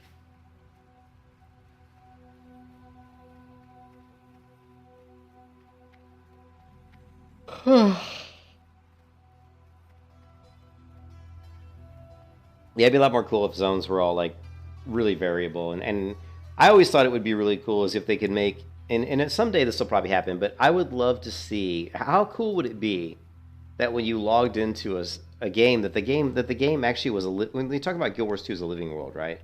What about making an MMO where it truly is a living world? And what I mean by that is things change, like the AI causes things to change. Like maybe one village is. Think about it this way. What if one village in one zone is where there's a bunch of mountains nearby, and that's where all this really specific ore is mined. And so that particular ore sells for not a lot in that village. So people, when they have to do their trade routes to come from other villages, they won't go there to sell that particular ore. But what if there was like a cave-in, or what if there was a storm or something that caused their mines to collapse? Then all of a sudden that town would be the town where you do want to sell that specific type of ore. Or what if like one town like you want to go to on your trade routes because it's really safe, the roads are very safe, but then what if some orc tribe comes out of the mountains and decides to set up camp on that trade route and starts attacking everybody? Now that becomes one of the most difficult trade routes. You know, I mean, there's so many different, you know, just to make the world variable, you know, to make it not always the same, you know. EVE Online, yeah, space. Lovely.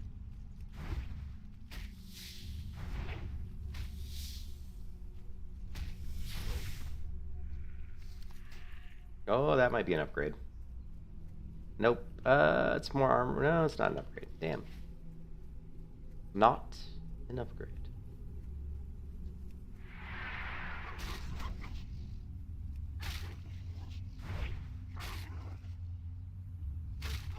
But I mean, that's just a one example. I could come up with a lot of examples.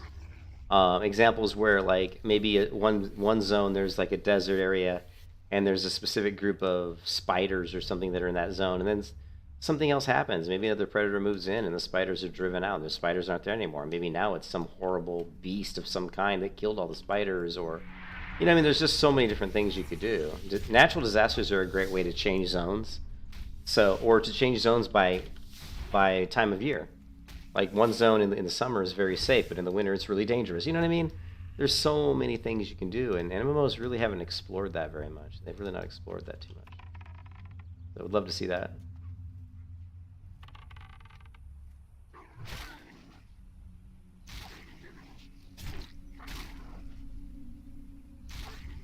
So the two-hand weapon does more damage, but the dual wielding is much more fun. It's much more fun. But it doesn't do as much damage as that Smite's Mighty Hammer, right?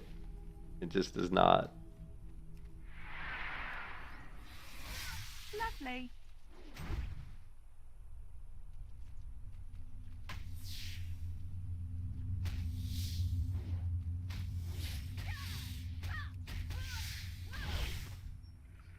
So like we attack the spider.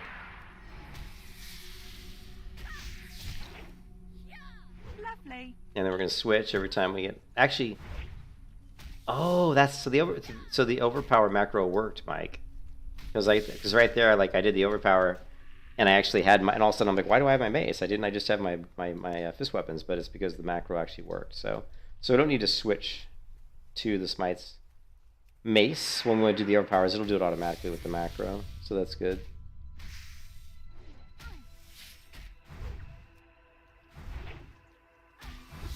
Why is my my rage generation so crazy high right now?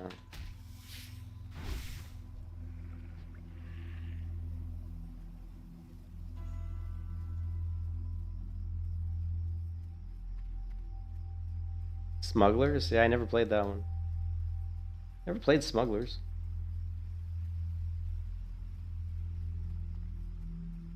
Yeah, no, players always look to like to exploit systems, you know. You need something? Which just straight up sucks, you know.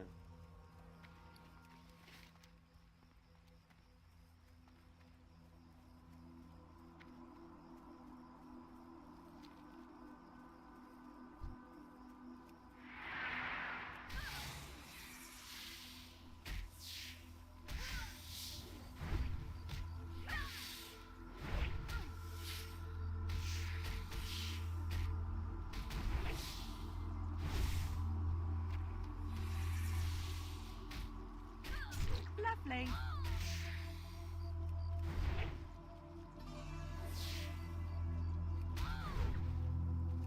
Lovely. You can kiss your ass goodbye. Lovely. Oh no, that's oh no. Hold on a second. Yeah, that's not gonna work because I use the same keybind for overpower and revenge, and that's gonna screw up my. That's not gonna work. So we got to get this out of here.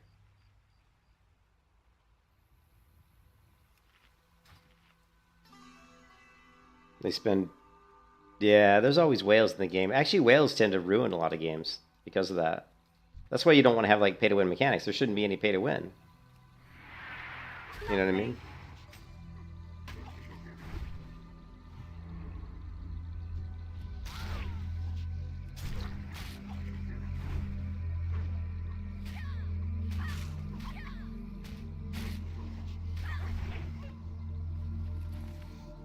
Yeah, the cruel barb. I should have gave that guy the hammer, because the cruel barb was. If I would have given him the hammer, maybe I could have talked him out of rolling on the cruel barb. You know what I mean?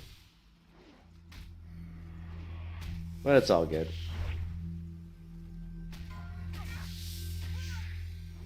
There goes a level 23 hunter. Dead. Dead.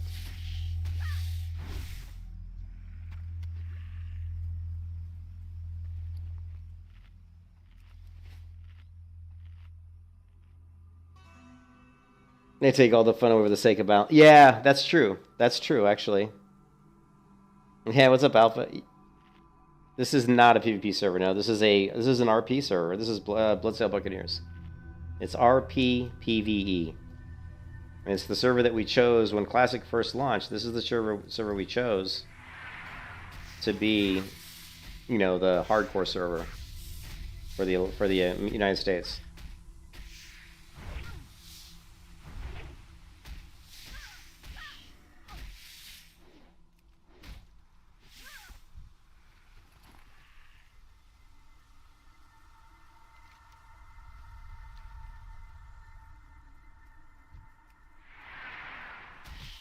Lovely.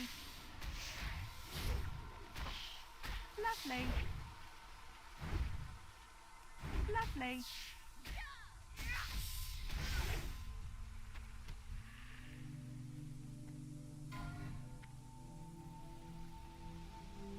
People dying left and right.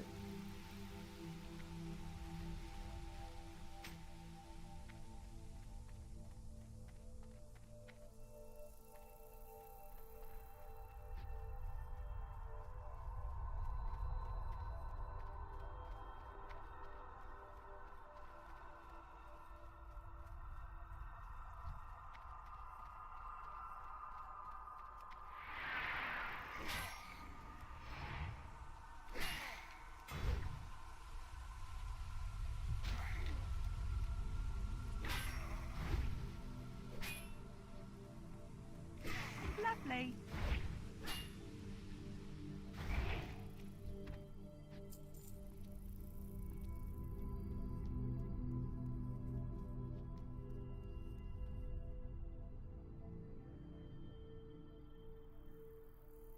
Well, I just... And there's an emulator out there? Star Wars Legends EMU?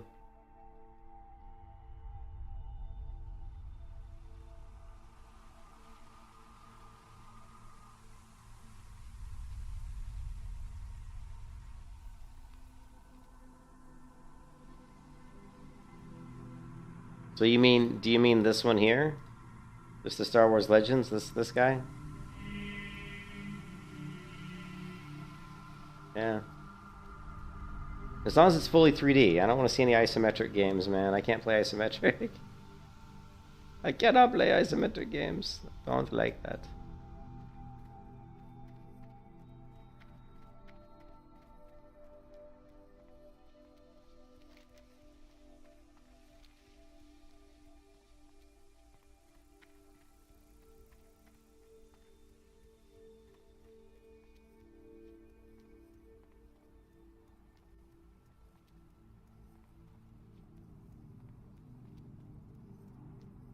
Hmm.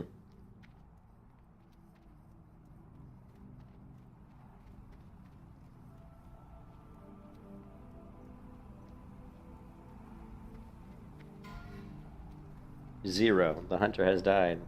That's 11.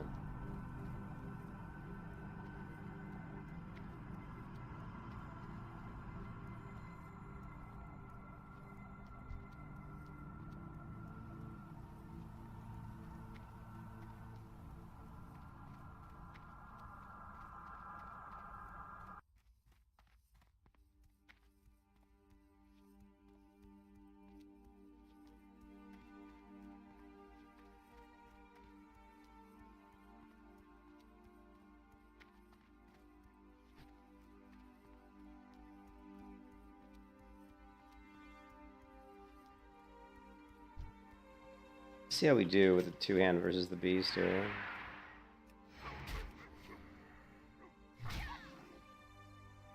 Lovely.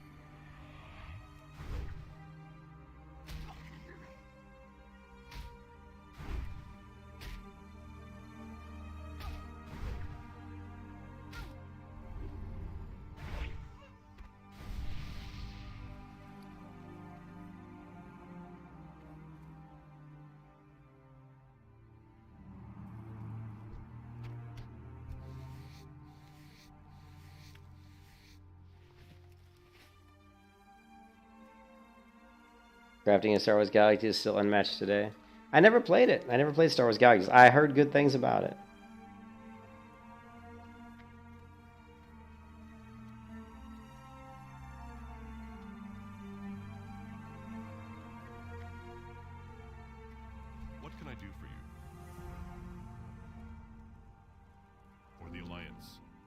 Your inventory, sir. It is a full. Greetings. Light bless you.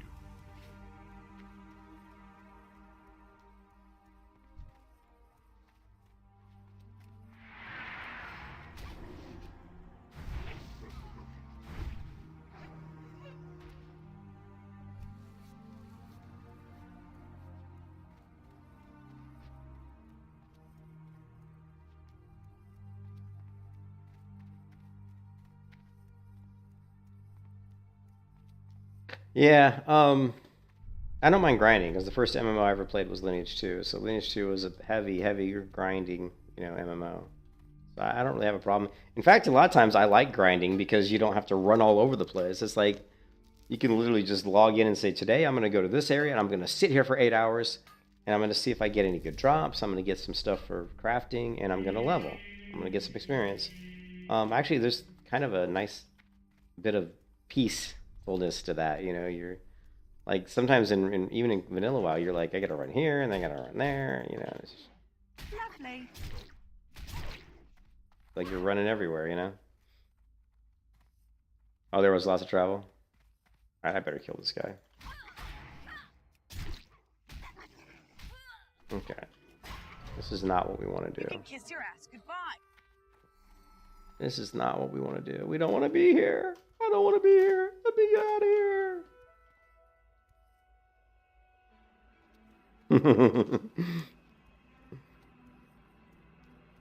How many potions do we have? We have quite a few. We got 9.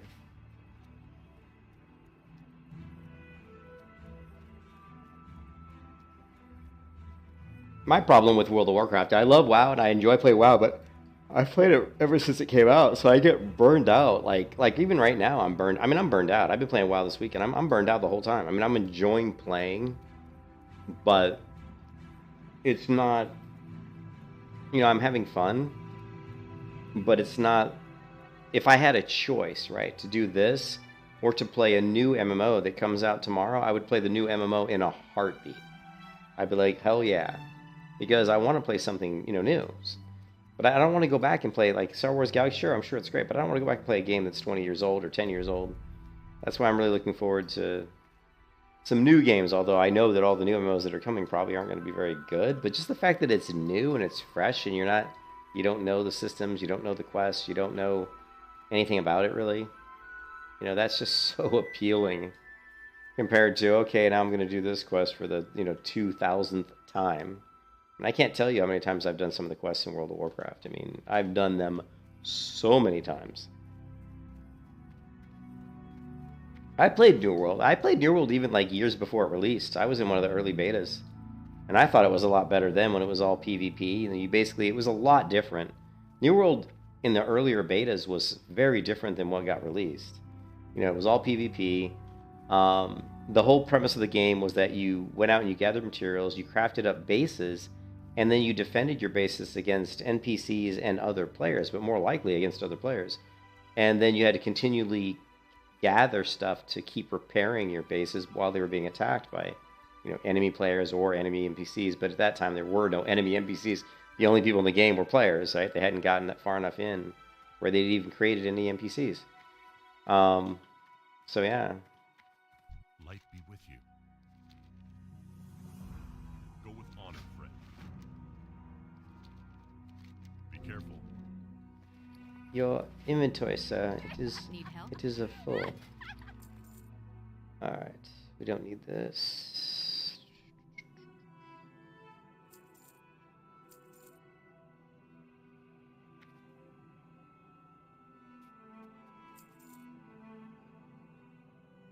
Safe travels.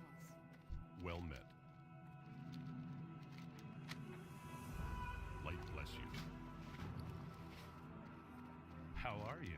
You need Safe something? travel. Have a good one.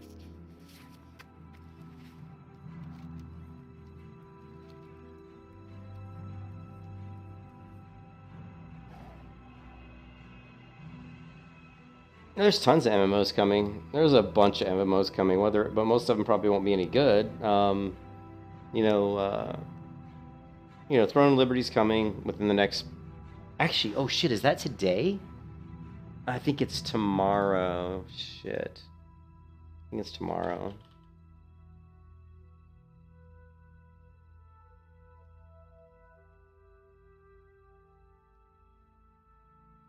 Full Director's Preview will be out on the December 27th. So we're going to see that on the 27th.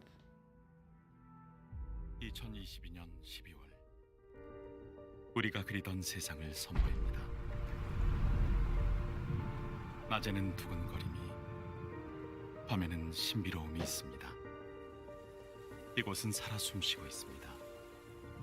당신은 하늘을 올려다보기도, 드넓은 대지를 내려다보기도 합니다. 모험이 가득한 이 세상은 당신의 꿈이 펼쳐질 곳입니다.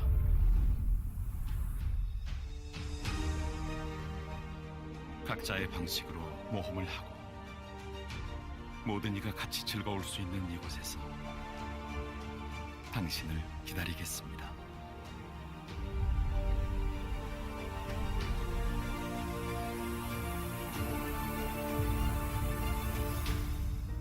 Yep. Tomorrow we get the Throne and Liberty Director's Preview. This is the MMO that I'm looking forward to. Not like, I don't think it's going to be like the end-all be-all MMO, but I just think it'll be something that'll be fun to play for 3 or 4 or 5 months. You know, really looking, you know.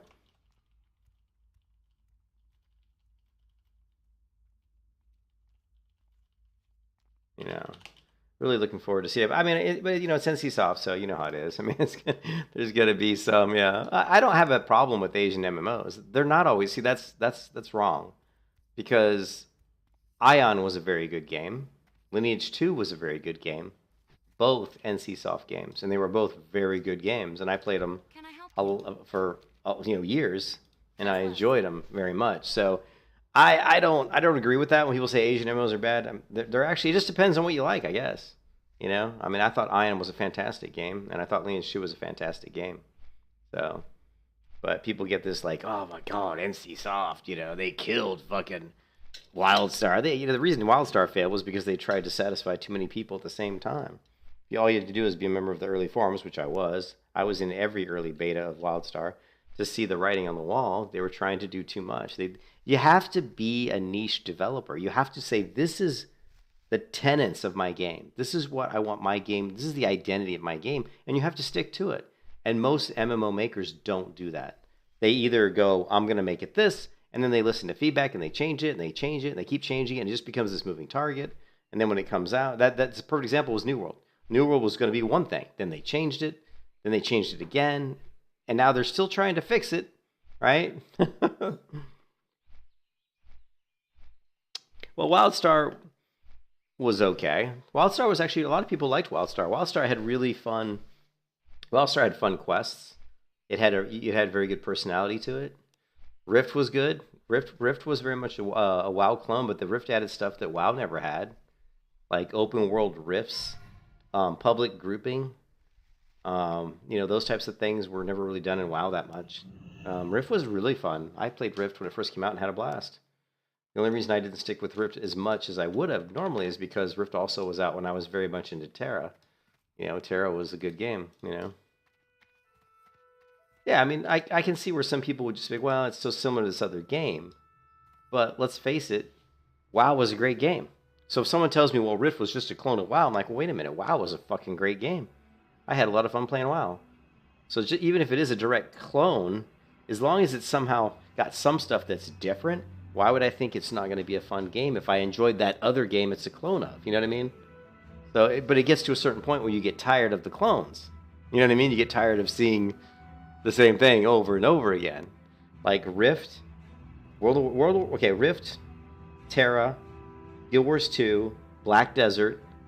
They all came out within a span of like 3 years. They were all great games. Black Desert was a great game. Rift was a great game, in my mind. Terra was a great game, but they nerfed the hell out of it too soon. But anyways, they all were good games in their own respect, you know. Okay, we do need Storm and Seasoning. Let's go ahead and grab that.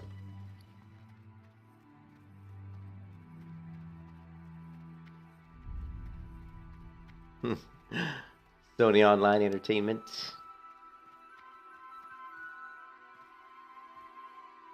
I'm gonna probably stop playing WoW today, and I'm actually probably, believe it or not, I'm gonna do something different today. I've played WoW. I've played WoW the last like what? I've played a lot of WoW the last couple weeks. So if you go, you know, okay, in the last 10, this is just in the last 10 days. 1, 2, 3, 4, 5, 6, 7, 8, 9, 10, 11, 12, 13, 14, 15, 16, 17, 18, 19, 20, 21, 22, 23, 24, 25, 26, 27, 28, 29, 30 WoW streams in the last 10 days. That's 3 WoW streams a day in the last 10 days. You know, and I was already burned out coming into that. So, yeah. Okay, where am I going? Oh, yeah, I know where I'm going. I'm lost. That's what I'm doing. And people get mad on my stream because I jump around a lot, but it's just because I've played WoW for so long, you know? People get really mad at me. They're like, oh, you never finished. I'm like, well, you know, I play a warrior to level 23, and I'm like, and I have fun. But then I get smart. I'm like, God, man, I just want to do something different, you know? Star Wars, but I don't know if I would like it. If the graphics are crap and it's not fully 3D, I can tell you right off the bat, I won't like it, right?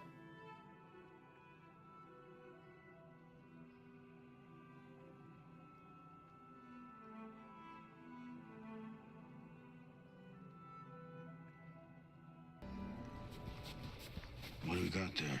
Ninjas. Video title that asks, should you play X game in your Umpty Squat? Or the alternate title, why should you play Umpty Squat game in Umpty Squat? Question asked, assuming they're not completely misled in the process. So with that, I'll just flat out tell you that this is a video laden in freshly heaved sparkly unicorn bile about the many reasons you should play a 2-decade-old game that was once an 8-year.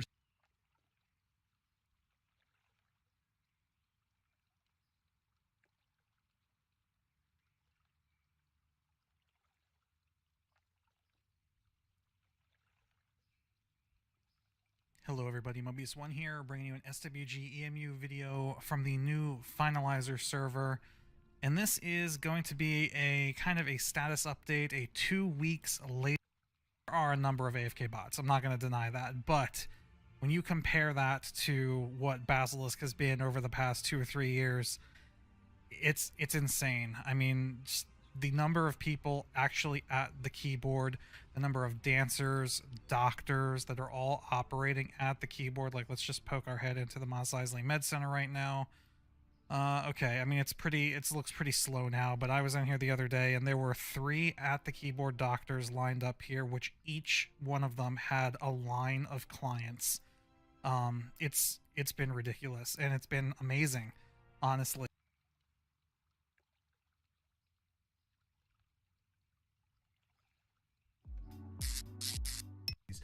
Has released a new server. Started up. I know EMU. You said EMU or Basilisk Legends. Has been going for a number of years at this point, and it was somewhat stagnant, in the words of the developers.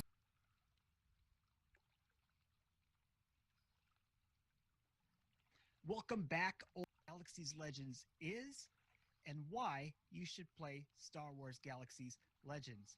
But yeah, very good. So you say you're part of the furniture. You put like the plastic over the furniture.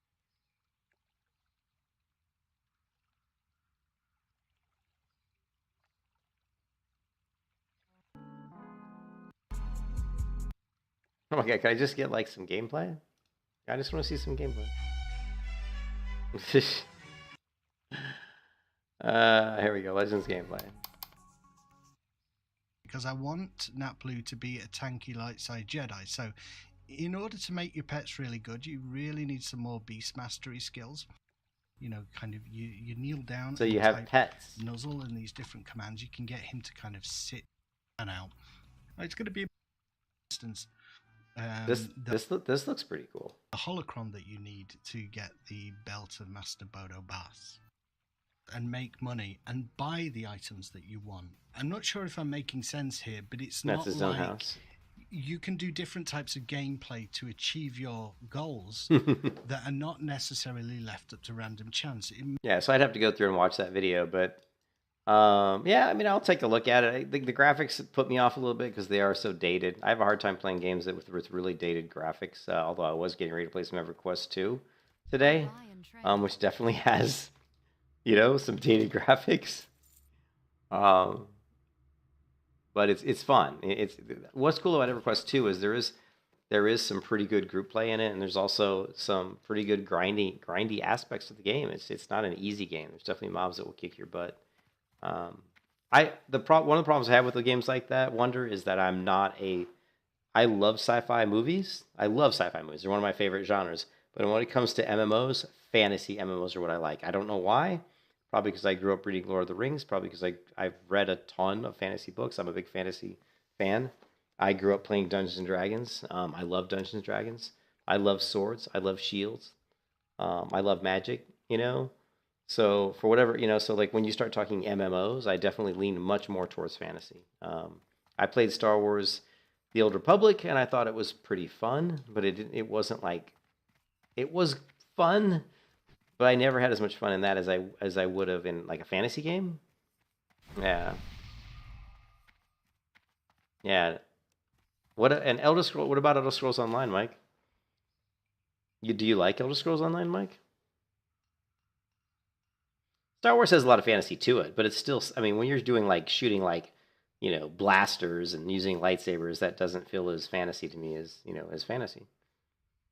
Elder Scrolls Online, I always disliked the combat. And if you go to my... Oh, you've never played Elder Scrolls Online? Like, Elder Scrolls Online...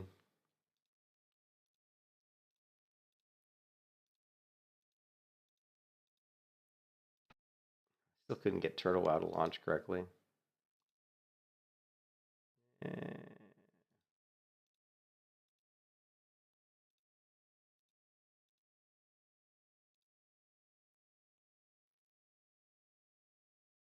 Yeah, it's nothing like Skyrim. Like Elder Scrolls Online, I've played many times. So if you go to my channel and just type in Elder Scrolls Online, you'll see there's quite a few videos where I've tried to play Elder Scrolls Online, and I just, you know, and I could never seem to like it. You know, I can never seem to get into it. Like Elder Scrolls Online looks at my 6th attempt at this game. Like, look at this, my 6th attempt. So I've tried Elder Scrolls Online so many times, and I just, you know, the combat, like, I mean, the graphics are pretty nice. The game looks pretty good. Yeah.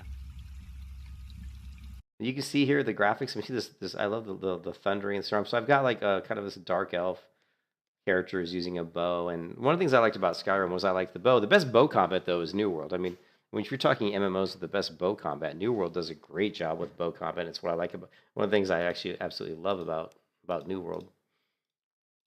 Yeah, I'm very new to the game. Yeah, but you can see here that in Elder Scrolls, the combat is like, it may look like Skyrim, but the bow combat is nothing like Skyrim, you know. Like the range of your bow is much shorter than Skyrim, like way shorter. You don't have any kind of like drawback slow, or at least maybe you do. I can't remember, maybe you do, but That shot did a lot of damage. and the combat, like it's hard to tell when I'm doing the bow combat. And I think on this particular playthrough, I tried to just do all bow combat, you know. It's kind of like Skyrim. I think the more you use a certain ability, the better you get at it. Yeah, I mean, I'm even in tight quarters using the bow. See there, I'm doing like in, you know, rain of arrows. You know. So, I mean, on the outside looking in, it actually looks fairly fun. You're like, oh, this doesn't look so bad. But it's just very herky-jerky. It's not smooth. Like, the movement's not that smooth. The abilities don't seem to fire off really smoothly. It's, you know, even like I was testing around my parkour abilities and trying to jump, and you can see it doesn't have even like the World of Warcraft stuff where like you could easily see like things that in WoW you could jump on. You can't really do so easily in ESO. You know, like there I was able to get up there, so that was kind of cool. But I mean, you can see the graphics look nice. I mean, the graphics in ESO are actually pretty good. So this was me doing more of a ranged type gameplay. But if you go back to here. Get to. I was trying to do a warden, so this is going to be more like melee based. Spawning and despawning. So here, again, look at the graphics. Yeah, I mean, I don't enjoy playing in first person. I'm not a first person person. I'm not a first person person. Hey, what's up, Sonic? How's it going? But you look at the graphics; they actually look pretty good. And this was me doing, like, I don't think we were doing PvP. I think we were doing like a world boss. This is when this PB's guy, I think, got in my stream and said, "Hey, dude, you should jump in and try." He tried to show me how to do like world bosses or something, and it was pretty fun. You know, and there's all these players trying to take down this Magdalena, which I think is a world boss. You know, and but again, you can see the combat. Look at I rolled over. The combat's kind of. All these damn rocks. She feared me again. I'm totally feared. But you can see it just doesn't, I don't know, it doesn't even look that, like when you watch this, it doesn't really look that good either. I don't know. Nice. But I would say Elder Scrolls Online is if you've never played, like if you've never played if you've never played an MMO, like at all, like let's say all you ever played was Skyrim and you went and played Elder Scrolls Online, you'd probably like it. You'd probably really like it. But if you're coming from someone who's played like every MMO under the sun, you're probably not going to like it that much. I just feel like there's too many things about it that I don't like, you know. The one thing that is good about Elder Scrolls Online is, like I said, the graphics are pretty nice. The one thing I didn't like about it, and this is a really unusual thing to say, and I think one person actually agreed with me on this once, is that in Elder Scrolls Online, when you walk through the world, it feels like you can't go anywhere without running into something. So, like, if you're, like, in World of Warcraft and you go to, let's say, Arathi Highlands or something, I mean, there's areas where you feel like you can just walk out into, like, a field, and it's pretty empty. There's not, like, a lot of buildings. If you go to the Barrens, there's areas in the Barrens where it's just barren. If you go to Ashvale, there's probably areas in Ashvale where you can walk off to the side of the road, and there's not a whole lot there. There's just a bunch of grass. I never felt like it was like that in Elder Scrolls Online. I felt like Elder Scrolls Online, no matter where I went, I was running into something. And so it kind of, I almost felt claustrophobic. I felt like the world was too crowded with buildings and structures, and I didn't feel like there was enough just empty. Like, Black Desert does a great job. Like, if you guys have ever played Black Desert has a beautiful world. And when you're riding through the world on Black Desert, it feels big and it feels open. You can go through mountains, you can go through valleys. It just feels good, like, to go and play Black Desert and just move around. And the horse riding system in Black Desert is actually excellent. But in Elder Scrolls Online, it felt very crowded, so it didn't feel open world to me. I never played EverQuest Online Adventures, nope. And I've never even owned a PS2. Yeah, I don't like linear stuff. Sonic. I even have in real life set to third person. Sonic. No, I don't play games in first person. No, but if you go, so like, let's go, like, I don't really play games in first person. It's pretty rare. Like in WoW, I go first person just to fish, right?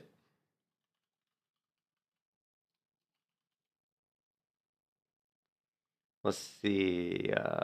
Here's lawn gameplay.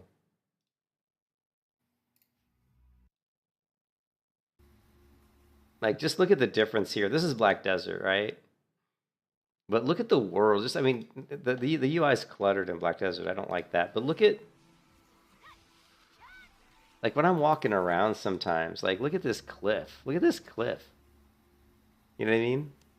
I mean, it's just cool. I mean, this is the world. I mean, Black Desert, it's got that pop-in textures, which is always really annoying, but Black Desert's world, I mean, like, you can see these huge canyon and cliffs, and it just feels like a big world, you know. And I love the world of Black Desert. And you can see I've got my own pets. You can see my little, like, eagle or whatever, bird, whatever's flying by.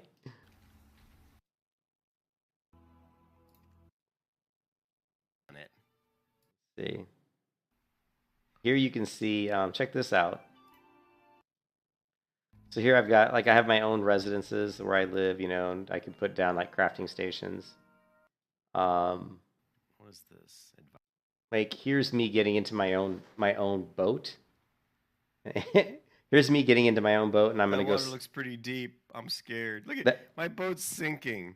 Yeah, they don't have the like. There's a lot of water that gets into your boat, which is pretty. What do these things even mean? Okay, shake out the sail. You are affected by the sea storm. The ship's speed will decrease. So this is the first time I ever got in my boat. you know. But you can see here you ride your boat out to different islands. You can get off on islands. You can go fishing. You can find stuff on islands and fight them. And Black Desert's got some. And I'm glad you were talking about crafting. Wonder. I think Black Desert has some of the best crafting there is. Like, there's farming in Black Desert, which is really cool. So if you go onto my channel, I did. At one point, I said, I'm going to spend some time in Black Desert and learn how to farm. Right? Let's see.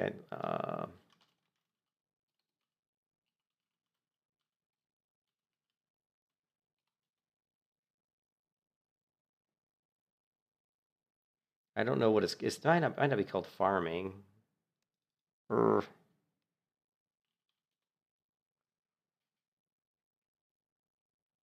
Like here, what I was doing the shy class. Well, actually, the shy character was pretty. Like on the surface, you wouldn't think this character was that cool, but she turned out to be really fun. This little shy character. I can't remember what it's. Like it's farming. I don't know why I didn't do a stream of me farming.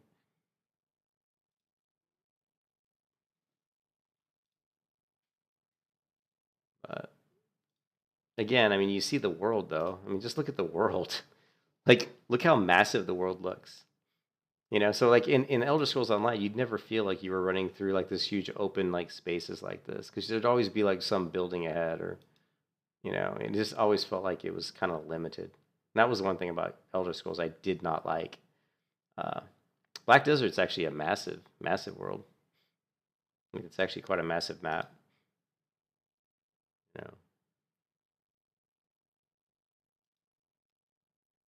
Black Desert is one of those games that there's a couple games like that. Black Desert and Guild Wars 2. Every time you log in for the first 5 minutes, you're just blown away. I mean, you're absolutely blown away. You're like, the combat's great, the graphics are great, and you say to yourself, why am I not playing this game all the time?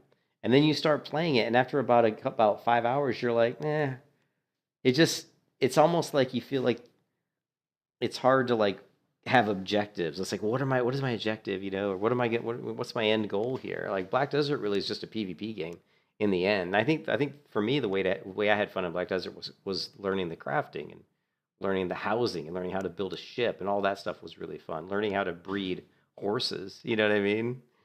I played Valheim, yeah. I played Valheim not a lot though. I played it for I only played it a couple days. And it was cool. Here's the problem with me.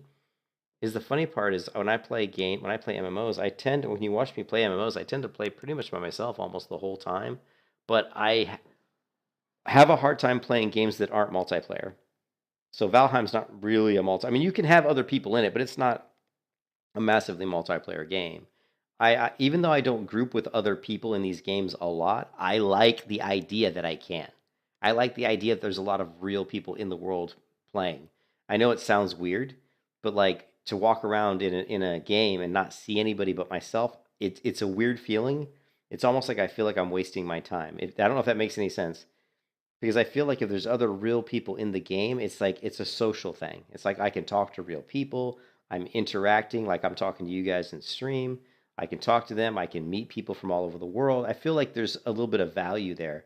Whereas if I'm just sitting at home playing a game by myself, even though I know Valheim has, I think, some co-op play, it almost feels like I'm just kind of wasting my time. It's like I'd rather go watch a fantasy movie or read a book. I don't know if that makes sense, but it's like I need people to be there. It's hard to describe. And when I play a game like Valheim, I honestly feel like I'm a hermit. I feel like I'm being a hermit. I feel like I'm almost like being like a loser sitting at the computer playing the game by myself.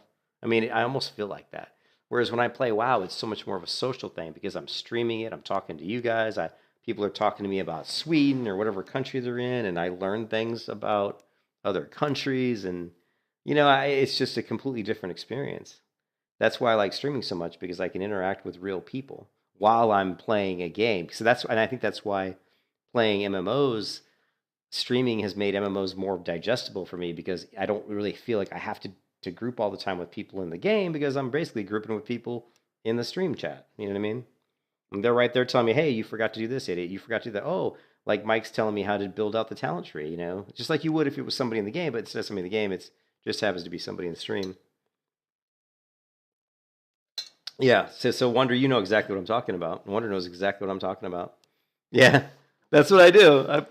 Well, yeah, But I feel like a game like Valheim just felt like it was what I want to play, Mike, is an MMO that's really good that I can play like 5 years. I want to be, and I think there's a lot of people like that.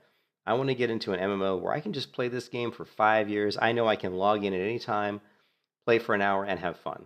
I don't have to be king shit on Turd Mountain. I don't have to be the best PvP player. I don't have to be the best PvE player. But I can just log in, do some stuff, and have fun.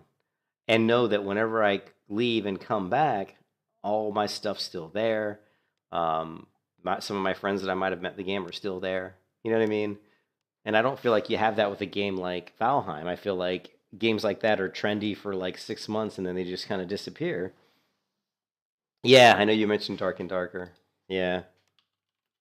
Yeah, I know Force Gaming did a kind of a review of it, talking about it. You can see Force was talking about it. He said, why is it so good? So I watched a little bit of this.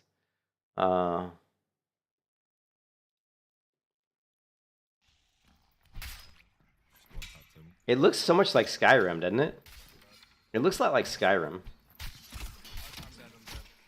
Sound effects are interesting.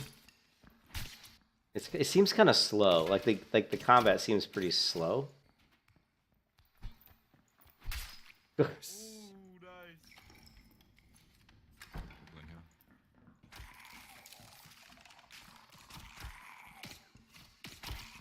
I never played Escape from Tarkov, so I don't really know what that's like.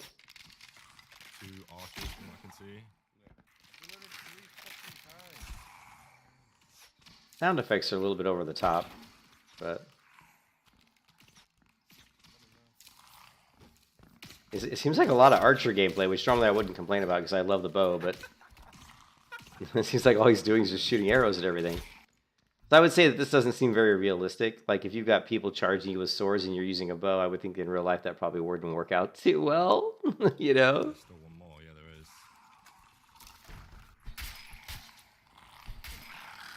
If you die, you lose everything? Okay. Oh, fucking archer too. There's two more.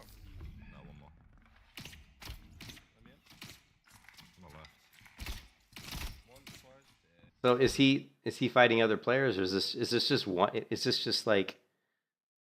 I'm assuming this is two people playing together is what it looks like. I mean, these are obviously NPCs.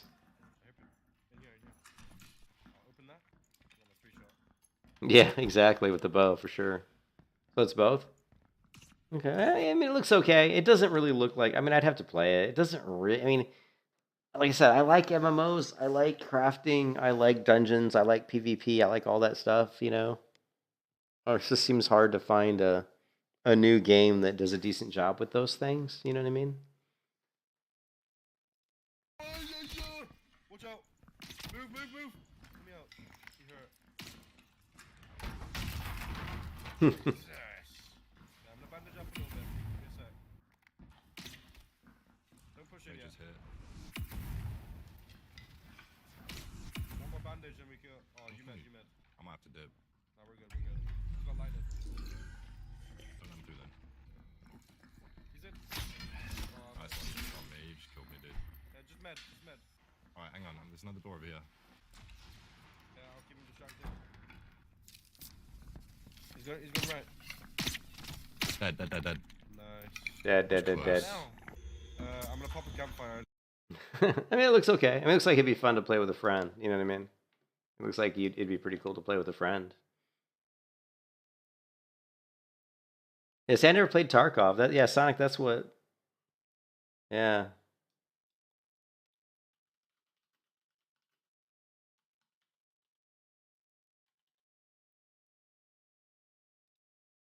I had no choice.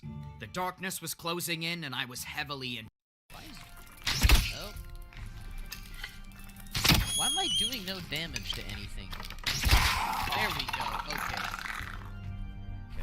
After spiders. vanquishing this first fell denizen of the catacombs, I looted them. Those seem like juiced goods. Keep crying, idiot. Why you bullying me? Now, Dark and Darker was focused on looting and extracting. Similar to Escape from Tarkov, you would lose all your gear if you did not manage to escape. Just gonna go Oh, that hurt. It looks, I mean, it looks okay. Again, I like, see, you look at this, right? You look at this, and then you go back and look at, I don't know, what Valkyrie, do we have?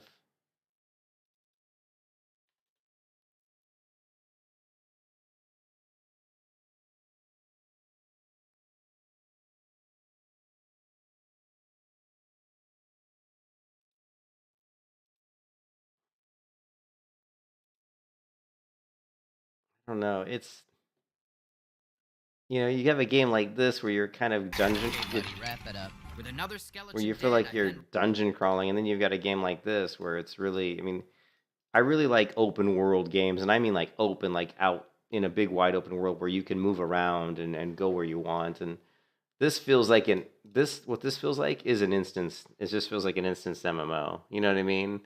It's like you just you just go into this dungeon, get some loot, get out, and just rinse and repeat. You know what I mean? So I feel like you just get boring. You know, these types of games typically harbor very toxic. Yeah, I mean, well, any kind of, yeah, I mean, they do. I agree with that. But I mean, it looks like fun, but I just don't think it'd be something I'd enjoy for very long.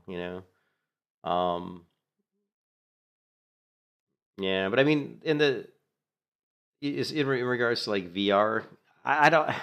I mean, to me, VR there's things about VR for MMOs that could be really cool. And when I think about VR, I think about like I think about the physical aspects. I think about the health benefits of VR MMOs. So, like when you look at Ready Player One, and he's standing on the unidirectional, the bidirectional foot thing, and basically you're tied in, you're strapped in, and you've got your VR helmet on, and but you physically have to run, like he's running in the real world to then make his avatar run in VR. I think that's one of the coolest things that VR could give us, is the ability to actually get exercise while we're playing video games. You know what I mean? So, and I think that's something that I think would be great. Of course, with my bad knees, I probably wouldn't be doing too much running on a VR omnidirectional pad. But you know what I mean? But I mean, being able to like physically swing something in the real world and have it swing in VR, I think is pretty cool. Whether or not I think VR could be really cool, but I just don't know if it's ready yet. There's a long ways to go. There's VR headsets out there that are around $6,000. They're amazing. They're like absolutely amazing. But who wants to spend $6,000? And then there's the ones that people can buy, like the lower cheapy ones, but they're just not that good, to be honest. I mean, people may think they're good, but they're not that good. I've been to some shows where they had some of that gear, and I've looked at some of the high end ones, and man, they're so much better, So I think for me anyway, the VR is still a little ways off, I think it's still like a good maybe 5-10 years off, but yeah. Yeah, I mean, for sure. So I think the simple games with VR are the ones that right now that are probably really good, but if you try to make a game like this game here, like Dark and Darker as a VR game, I'm not sure the tech would be that great, I don't know. Well, it would be. It could be, but you'd have to pay a lot of money for it. So, anyways, I've streamed a ton in the last like 3 days, like ridiculous, like a lot more than I normally do. So like 30 hours or something, probably in the last 3 days.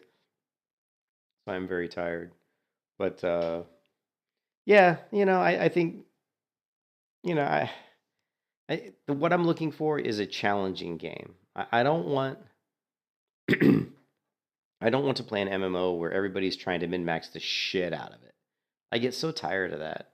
I get so tired of going into an MMO, and even before the game's out, people are making guides on it. Like, oh, this is how you level this character. This is where all the quests are, and this is exactly how you complete them. I hate that shit, MMO makers need to release a game with no information at all.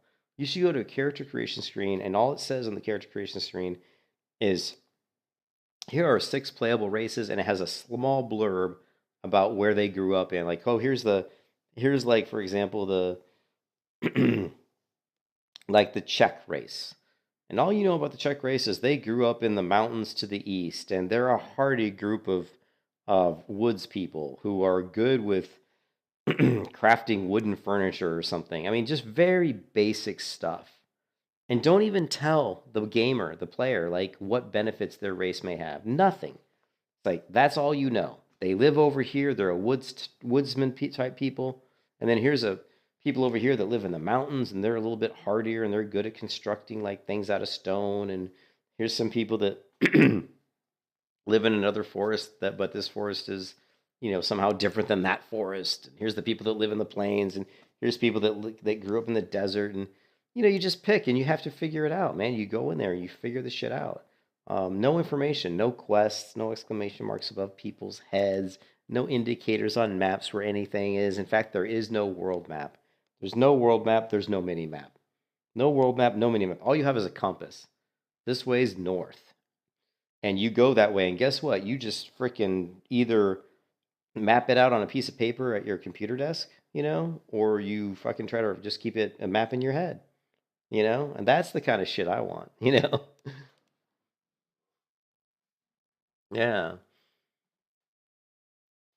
Yeah.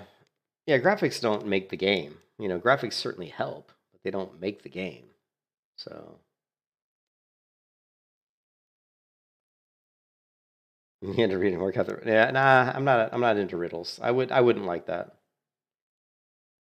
I wouldn't really like that. I mean, there's like Skyrim did that. Skyrim had different like keys that you had like there might be 3 different stone markers in a room, and you had to figure out, and each marker had a bunch of symbols on it, and you had to turn a dial, and there might be some other clue in another room that told you what the sequence of them were. You know what I mean?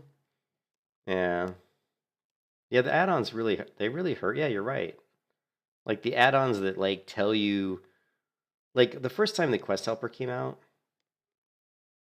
and people started using the Quest Helper add-on, I was very much opposed to it. I didn't like it. I didn't like the idea of it. I didn't even use it. And then what happened was all the people I started playing with, they were all like leveling faster than me because they were all using the Quest Helper add-on. And if I ever tried to level like from level 1 at the same time that they did, they'd say, hey, let's level up to level 10 or level 20 and do this dungeon, they would always get there faster than me. And it was because they were using the Quest Helpers. And so I started using them not because I wanted to, but just simply because I wanted to keep up with my friends. And that's why people use them. They're just trying to keep up with the status quo. They don't make the game more fun, I never played Days. Isn't that like a zombie game? Isn't that like a zombie game? Anyways, but good chatting to you guys. I'm really kind of getting tired, getting a little bit of a headache. I'm going to take a break. I've never played Days. I'll take a look at it. I'm going to play something else today. Probably like EverQuest or something completely different. It was like a survival. Yeah, it was like a survival game. There's a lot of survival games out there. But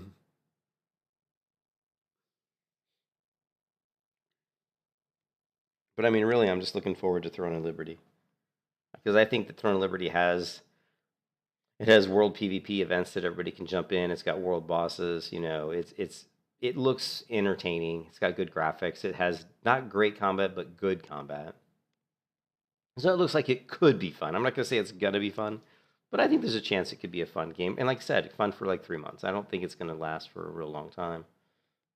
We have the Riot MMO coming. We have, Ashes of Creation coming. I think Ashes of Creation has a chance to be a good game. I just hope that they don't try to do too much with it. Like, some of the systems they put in there actually do look really impressive. I like the fantasy aspect of Ashes of Creations. I feel like Steven Sharif for Ashes of Creation. Yeah, I think the Riot. The Riot I'm hyped because I think they're going to do a really cool visual look, and I know that it's going to be smooth. Like Riot's really good at making games. They're just how many games have they put out recently that haven't been super successful? Well, there is. I mean, Ashes of Creation is a Western MMO. Look at Riot's MMO. That's a Western MMO. You know what I mean? But yeah, I mean, they make highly, kind of Riot's kind of like the other Blizzard. I mean, they make highly polished games. So, I'm excited for the Riot MMO, but honestly, I'm almost more excited for Ashes of Creation only because I've seen some of the stuff they've done for Ashes of Creation. Now, Ashes of Creation I was not excited for at all in the beginning, and I'm still worried about the fact that it's a PvP game. That because when you make a game that focuses mostly on map control or point control, where players are going to be in an completely like open PvP zones, you immediately are pigeonholing yourself into a niche game. I mean, it's not going to be a game that appeals to the masses. You know, it's going to be a game that appeals to the toxic PvP, gorillas, I guess, for lack of a better word. And those type of fans don't really appeal to me. Meow. My wife's making weird noises in the other room. I don't think of Riot as Asian at all. Maybe it is. I have no idea. But I mean, most of the games are popular with American players here in the United States, and I don't know. I mean, Riot is funded by, was it Tencent? Is it Tencent own Riot? I can't remember who owns Riot. I think Riot owns Riot, don't they? I don't know. Well, if all Riot has to do is make their art style similar to all of their, you know what I mean? They just have to make their art style like all their other games. I mean, if you look at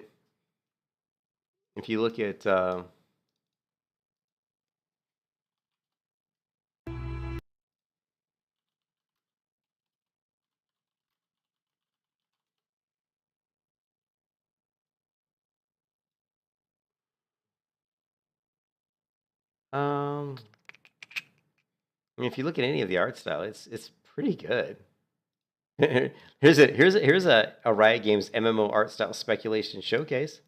If there is one thing that I know for sure about the future of the Riot MMO, it's that Riot Games is consistent with their art style. That's what League of Legends. That's what I was trying to say. Riot is very consistent with their art style, and their art style is the kind of art style that I actually like. I don't like the art style I don't like, which is really seems to be like 1,000 games like that have been coming out, is like Tower of Fantasy, Blue Protocol. This art style I don't like. Tower of Fantasy. We keep seeing so many, games that are like this. This art style is okay, but I don't want to play an MMO that looks like this. I don't want to play an MMO that's anime. I don't. It just looks like a cartoon. I mean, it's okay. I think it's beautiful art. Don't get me wrong. I love this art style. I love anime, but I don't want to play an MMO that looks like that. This, however, if it looks like this, I'm like their turn-based RPG. Like this looks good. This is more like kind of almost like Final Fantasy. It looks very realistic, but also has a style to it. The Ruined King, from Legends of Runeterra card games to Valorant, Riot Games maintains a high level of stylization and familiarity. League's universe is one with few boundaries. It's inhabited by magicians and gamblers, DJs and weather forecasters, Yeti-riding children, and time-traveling street. I mean, and this is very cartoony too, but this makes me, what this makes me think of is it makes me think of Dungeons and Dragons. Like when you looked at all those old, like a lot of the Dungeons and Dragons like modules that you could buy, like D&D campaigns, a lot of the art style was like this. Or if you looked at Dragon Magazine art, or Dragon Magazine art, I like, and I still own a lot of Dragon magazines, but, stuff like this, covers of Dragon Magazine. This is all like stuff that's really, popular for, so this, again, this art style here it's realistic, but it's not super realistic, it doesn't look super cartoony, but it looks very fantasy, this, this stuff, this is more realistic, but it's still, it's, so anyways, that's, even like this. I mean, this art style is all really good. I wish we could get some clearer pictures here, but you know what I mean? You get the idea. Like, I actually own a lot of these Dragon magazines, by the way. See if we can pick one that has an art style that I like. It would actually could work for a video game.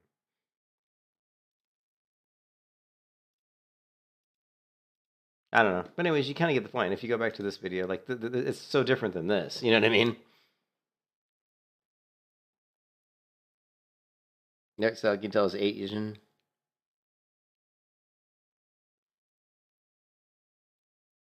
Yeah. EverQuest 1. Yeah, original con. Yeah, actually, yeah. Wonder the EverQuest. If you look at the EverQuest, concept art, it was really good. Like if you look at the images for EverQuest concept art, the art style for that, like this here, this is really good. Like this is kind of what I'm talking about. Like if you look at this image here, can we get a bigger version? I mean, this to me, this is kind of what I'm talking about. Like this is it looks very realistic, but it's got a style to it. It's not super detailed. This art style is you know, and you'll see something like this maybe in Elder Scrolls Online, but this is older, obviously. But quit it, Sai, quit it. I know what. What do you want? The cat's meowing at me. He's clawing at my legs. But anyways, you know what I mean. So, like this, I don't want. You know, like this is closer, but this is still like too cartoony for me. This looks like Overwatch, but still, this is much better than a lot of other games. So. Encompassing collection of crazy ideas and classic archetypes defined by its breadth, its sheer range of possibility, and its celebration of cultural artifacts from around the world. And this world that Riot Games has created is vibrant and beautiful, at times dark and sinister. The possibilities of color palette are seemingly endless, but the style is consistent. Riot uses a careful balance of realism and cel-shaded cartoon, never pulling too far into either direction, yet still maintaining a feel that even with a single glance you can... Yeah, so like this is not... I would say this is not my favorite art style. Like if the characters in Riot's game look like this, I wouldn't be like over the moon, but it's way better than like all of these like Tower of Fantasy Blue protocols. You know what I mean? Like it's way better than that. Can recognize as a Riot game.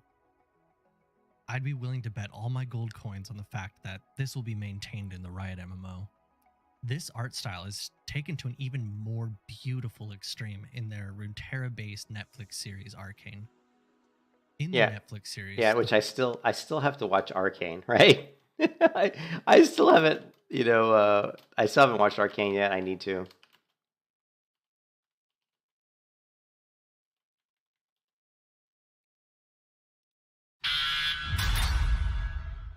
When I was a kid, me and my sister, we played a game where we pretended to chase monsters away.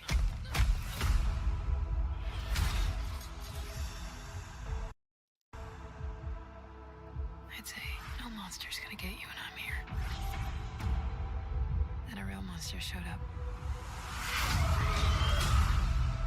I have to find her. But this is very, I mean, this is very obviously cel-shaded. You know, this is very, you know, cel-shaded. You know, it's not. This is not what you'd normally see in an MMO. So pulling this off in an MMO would be interesting to say the least. You know what I mean? Yeah. No, but Blizzard doesn't do it now. I mean, Blizzard makes something similar, but there is this way too. All the characters are too bloaty. So if you look at like WoW.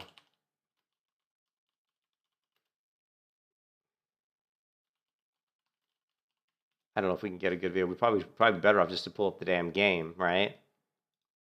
But I mean, you look at something like this. I'm sorry, but this does not look anything at all like what we've been looking at. You know, Wonder, this here looks like garbage to me. This is terrible, right? It's just terrible. You know.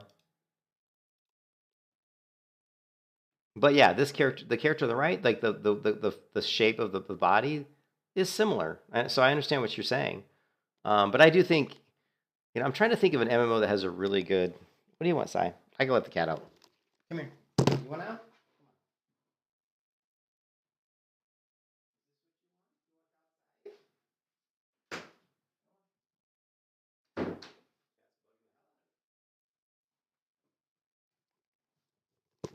I'm trying to think of an MMO that does have like a really good look, and you know, I mean, like Guild Wars 2 is nice.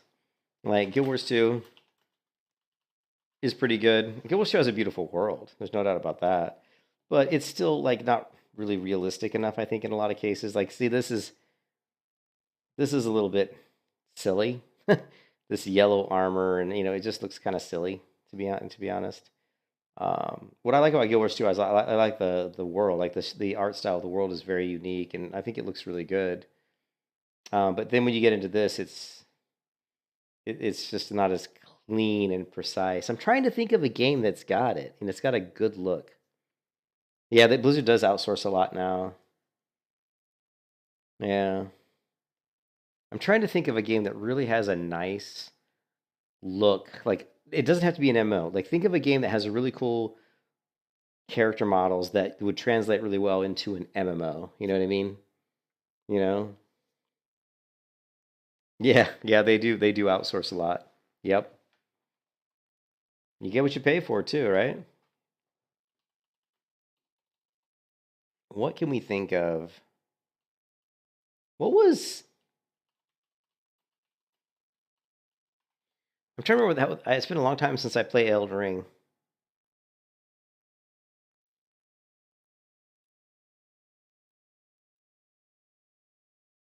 I would say that this is pretty good. So, like, if we think about like character models, like if you look at just like Elden Ring, They will continuously change. I mean, Elden Ring characters. I mean, Elden Ring world and the characters are pretty good, right?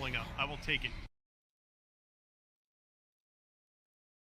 You know, it's you're never going to get perfect because there's you have to strike some sort of a balance. Like you can't go too realistic because then the game becomes dated too quickly. You can't go too cartoony because then it just looks cartoony. World of Warcraft Vanilla looked better. I think WoW looks better in classic than it does in retail, right? Like if you go to the Discord, right? If I go to some of the screenshots that I've taken, right here, back of the box, right? And we have to go back and find here. Let's see, in channel.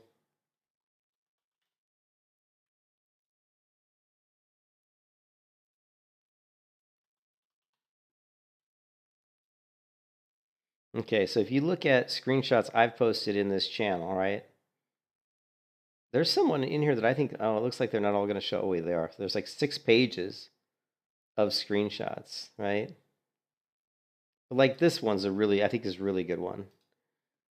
This is World of Warcraft, but this is classic. But I mean, this character model here, see this character? I think that looks really good. I think her body shape looks good. The size, the proportions all look really good. I think this wolf. So to me, the sizing and the proportions and the graphics here, they look pretty good.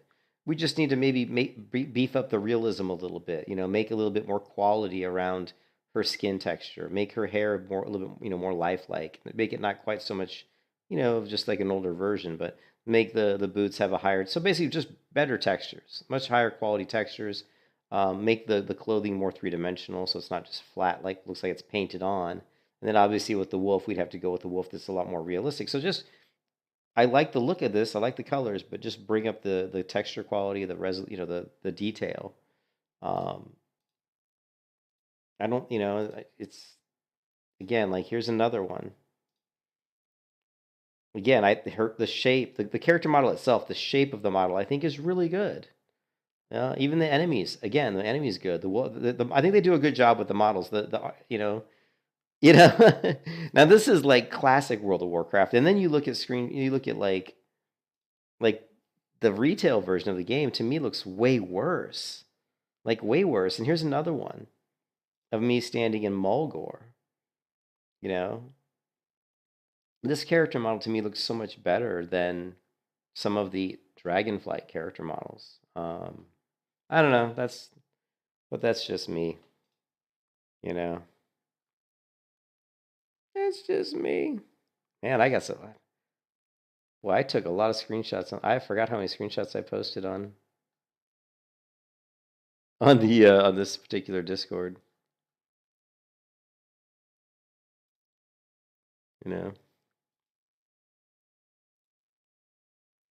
But then you have a game like Elden Ring, and you can see here, and Elden Ring looks really nice, right? It's like, don't mind me. So this is almost what I'm talking about. I mean, it's been on. Yeah, I mean, yeah, EverQuest 2, but look at this. Like, so this is what I'm talking about. If you take World of Warcraft and you just bring up the quality of the textures and do a lot more with to make things look more realistic, what you end up with is Elden Ring. I mean, basically, the models in WoW are fine. They're just, you don't have the same detail. So now you have a character model that, again, it looks really good. It looks very human-like. The proportions look good, but you've got much higher quality. There's a lot more going on with the textures of the cloak, the holes in the cloak, the cloak looking worn. There's probably it's frayed at the end, it's dirty at the end. There's cloth. There's the wind dynamics, so the cloak's moving in the wind. The better lighting. You've got more realistic grass. All this grass looks awfully high. So A little bit of stealth? Why not? yeah, I mean, and you can see I've got. Remember we showed that yesterday. Where I went into EverQuest 2 on my channel, and I think it was this one. Now they gotta pull one of You can see here, this is EverQuest 2. these guys. You can see I've got a cloak on that is moving, right? 14. I really want to get a 15. It looks really rigid though when you're walking forward. All right, level 15 bow. And it What looks I very do is I rigid. taunt. Well, I don't always taunt. I'm gonna do my. But so this is EverQuest. This is what EverQuest 2 looks like. And the cool thing about EverQuest 2 is just because mobs are more difficult. Like I'm fighting just one mob, and look how hard it is just to kill one mob in EverQuest 2. That's like the same level as me, pretty much, right? I mean, look at my health; it's going down. And the only reason, and I actually end up dying because I accidentally do an AOE that pulls this beetle into the fight, and I end up dying in this encounter. Oh, the original game they had cloth physics, but it's taken out. Well, that kind of sucks. Why would you take out the physics? Why would you take that out? But anyways, the point is, I mean, the biggest point is like I like fantasy MMOs and I like games that are challenging, and we just don't have any games that are coming out that are very challenging. Oh, you redact your limbs and everything.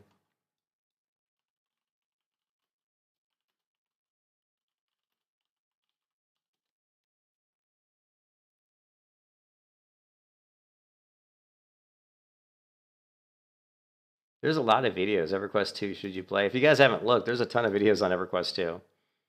And then some. And the reason these videos are out there is because people are tired of playing World of Warcraft. People are tired of playing Black Desert. People are tired of playing Guild Wars 2.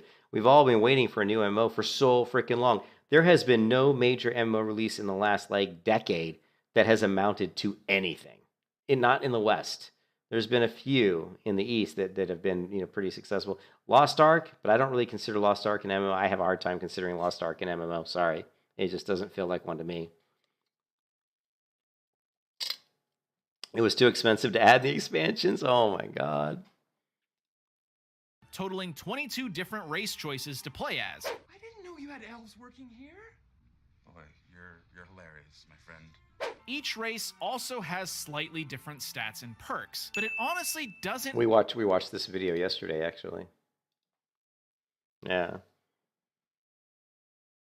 Yeah, I don't know. It's tough. Like, if you guys have ever played Dragon's Dogma, it's got a nice art style too. See. I can't believe Dragon's Dogma is nearly 9 years old. I can't. But if you guys have never played Dragon's Dogma, it has a pretty nice art style, and it's 9 years old, so. Flaws and a few annoying issues, I found the game to be immensely fun and pretty damn addictive. If you enjoy RPGs, character customization and development, monster hunting, tactical combat, high fantasy, or anything from the Dungeons and Dragons era, with hundreds of weapons and armor options to choose from and upgrade, then I suspect you'll find a lot to love in this game. Yeah, Dragon's Dogma is so good, and there used to be a Dragon's Dogma online, but I guess they took it off, right? But Dragon's Dogma was super fun. EverQuest 2, no, I don't. Can we find it? Let's see if we can find it.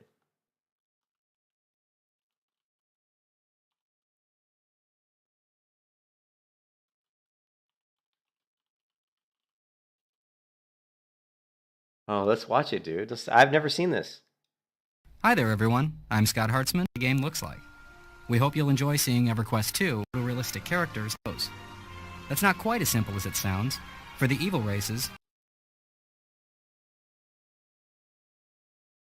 It says this is the trailer, but it doesn't sound like the trailer. Is this it? It says EverQuest 2 E3 trailer, but I don't know. Maybe this is it. I guess they weren't as flashy back. Scott Hartzman, technical director for EverQuest 2.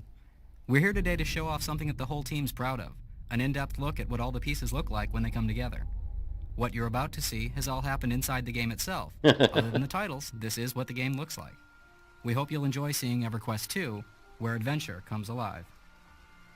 This was the Deep, trailer? intimate, meaningful, and entertaining. That's the experience we're going for when people play our game.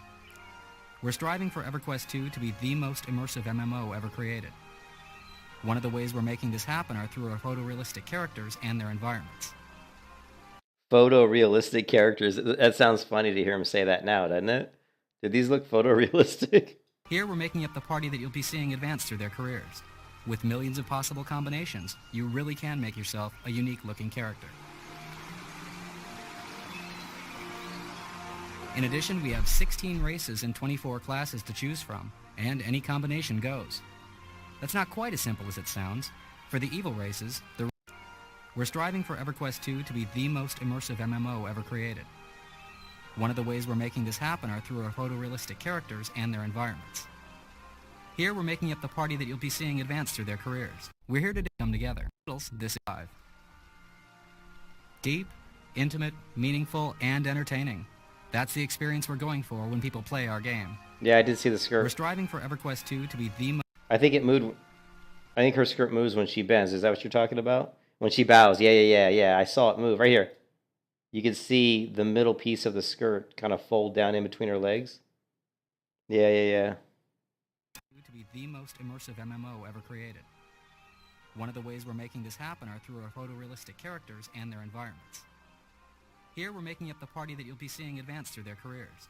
With millions of possible combinations. I enjoyed EverQuest. I played EverQuest 2 for the first time a few years ago, and I actually liked it. I actually thought it was pretty cool. In addition, we have 16 races and 24 classes to choose from, and any combination goes. That's not quite as simple as it sounds. For the evil races, the road to redemption is never an easy one. That little rat-looking race. Look at that guy. As well. More than 2 million people have been exposed to the EverQuest universe. This tutorial that you're about to see is designed to help both them and players new to online games get familiar with how to play. I've been through the tutorial. Races, like a dark elf, the City of Good rule you out for your renowned orc slaying abilities. Will you share what you have? Will you set yourself aside and do what is right? Yeah, they did. Remember they updated them. Did you ever see how they updated them? Like when you go into EverQuest 2, there's an option to use newer models or use the older ones, and the newer ones are way better. Part of the game, killing things and taking their stuff.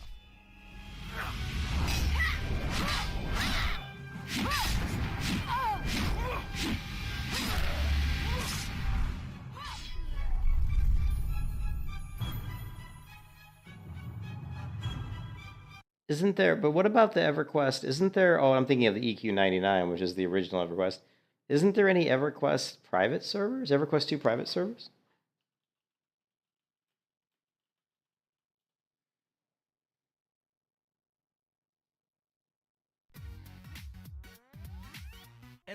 I know Nathan, of course. Quest 2 has a brand new server coming up here in February, and I couldn't be more excited. I've been dabbling in EverQuest 2 lately anyway, and one thing I always wanted to do was be able to play all.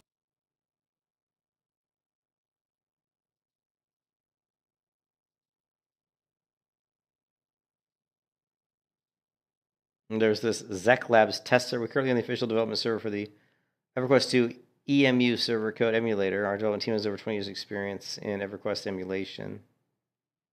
So apparently there's this. I don't know if it's any good.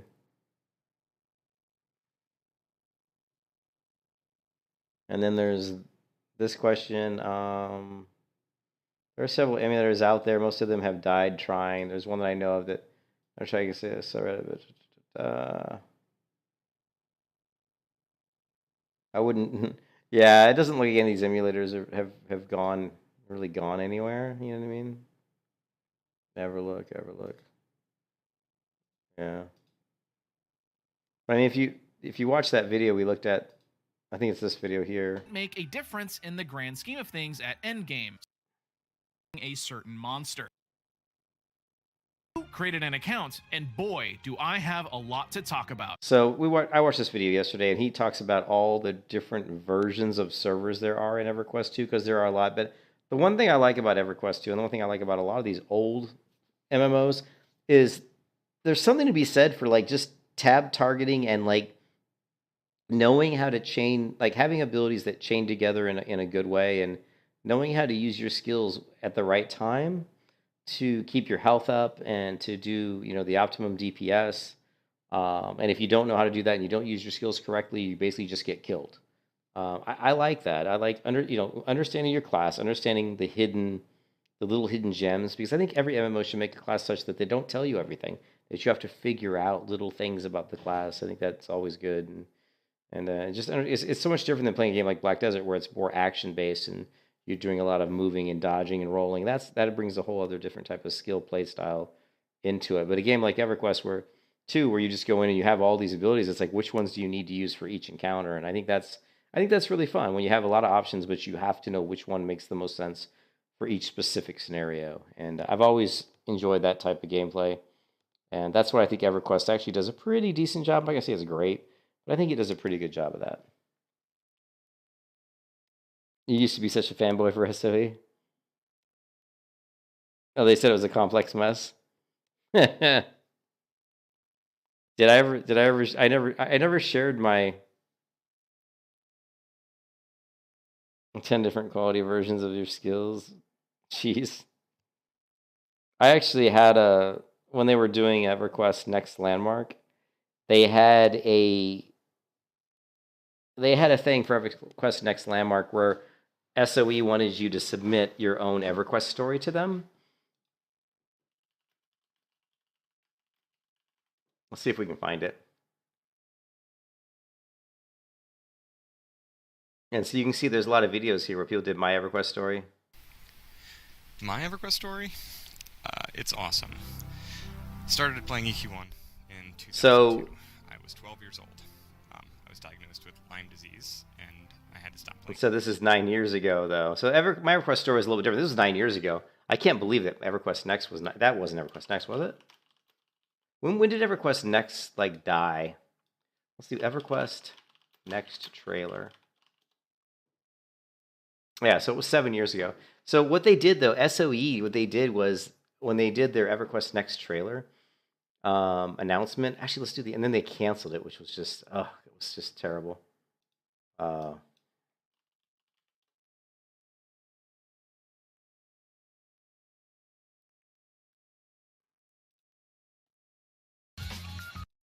Anything else?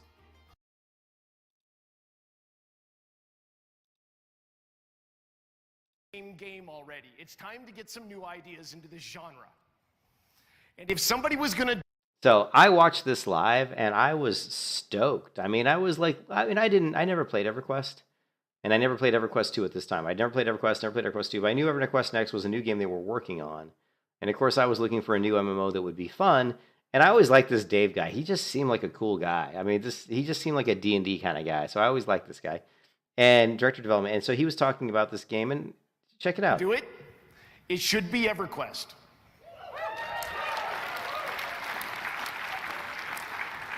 Again. So we spent the 6 months. Yeah, Smedley's definitely a strange guy. First 6 months brainstorming out what we might be able to do, how far we could go, and what sort of limits we might have. And as we talked, the ideas started to piece together into a whole that was, well, it was really intriguing to us. So we spent the next year prototyping, trying to figure out which of our crazy ideas might actually work. And the cool thing was most of them did. So we're at the point right now where we're building something that's both heroic and social. We've taken everything we know about games and MMOs in general, and we're fusing the best parts into an original shape, well, that we hope will create triumph and passion in the gamers that play it. And that's you guys. Mm-hmm. So let's talk about that game.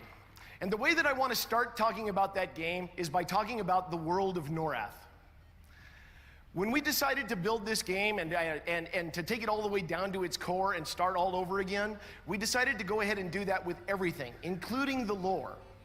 So we've taken a tip from, what they've done recently with the Star Trek franchise. J.J. Abrams kind of retooled some stuff. And what we decided to do was to maintain the names and the places and stuff that you've come to love over time, but tell new stories, interconnect them in different ways. So as you explore through EverQuest Next, as you explore through this new Norath, you're constantly finding stuff that will surprise and... So imagine how much time went into EverQuest Next, and it was all for naught.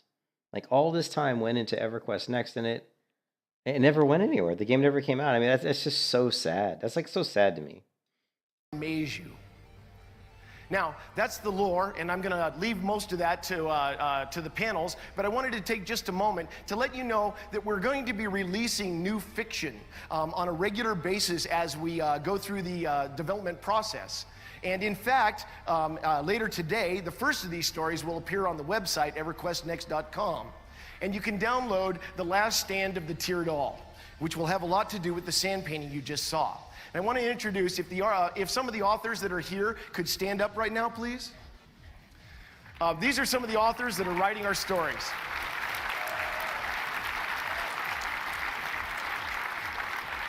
In fact, they'll be outside and you can talk to them after the show here. Maxwell Drake wrote the first story.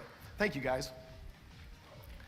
Anyway, so you also want to see what the game's going to look like. Well, to tell you how the game is going to look, I want to start with concept art. I'll show you a couple. So this is like in-game, right? Yeah, we like the way that's coming out quite well. And then this is Firot. The lighting through the trees, the feeling of a heavy humidity, all of these things contribute to an adventuring experience. I remember that. Yeah, I remember that when they wanted to do. Yeah, they wanted to integrate your webcam so that you could talk to people, and so that so your character would talk. I remember that. Yeah, I remember that. That was where you never know exactly what's going to be over the next. I'm not sure how they thought that would be a good idea, to be honest. Next rise, or what's through the next archway, and we're going to be visiting this a lot as we go through today's presentation. But yeah, we definitely like where this is going. How do you like it?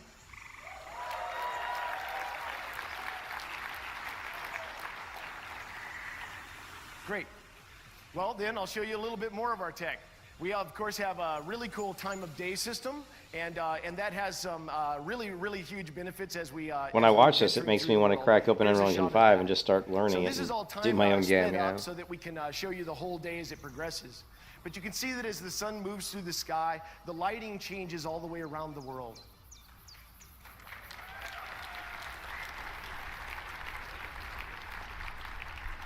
And as the sun sets, we see a true night, which is a really exciting thing to adventure through.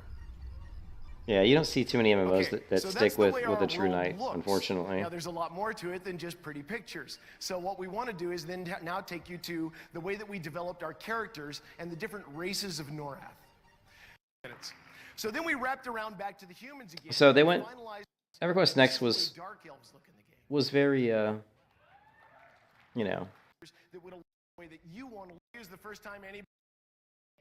And that different classes have different abilities. You can also gain items that allow you to have cool movement systems. This is the boots of the Zephyr, which allow them to glide through the air.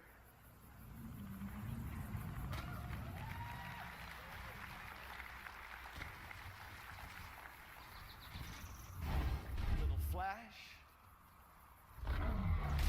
Watch the Karen now. That's his sprint.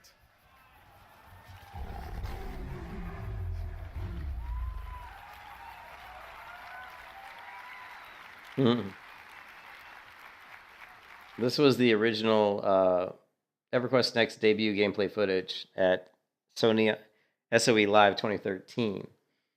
They went very Disney with it. This looks this definitely looks very Disney. No, this is the one that never came out. This is the one that was gonna come out and it never did. It's just, I'm going back and watching it because it's really sad.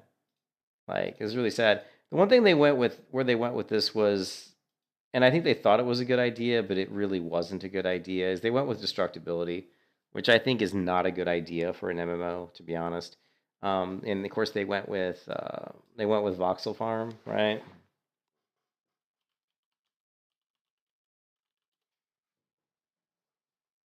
So they went with, you know, I don't know if we can get. Let's see.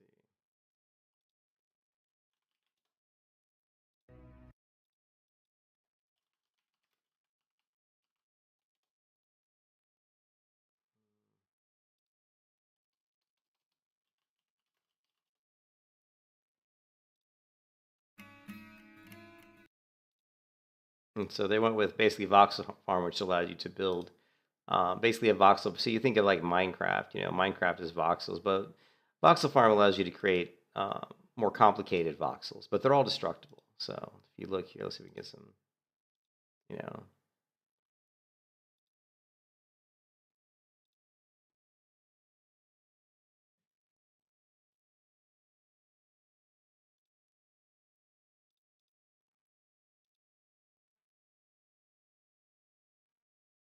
And so they decided in their, for whatever reason, they decided that they wanted to make a destructible world, which I don't really know why they did that, because yeah, I mean, well, the reason they didn't release it, what they said, what they claimed internally, they did the kind of same thing that Blizzard did with Titan, where they just said that the game wasn't fun. They said they worked on it, and in the end, they just said it wasn't fun. They didn't think people would enjoy it, so they scrapped the project, which, you know, that's never the true story. But I think destructibility for an MMO is not a good idea. I thought that was a really bad idea. But you can see here where they demonstrate some of the destructibility. And you can do some of this stuff without having to have a voxel farm. Because remember, to do this, they had to license voxel farm, which is extremely expensive to license. The human wizard has something called a crystal wall, and you can see that she can erect voxels straight out of the ground. Now the kobolds need to break that down, and when they do, she'll need to stop them by using upheaval. And upheaval can destroy bridges, you can block staircases, all kinds of different things. Now, she's not the only one that can do this kind of thing. In fact, the warrior has one of my favorite abilities in the game called Whirlwind. Now, he's going to leap over that chasm and do some damage.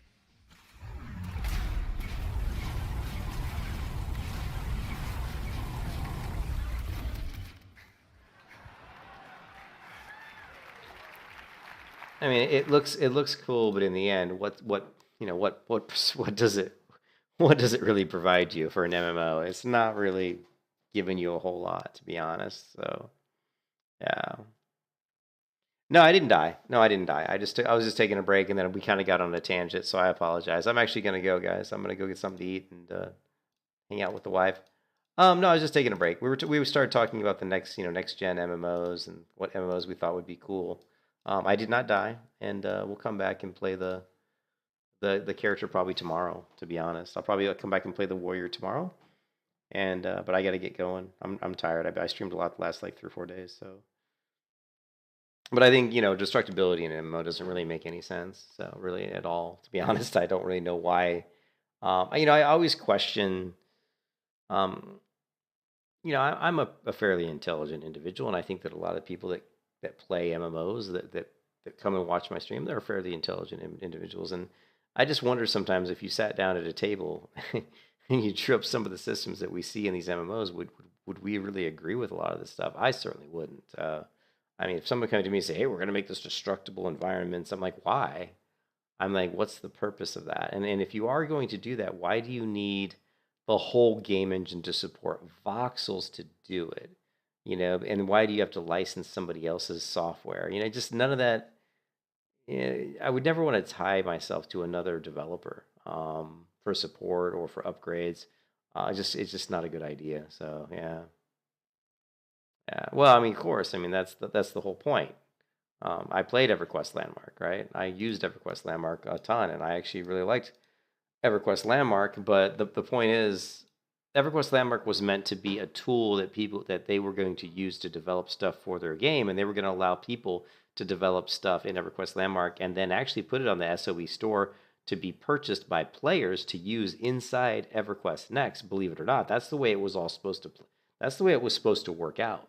You were supposed to be able to help craft stuff, not for the game. You're supposed to be able to craft stuff that SOE could say, "We really like your stuff. We're going to buy that from you, and we're going to put it in our game." Or you could put stuff on the store, and then other people that played EverQuest Next Landmark could purchase it to put it in EverQuest Next Landmark, right? And they were going to have that all in the SOE store. So if you go here, I mean, you can see here, this is me inside of EverQuest Next Landmark. And I did a quick video on creating a cylinder via smoothing a rectangular column, right? A whopping 1 minute. So this is basically just the tools that are Voxel Farm. So if you talk about Voxel Farm, this is Voxel Farm. All this is they basically incorporated Voxel Farm into EverQuest Next Landmark, and they gave you, I mean, this is the same tools. If you go and buy Voxel Farm off the voxelfarm.com, you know, you're going to have these same tools. They just have integrated into their own game, you know. So here I've created a column. I don't know what I'm doing here. I don't remember. It's been too long. I'm not sure what I'm doing right now. I'm probably going to move this. I'm not sure what I'm doing right here. I've already got the columns, so maybe I'm trying to encompass my column inside of this object, but I don't know why I'm doing that. It looks like I'm going to place this in the middle. I will definitely be happy when they put at least a compass in.